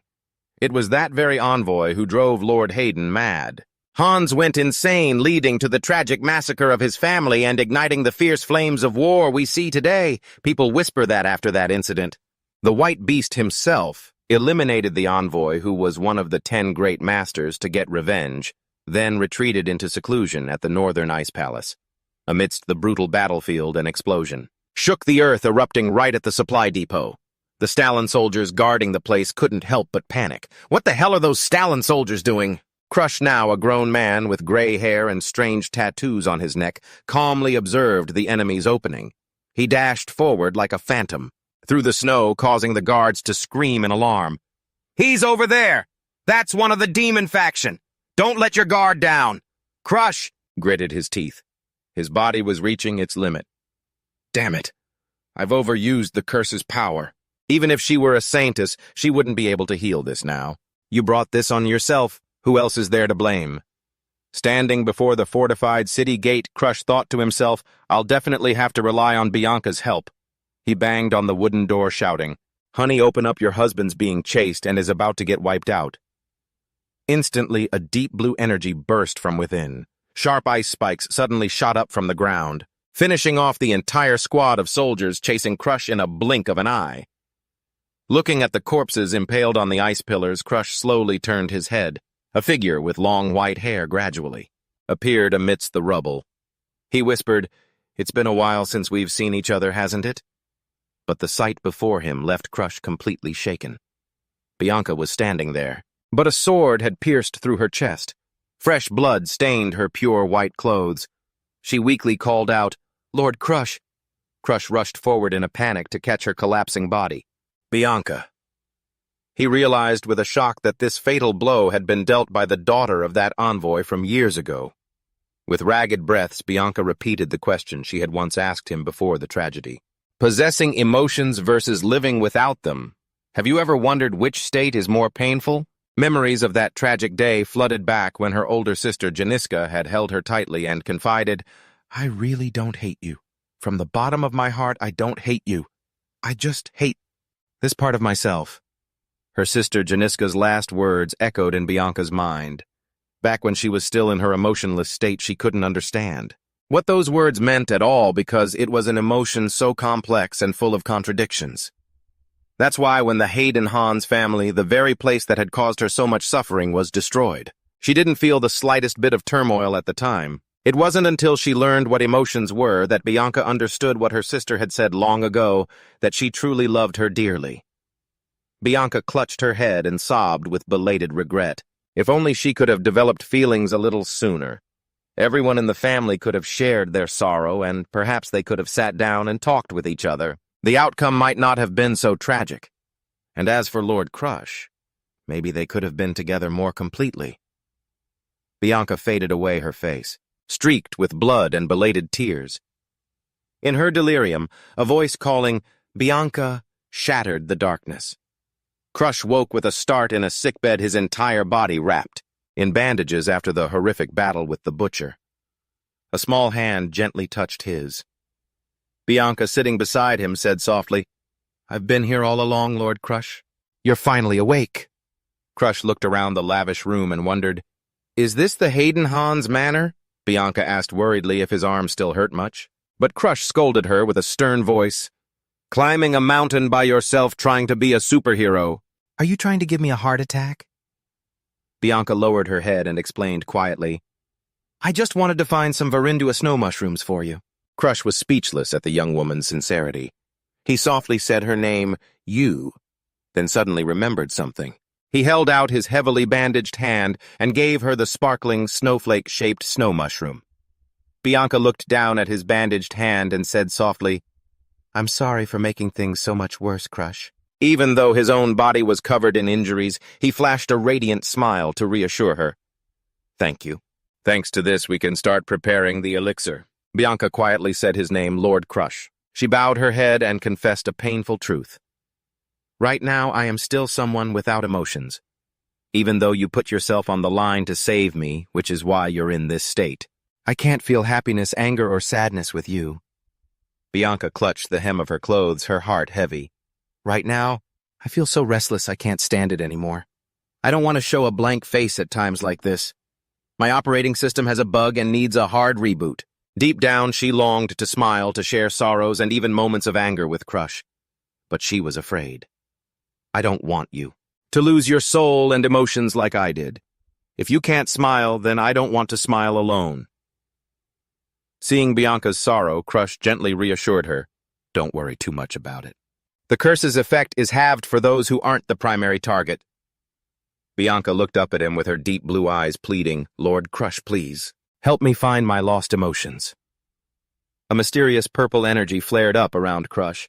He smiled confidently and replied, "Yeah, I was planning to do that even if you didn't ask." Instantly, the magical lock of the Black Hat skill reappeared, glowing brightly with the words, "Second seal release condition, become the most important person in the heart of Bianca." The purple chains wrapped tightly around her frozen heart began to shatter under the overwhelming power. Bianca was stunned, her eyes wide with amazement as she felt a tremor from deep within. Crush affirmed to himself, "I intended to do this from the very beginning." Crush smiled gently. Looking at the little girl, Bianca couldn't contain herself. She buried her head in his chest and broke down, sobbing, her hot tears melting the ice that had encased her for so long. Once she's done crying, life will truly begin to blossom. Crush thought to himself, if this plan succeeds, at least her world will no longer be just a shade of gray. A vision of the future appeared, one where Crush painfully held Bianca in a tragic scene. Bianca was sobbing, her eyes blurred by emotions she had just rediscovered after so many long, numb years. Sitting beside her on the bed, Crush gently asked if she was feeling any better. Bianca wiped her tears and answered softly, "Yes, I am. Thank you very much, sir." But right after that, her face quickly returned to its usual cold expression. Crush observed her silently, thinking to himself, she was crying a storm just a moment ago and now she's a block of ice again. Her emotional processing is so slow. A sharp knock-knock broke the silence. From outside, the voice of Jenica Haydenhouse called out, "Crush, it's me, Jenica Haydenhouse. May I come in?" Crush narrowed his eyes warily. "Jenica, come in." As soon as Jenica entered the room, she was slightly taken aback to see Bianca there as well. Noticing Bianca constantly rubbing her eyes, he asked with concern, "Bianca, what's wrong with your eyes?" Turning to Jenica, Crush got straight to the point. "So what do you want?" Jenica hesitated, explaining, "It's time for dinner." She then added that since Crush was still unable to move around, someone would be sent to bring food to his room shortly. Crush narrowed his eyes suspiciously. "Is there a private family matter you need to discuss?" Jenica avoided his gaze, just bowing her head and replying, "That's right." Crush thought to himself, "She won't even look me in the eye, huh?" He recalled that in his previous life, Jenica had acted the exact same way, right before she apologized to Bianca. "It seems she'll be apologizing soon this time as well." Crush softly called out, "Hey, Bianca." Looking straight into his fiancée's eyes, Crush gave her careful instructions. If she apologizes, just ignore her. Forgive her if you want to, but don't if you don't feel like it. He took her hand and promised, "When that time comes, let's go home together, okay?" Bianca froze. A strange feeling suddenly arose within her, causing her to let out a soft gasp of surprise.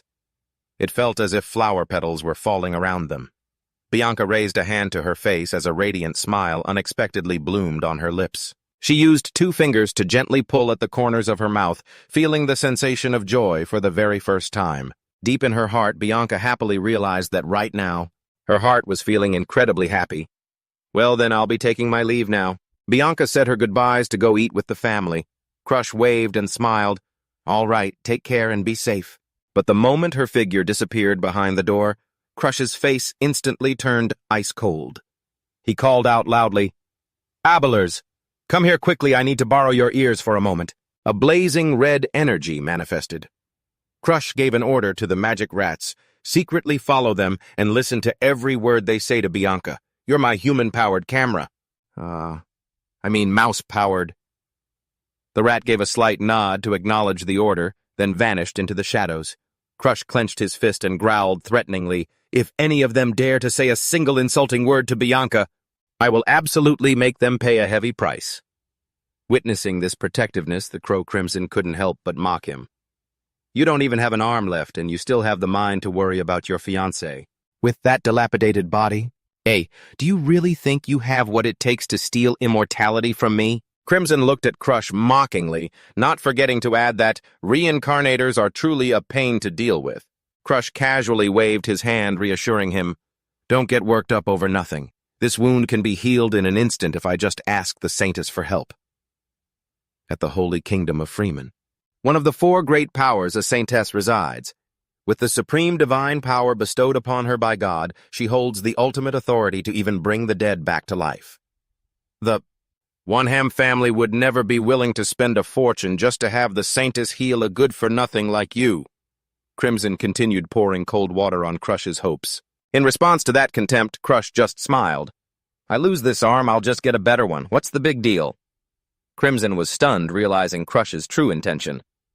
"Replace your arm. Don't tell me you're planning to—" "That's exactly why you brought that girl into your group, isn't it?" Crush confirmed that recruiting Abel was indeed for this purpose. Because for a necromancer like her, reattaching an arm is a simple matter. Although Abel grumbled about the sudden order, she confidently asserted that for her the task was a piece of cake. Crimson shuddered at his calculation. "Are you planning to exploit her to the very last drop of her labor? You time rewinders are truly a bunch of terrifying two-faced monsters." Crush calmly replied that having to sacrifice an arm was just an unexpected coincidence. When Crimson pressed him about whose arm he intended to take, Crush coldly declared, "The Sword Demon's top-notch arm. I think I'll just borrow it for a while." Crimson roared in astonishment, not expecting that Crush had long known the Sword Demon was his subordinate. He was a renowned master who once shook the world with his technique, a Godspeed sword draw that could fell an opponent in the blink of an eye.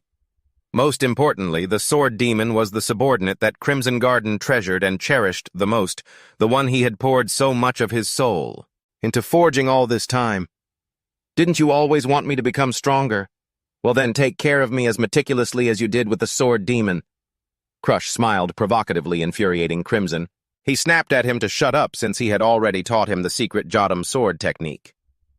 Crush thought to himself that he understood very well the affection Crimson held for the Sword Demon as well as his other subordinates. He realized Crimson Garden's weakness was actually very simple to find.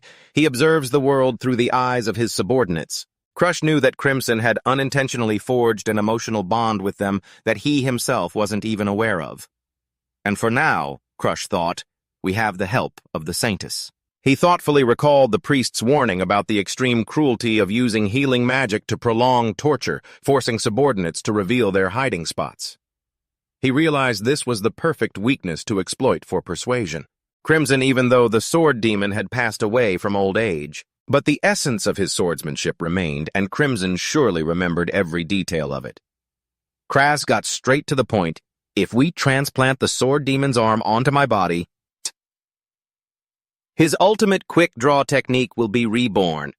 Wouldn't the Sword Demon himself have wanted a successor like that? Faced with Kras's smooth talk, Kras Crimson could only click his tongue and say, "With a silver tongue like that, it's a waste you're not selling insurance." After some consideration, the Black Crow requested 2 days to prepare and compose himself. Crush smiled in satisfaction. "Thank you, Crimson Garden." Looking at his bandaged arm, he let out a sigh of relief, knowing the issue was temporarily resolved. However, he then started to worry about the reaction from the House of Wanham. And then there was the safety of his butler Ares, knowing that his presence at Hayden House would be exposed sooner or later. He told himself that if the situation got too tense, he would just tell Ares to ignore everything. After all, they had never paid him any mind before. Yet as he lay in bed, an unsettling premonition continued to rise within Crush. That premonition became reality, right at the Hayden house. Family's dining table, Mario Hayden, the family's eldest son, whose sixth sense was sharper than Wi-Fi, was slamming the table and shouting, trying to force Bianca to give her position as fiancée to her younger sister Jenica. He greedily realized that Crush was no longer worthless after defeating the expert swordsman and wanted to turn him into the strongest trump card for his family. With his selfish nature, Mario had declared that whatever he wanted, he would absolutely obtain, no matter what. Therefore, regarding this fiancé, I absolutely cannot back down. Bianca stood before Mario, her eyes filled with an unprecedented resolve. She boldly declared the only thing she wanted to protect. "And to the very end is my position as Lord Crush's fiancé." Mario, infuriated, slammed the table. He berated her, calling her a cursed wretch who would be cast aside sooner or later and was unfit to bear such a responsibility. Jennifer couldn't stand her brother's cruelty and shot up to intervene, but Mario coldly brushed her off. He forced Jennifer to take on the engagement herself, saying if she felt guilty towards Bianca, she needed to think about the family's interests. Bianca looked at the two of them, her heart growing cold. "This family is completely rotten. I'd rather follow my husband and be happy." She bitterly realized that there was no place left for her in Hayden House, as neither her father nor her brother had ever truly cared for her. For Bianca, her determination would never waver. Even if she were exiled or no longer his fiancée, she would still willingly follow and stay by Lord Crush's side until the end. Mario roared her name in fury, but a sudden knock on the door cut through the tense atmosphere.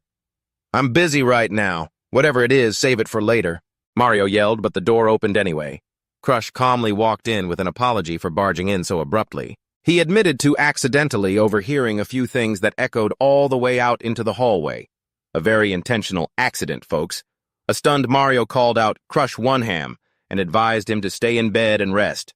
"Your wounds haven't healed yet." Crush just smirked and brought up two conflicting rumors that were spreading. 1. The brave Crush saved his fiancée and defeated the butcher despite losing an arm. 2. Hayden House's defenses were so lax that they couldn't even stop a single murderer from infiltrating, putting a member of the House of Wanham in mortal danger. Crush asked Mario which rumor was more beneficial while the head of the house was away. Mario broke out in a cold sweat and tremblingly asked him what he really wanted. Crush got straight to the point. "It's very simple. Please let Bianca be free to do as she wishes." He requested that Bianca herself be allowed to decide whether to continue or break off the engagement. Mario stood frozen at the suggestion. Crush added with a firm declaration that he would never abandon Bianca and didn't care at all about that wretched curse. Bianca looked at Crush with eyes full of emotion, while Mario couldn't help but be astonished at the deep bond between the two. "Fine, I give up. Just take her and go for my sake." Mario finally had to concede, sighing in acceptance. But Crush wasn't finished. He made one final request. There's one last thing. About my arm. Let's just say that the priest invited by Hayden House was the one who successfully healed it. How does that sound? He even sarcastically noted that this would save the family the cost of hiring a priest, which was a good thing for Hayden House. Although Mario suspected Crush was plotting something, he had no choice but to agree and asked him to report back with the results. With that, Crush gave his thanks and departed with Bianca. Watching their retreating backs, Jenica exclaimed to her brother that Bianca, he had truly changed so much. Mario fell silent, even considering letting the two of them get married just to be done with it. Elsewhere in the shadows of the Wanham estate, a powerful man held a report about Crush in his hands. He quietly uttered the name of his youngest son with a mysterious air. 2 days later, in a wide courtyard at the Hayden estate, Crush was training relentlessly despite his body still being severely injured. He realized that reality was much harder than he had imagined. To combine the one-sword technique with the sword demon's ultimate quick-draw technique, he had to simultaneously converge both aura and corrosive blood into a single point. Looking at his arm, which was emitting a blue-violet electrical current, Crush told himself, "Right now I can only move one side, so I'll have to experiment at all costs." Sweat drenched his face as he clicked his tongue softly. Looks like my mind is still a bit slow. However, the one bright spot was that the snow doll was still operating very stably. Thanks to its presence, the rampage of the corrosive blood had been completely suppressed. Not only that, it also helped him realize the critical weaknesses of his incinerate skill, the best protective item ever. In essence, this incinerate technique uses the flames of Exnis to burn away the energy absorbed from the corrosive blood, allowing his body to break through its normal limits. Although it could generate immense destructive power by using the invasive energy as fuel, the price to pay was catastrophic. Crush collapsed to the ground, his breath ragged as he realized that the moment the incinerate effect ended, his entire body would be left completely paralyzed. At this rate, my organs are going to end up as barbecue. Crush thought anxiously as his internal organs were at risk of being incinerated if he used it for too long. Looking up at the sky, he yearned for the ability to control the heat so he could maintain his power longer. Suddenly, a chilling aura carrying the negative power of the moon appeared in his mind. Amidst the blazing flames was the image of a figure covered in bandages with fiery red hair and sharp eyes. As jet-black feathers fall around the mysterious lawn appears, Crush gives a sinister smile. So I've found my next target. That's the ancient divine technique of the Fire Emperor Aslan Iris Moonshadow. His eyes burned with determination. As soon as his arm is fully healed, he will definitely go and seize that man's curse. Crush stood before a giant, bizarrely shaped ancient tree. He asked softly, "Is this Abelus's house?" The Crow Crimson immediately confirmed it. That's right, and just then, a girl in a maid outfit with long rabbit ears appeared, bowing respectfully. "It is an honor to welcome you, Sir Crush. The master is waiting for you inside." Looking at the cute rabbit ears of the maid from Undead Core number 8, Crush couldn't help but be surprised. She has rabbit ears. Boss Abelus sure has some strange tastes. He stepped inside and realized the space was exactly the same as his last visit. It seemed Abelus had used her power to connect different dimensions. As soon as she saw him, Abelus exclaimed excitedly, "Crush, you're here!" Everything is all set for the transplant. Crush's gaze fell upon a withered jet-black arm lying on the table. This is the sword demon's arm, isn't it? Looking at the precious item before him, Crush asked directly, "Can we proceed with the attachment right now?" Abelus warned in a serious tone, "We can do it, but you're definitely going to have to endure excruciating pain. If you're scared, we can just call it off." Seeing maid number 8 gripping a giant hammer, Crush couldn't help but shudder. "Are you planning on hammering me to death or something?" However, he quickly regained his composure. "I'm already used to pain." Abelus smiled challengingly. "Crying won't help, sweetie. Once you're on the operating table, there's no turning back." She ordered number 8 to tie Crush down securely and bring out the arm to begin the ritual. "All right, let's begin!" Abelus shouted as a blazing red energy erupted violently. It enveloped Crush and the demon arm. A bone-deep pain washed over him, forcing Crush to bite down hard on a piece of cloth to stifle his screams as sweat poured off him. The process of restoring and merging with the arm of the sword demon was intense. Abelus focused intently on the final step. Just the final stage left, connecting the nerves. Arcs of blue and white electricity convulsed through Crush's body as the nerves began to reconnect, causing his eyes to fly wide open in utter shock. After the ritual ended, Abelus let out a sigh of relief. She looked at Crush with admiration. "You did great. You endured it all without passing out." Though drenched in sweat from the pain, Crush snapped impatiently. "Don't just stand there, untie me quickly." Maid number 8 fumbled. "Sorry," she said hurriedly, undoing the ropes binding him. Crush thought to himself that there was a reason he had forced himself to stay conscious. He stared intently at the newly attached arm, a dark, sinewy arm that exuded a demonic aura. "New gear. Time to fire it up and see how powerful it is." Immediately, a surge of dark purple energy swirled around the monstrous arm, making Abelus exclaim in horror, "Whoa, what is that? It looks hideous. The muscle fibers on the new arm twitched continuously, radiating an incredible pressure. As Crush concentrated, he knew that if he had been unconscious, the arm would have likely gone rampant after absorbing the poisonous blood. That's why he needed to regulate the aura himself, forcing it to adapt to his new body bit by bit. After a struggle, the energy flow gradually stabilized around Crush. He clenched his fist in satisfaction. Just then, the Crow Crimson flew over and asked, "Is everything settled?" Crush felt the perfect connection and replied, "Yeah, it feels like my own arm now." Crimson excitedly suggested, "Since you're learning the sword drawing technique, why don't you test it out?" Crush turned to Abalus to ask to borrow the training ground, but she immediately flew into a rage. "I'm not your servant." However, as soon as Crimson mentioned he was looking for an ancient text on hand-to-hand combat skills, Abelus's attitude did a complete 180, her eyes sparkling like stars. She rushed over, fawning, "Oh, Sir Grim, Sir Grim." This dizzying change left Crush speechless. "So much for having any shame when you're this passionate." Abalus gleefully ordered number 8. "Show his lordship the way, immediately." On the way to the training ground, Crimson asked in a serious tone, "How much do you actually know about the Sword Demon's ultimate sword-drawing technique?" Crush answered nonchalantly, I just know that it's incredibly strong. A reincarnator who's this lazy about studying." This naive answer made Crimson furious. He shrieked, "What, you call yourself a reincarnator and that's all you know? And you dared ask me for the Sword Demon's arm?" "Good heavens!" Crimson began to explain the core difference. While a normal sword-drawing technique simply accumulates an ent aura and then releases it quickly, the Sword Demon's technique is on a completely different level. It breaks down the accumulated aura into countless minuscule particles. To create an explosion with the highest destructive efficiency, those dust-like aura particles accelerate the blast when the pressure inside the sheath reaches its peak. It's so powerful that the sword itself can shatter into pieces. "Did you grasp anything I just explained?" Crimson asked after his lengthy explanation. In response, Crush just nonchalantly admitted, "Honestly, no." He realized just listening was getting him nowhere, so he decided, "This theory is a headache. I'm just going to swing this thing a few times and see if I hit the jackpot." Crimson flapped its wings and flew up, encouraging him. "Yeah, just trust that arm, let it guide you." The sword strokes that the Sword Demon swung tens of thousands of times are surely still remembered in that body. As Crush focused intently, his eyes glowed with determination.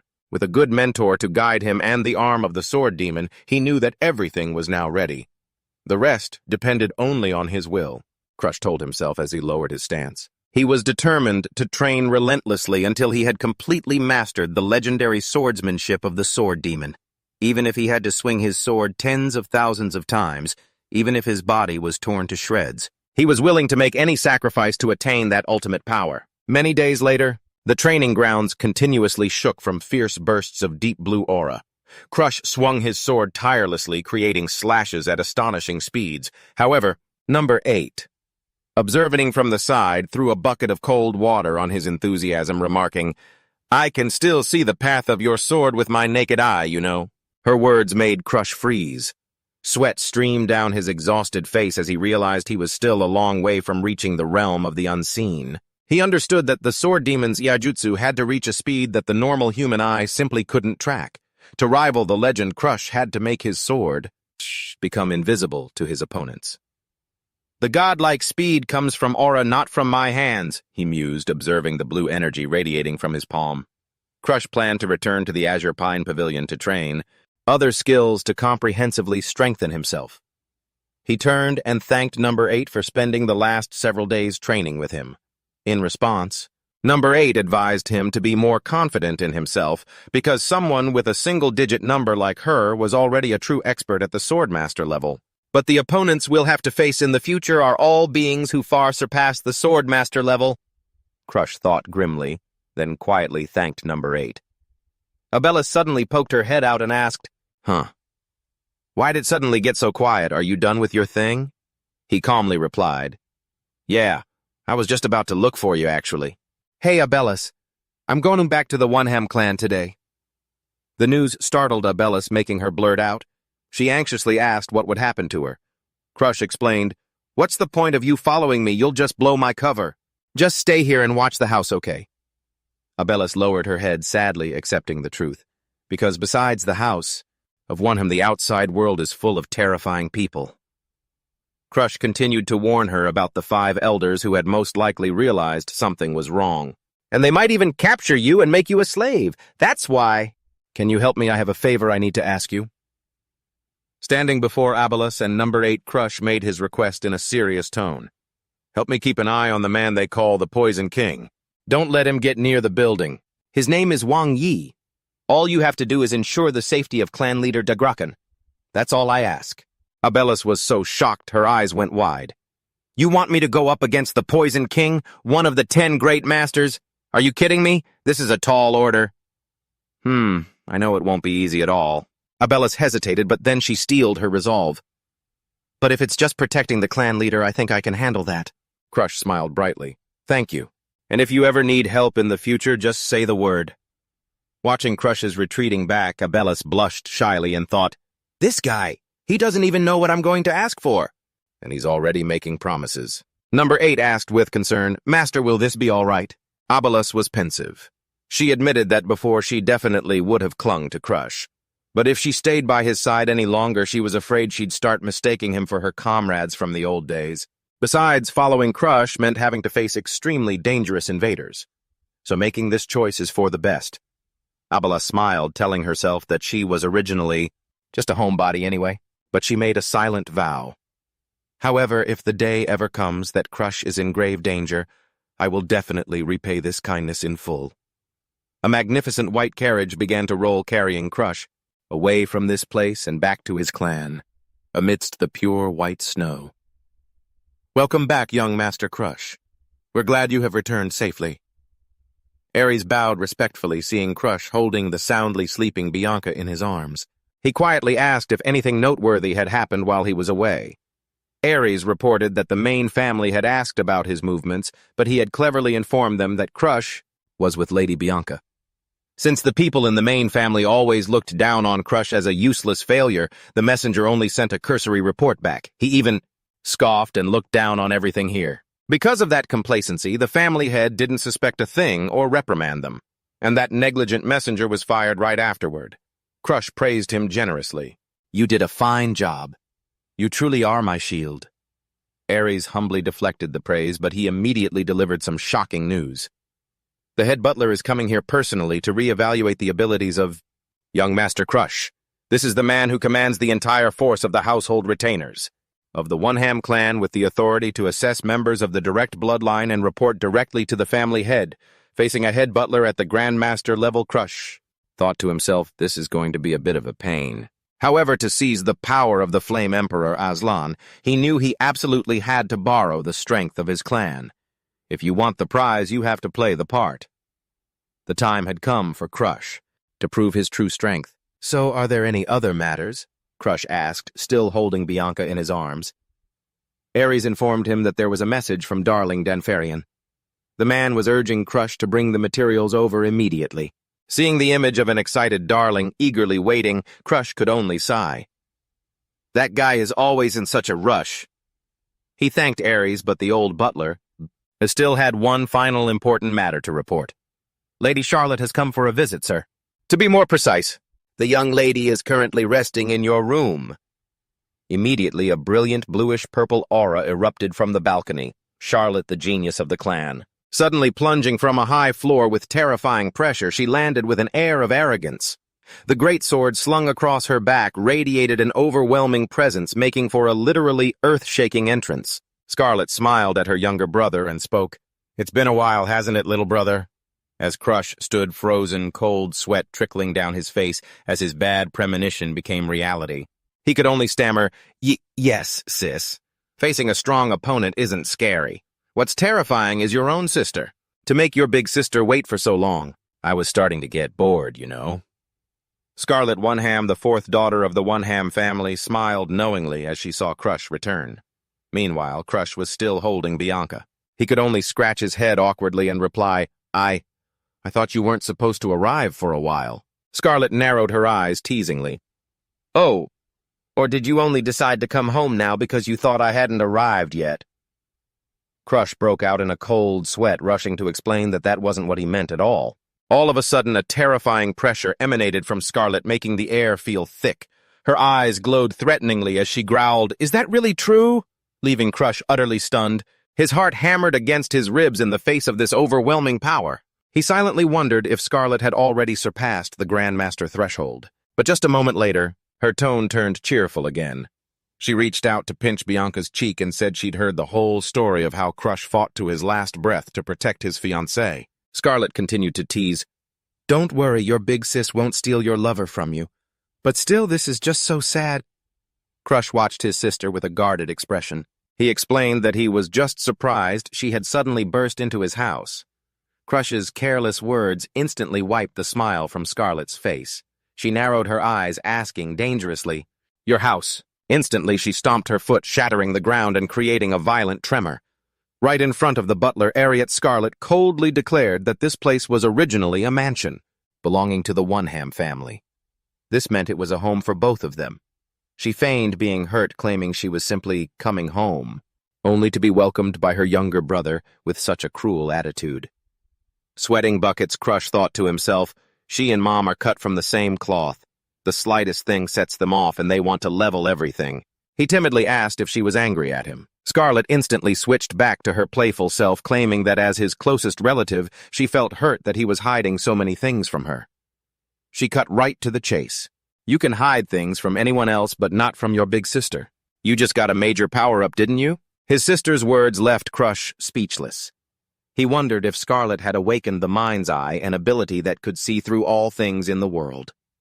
Scarlet mused that she could sense a vast and sinister energy dwelling within Crush. Witnessing her frighteningly sharp perception, Crush shuddered, realizing why the hounds could never defeat his sister. He realized with a shock that what Scarlet had awakened wasn't the ordinary mind's eye, but a higher state known as the star eye. It could see through the world by way of the stars. Possessing the star eye, which could see through the world's corrosion, meant all enemy illusions were useless against her and she could finish them in an instant.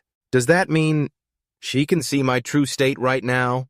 Crush thought, realizing the power of Scarlet's star eye. He glanced at the flickering violet-black flame on his hand and asked Crimson, "Hey, Crim, how do other people see my black flame?"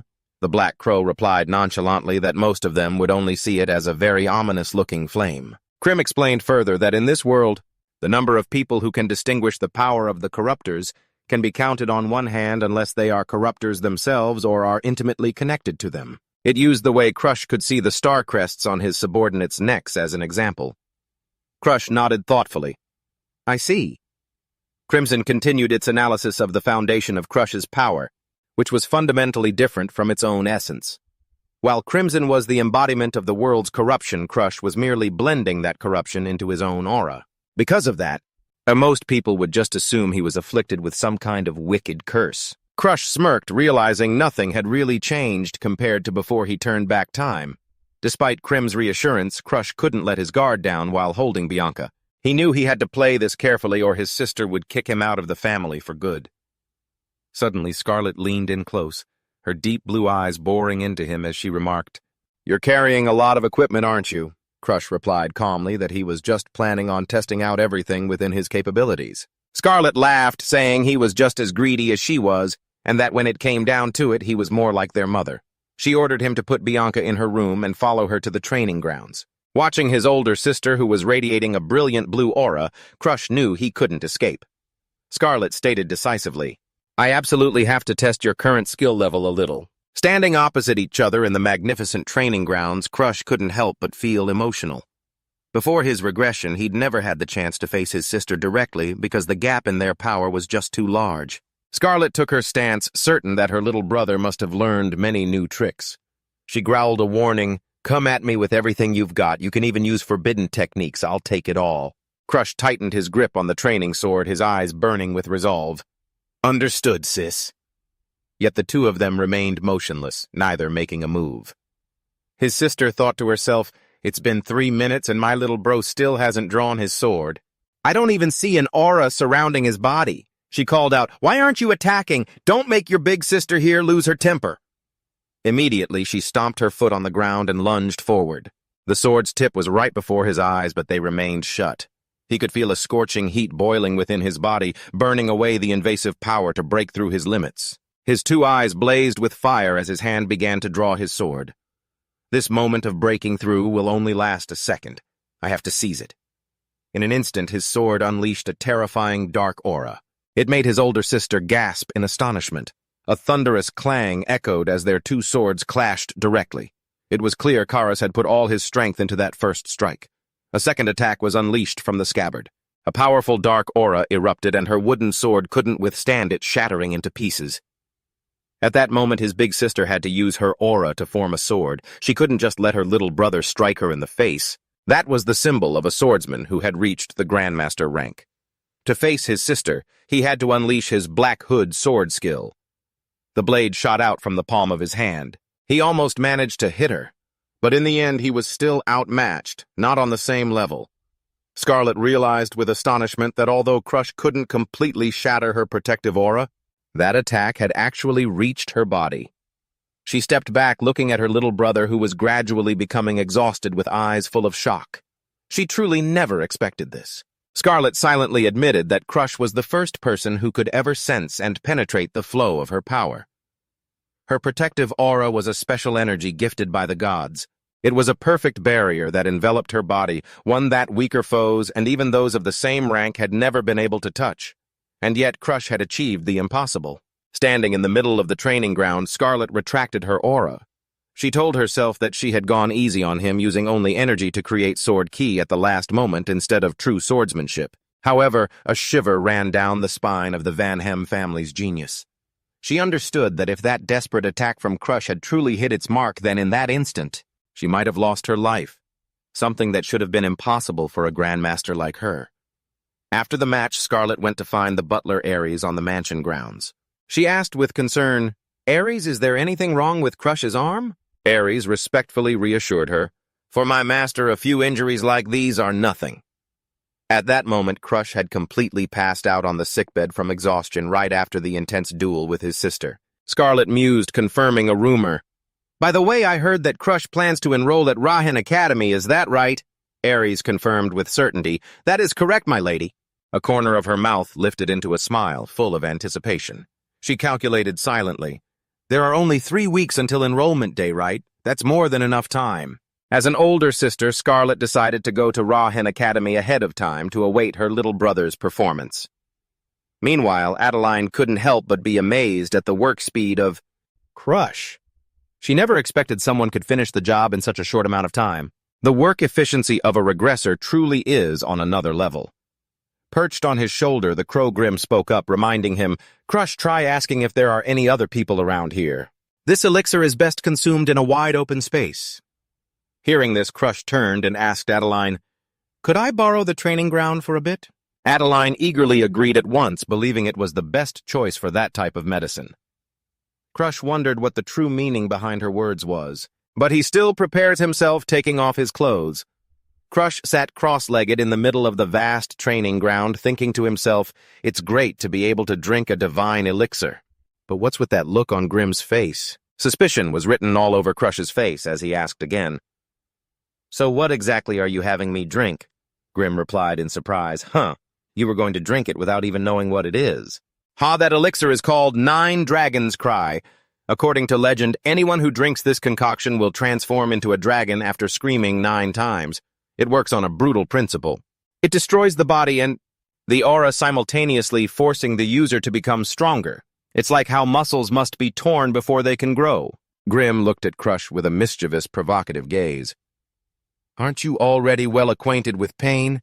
Just endure it 9 times and you'll be reborn, darling." Standing nearby, Adeline couldn't help but break into a cold sweat at the insanity of this divine elixir. Meanwhile, Crush sat quietly waiting for the impending storm. A heat began to spread. Crush remarked softly, "It feels like a surge of heat is exploding inside me, but it's not unbearable yet. What's a little heat like this?" This calm reaction made Grim exclaim in astonishment. "What is this?" Crush explained. That even though it felt like he was being burned alive a moment ago, now it was just a slightly intense warmth. He casually wondered to himself, "I guess I've been through similar things before, so this feels normal." Grim shivered, unable to believe his ears. "What kind of horrifying life did you live in your past life?" Crush smirked and replied mysteriously, "In my past life, I was the main character in an action movie, sis." Witnessing Crush muttering to himself, a bewildered Adeline questioned her own sanity. He's talking to a crow. Or is this a side effect and I'm hallucinating? Ignoring the whispers, Grim urged Crush, "Never mind that, just try to absorb as much as you can. The more you concentrate, the faster you'll absorb it." Crush immediately closed his eyes, focusing his entire will on assimilating the elixir's power. A stream of golden flames suddenly erupted. It enveloped his naked body. Crimson Garden, August in the form of a brilliant red soul appeared behind the crow. He silently assessed, "His concentration is impressive. This guy has endured the pain of his organs burning and his nerves being reconnected before. Being this stubborn, only a true disaster could kill him." He stared intently at Crush, certain. "Among all the time regressors I've ever met, you are the one with the most iron-willed and insane determination." Crimson observed Crush, writhing in the elixir's power, and silently judged, "Perhaps it's because you yearn so desperately to achieve your goal that you can ignore the pain like this." He affirmed that even if Crush were to fall, he would force him to get back up no matter what, because that is the price of the contract between them. In his mind, Crush clearly felt an astonishing change. His aura capacity, which had been as small as a puddle, had now expanded like a vast lake. Previously, he could only train the quality of his aura with the secret arts of the Thantung clan, but his innate aura capacity always had a certain limit. And yet ever since drinking the 9 Dragons Cry, Crush had broken through from an intermediate expert to a high-level expert in the blink of an eye. He confidently affirmed, "This means, at last I'm finally on the same level as those geniuses." Watching Crash emerge from the blazing inferno, his deep blue eyes filled with power, Crimson couldn't help but marvel at how incredibly tough and resilient he was. He was astounded that Crash had used the flames of Ignis to burn away every impurity the potion expelled from his body. Crash collapsed, gasping for breath and drenched in sweat, but his eyes remained sharp, glaring towards the Black Crow. "If I weren't this stubborn, how could I ever fight enemies stronger than me? And that includes you too." Crimson could only let out a helpless cry at the boy's audacity. As Crash stood up and straightened himself out, he was surprised to see everyone had been waiting for him all this time. He then asked, "Is it over, huh? You all were waiting here too?" Durling explained that since Bianca insisted she wouldn't leave his side for a second, he had to stay and wait with her. Bianca blushed with embarrassment. She softly affirmed, as his fiancée, I should always be by his side. She's a real keeper, and a clingy one at that. When Crash gently patted her head and told her to wait somewhere warm next time, Bianca was overjoyed. She realized that Crash had seemed to have gotten taller, and his clothes were starting to look tighter than before due to his massive growth spurt. Witnessing this affectionate scene, Durling suddenly got the insane idea to propose to Scarlet, causing Crash to instantly radiate a pitch-black aura. "Are you looking for an early grave, asking to be my brother-in-law?" Despite that, Durling kept making a sly face, trying to tempt Crash into being his lover instead, which only made Crash want to send this alchemist to meet his maker immediately. "Hey Crash, you're enrolling in Raihan Academy next year, right?" Durling suddenly asked, seeing Crash resting after absorbing the potion's effects. Crash nonchalantly replied with a firm, "Yeah," immediately. Durling excitedly declared he would go to school a year ahead just so he could proudly hear Crash call him senior. Crash narrowed his eyes at the alchemist. He thought to himself that Durling wasn't even in the same grade as Scarlet, and Raihan Academy didn't use a normal year-based class system anyway. He calmly replied, "Yeah, I know. If you don't pass your classes, you can't advance right." Durling was stunned, not expecting Crash to have prepared so thoroughly for enrollment.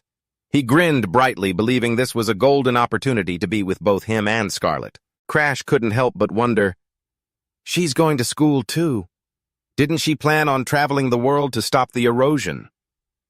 Durling just winked, saying it was his gut feeling that Scarlet would enroll this year. He hugged Crash tightly from behind, whining, "So I'll be waiting for you at school next year, okay? I'm so lonely. Hurry up and come catch me." Crash could only grimace, annoyed by his friend's over-the-top enthusiasm, while Bianca stood watching silently from behind.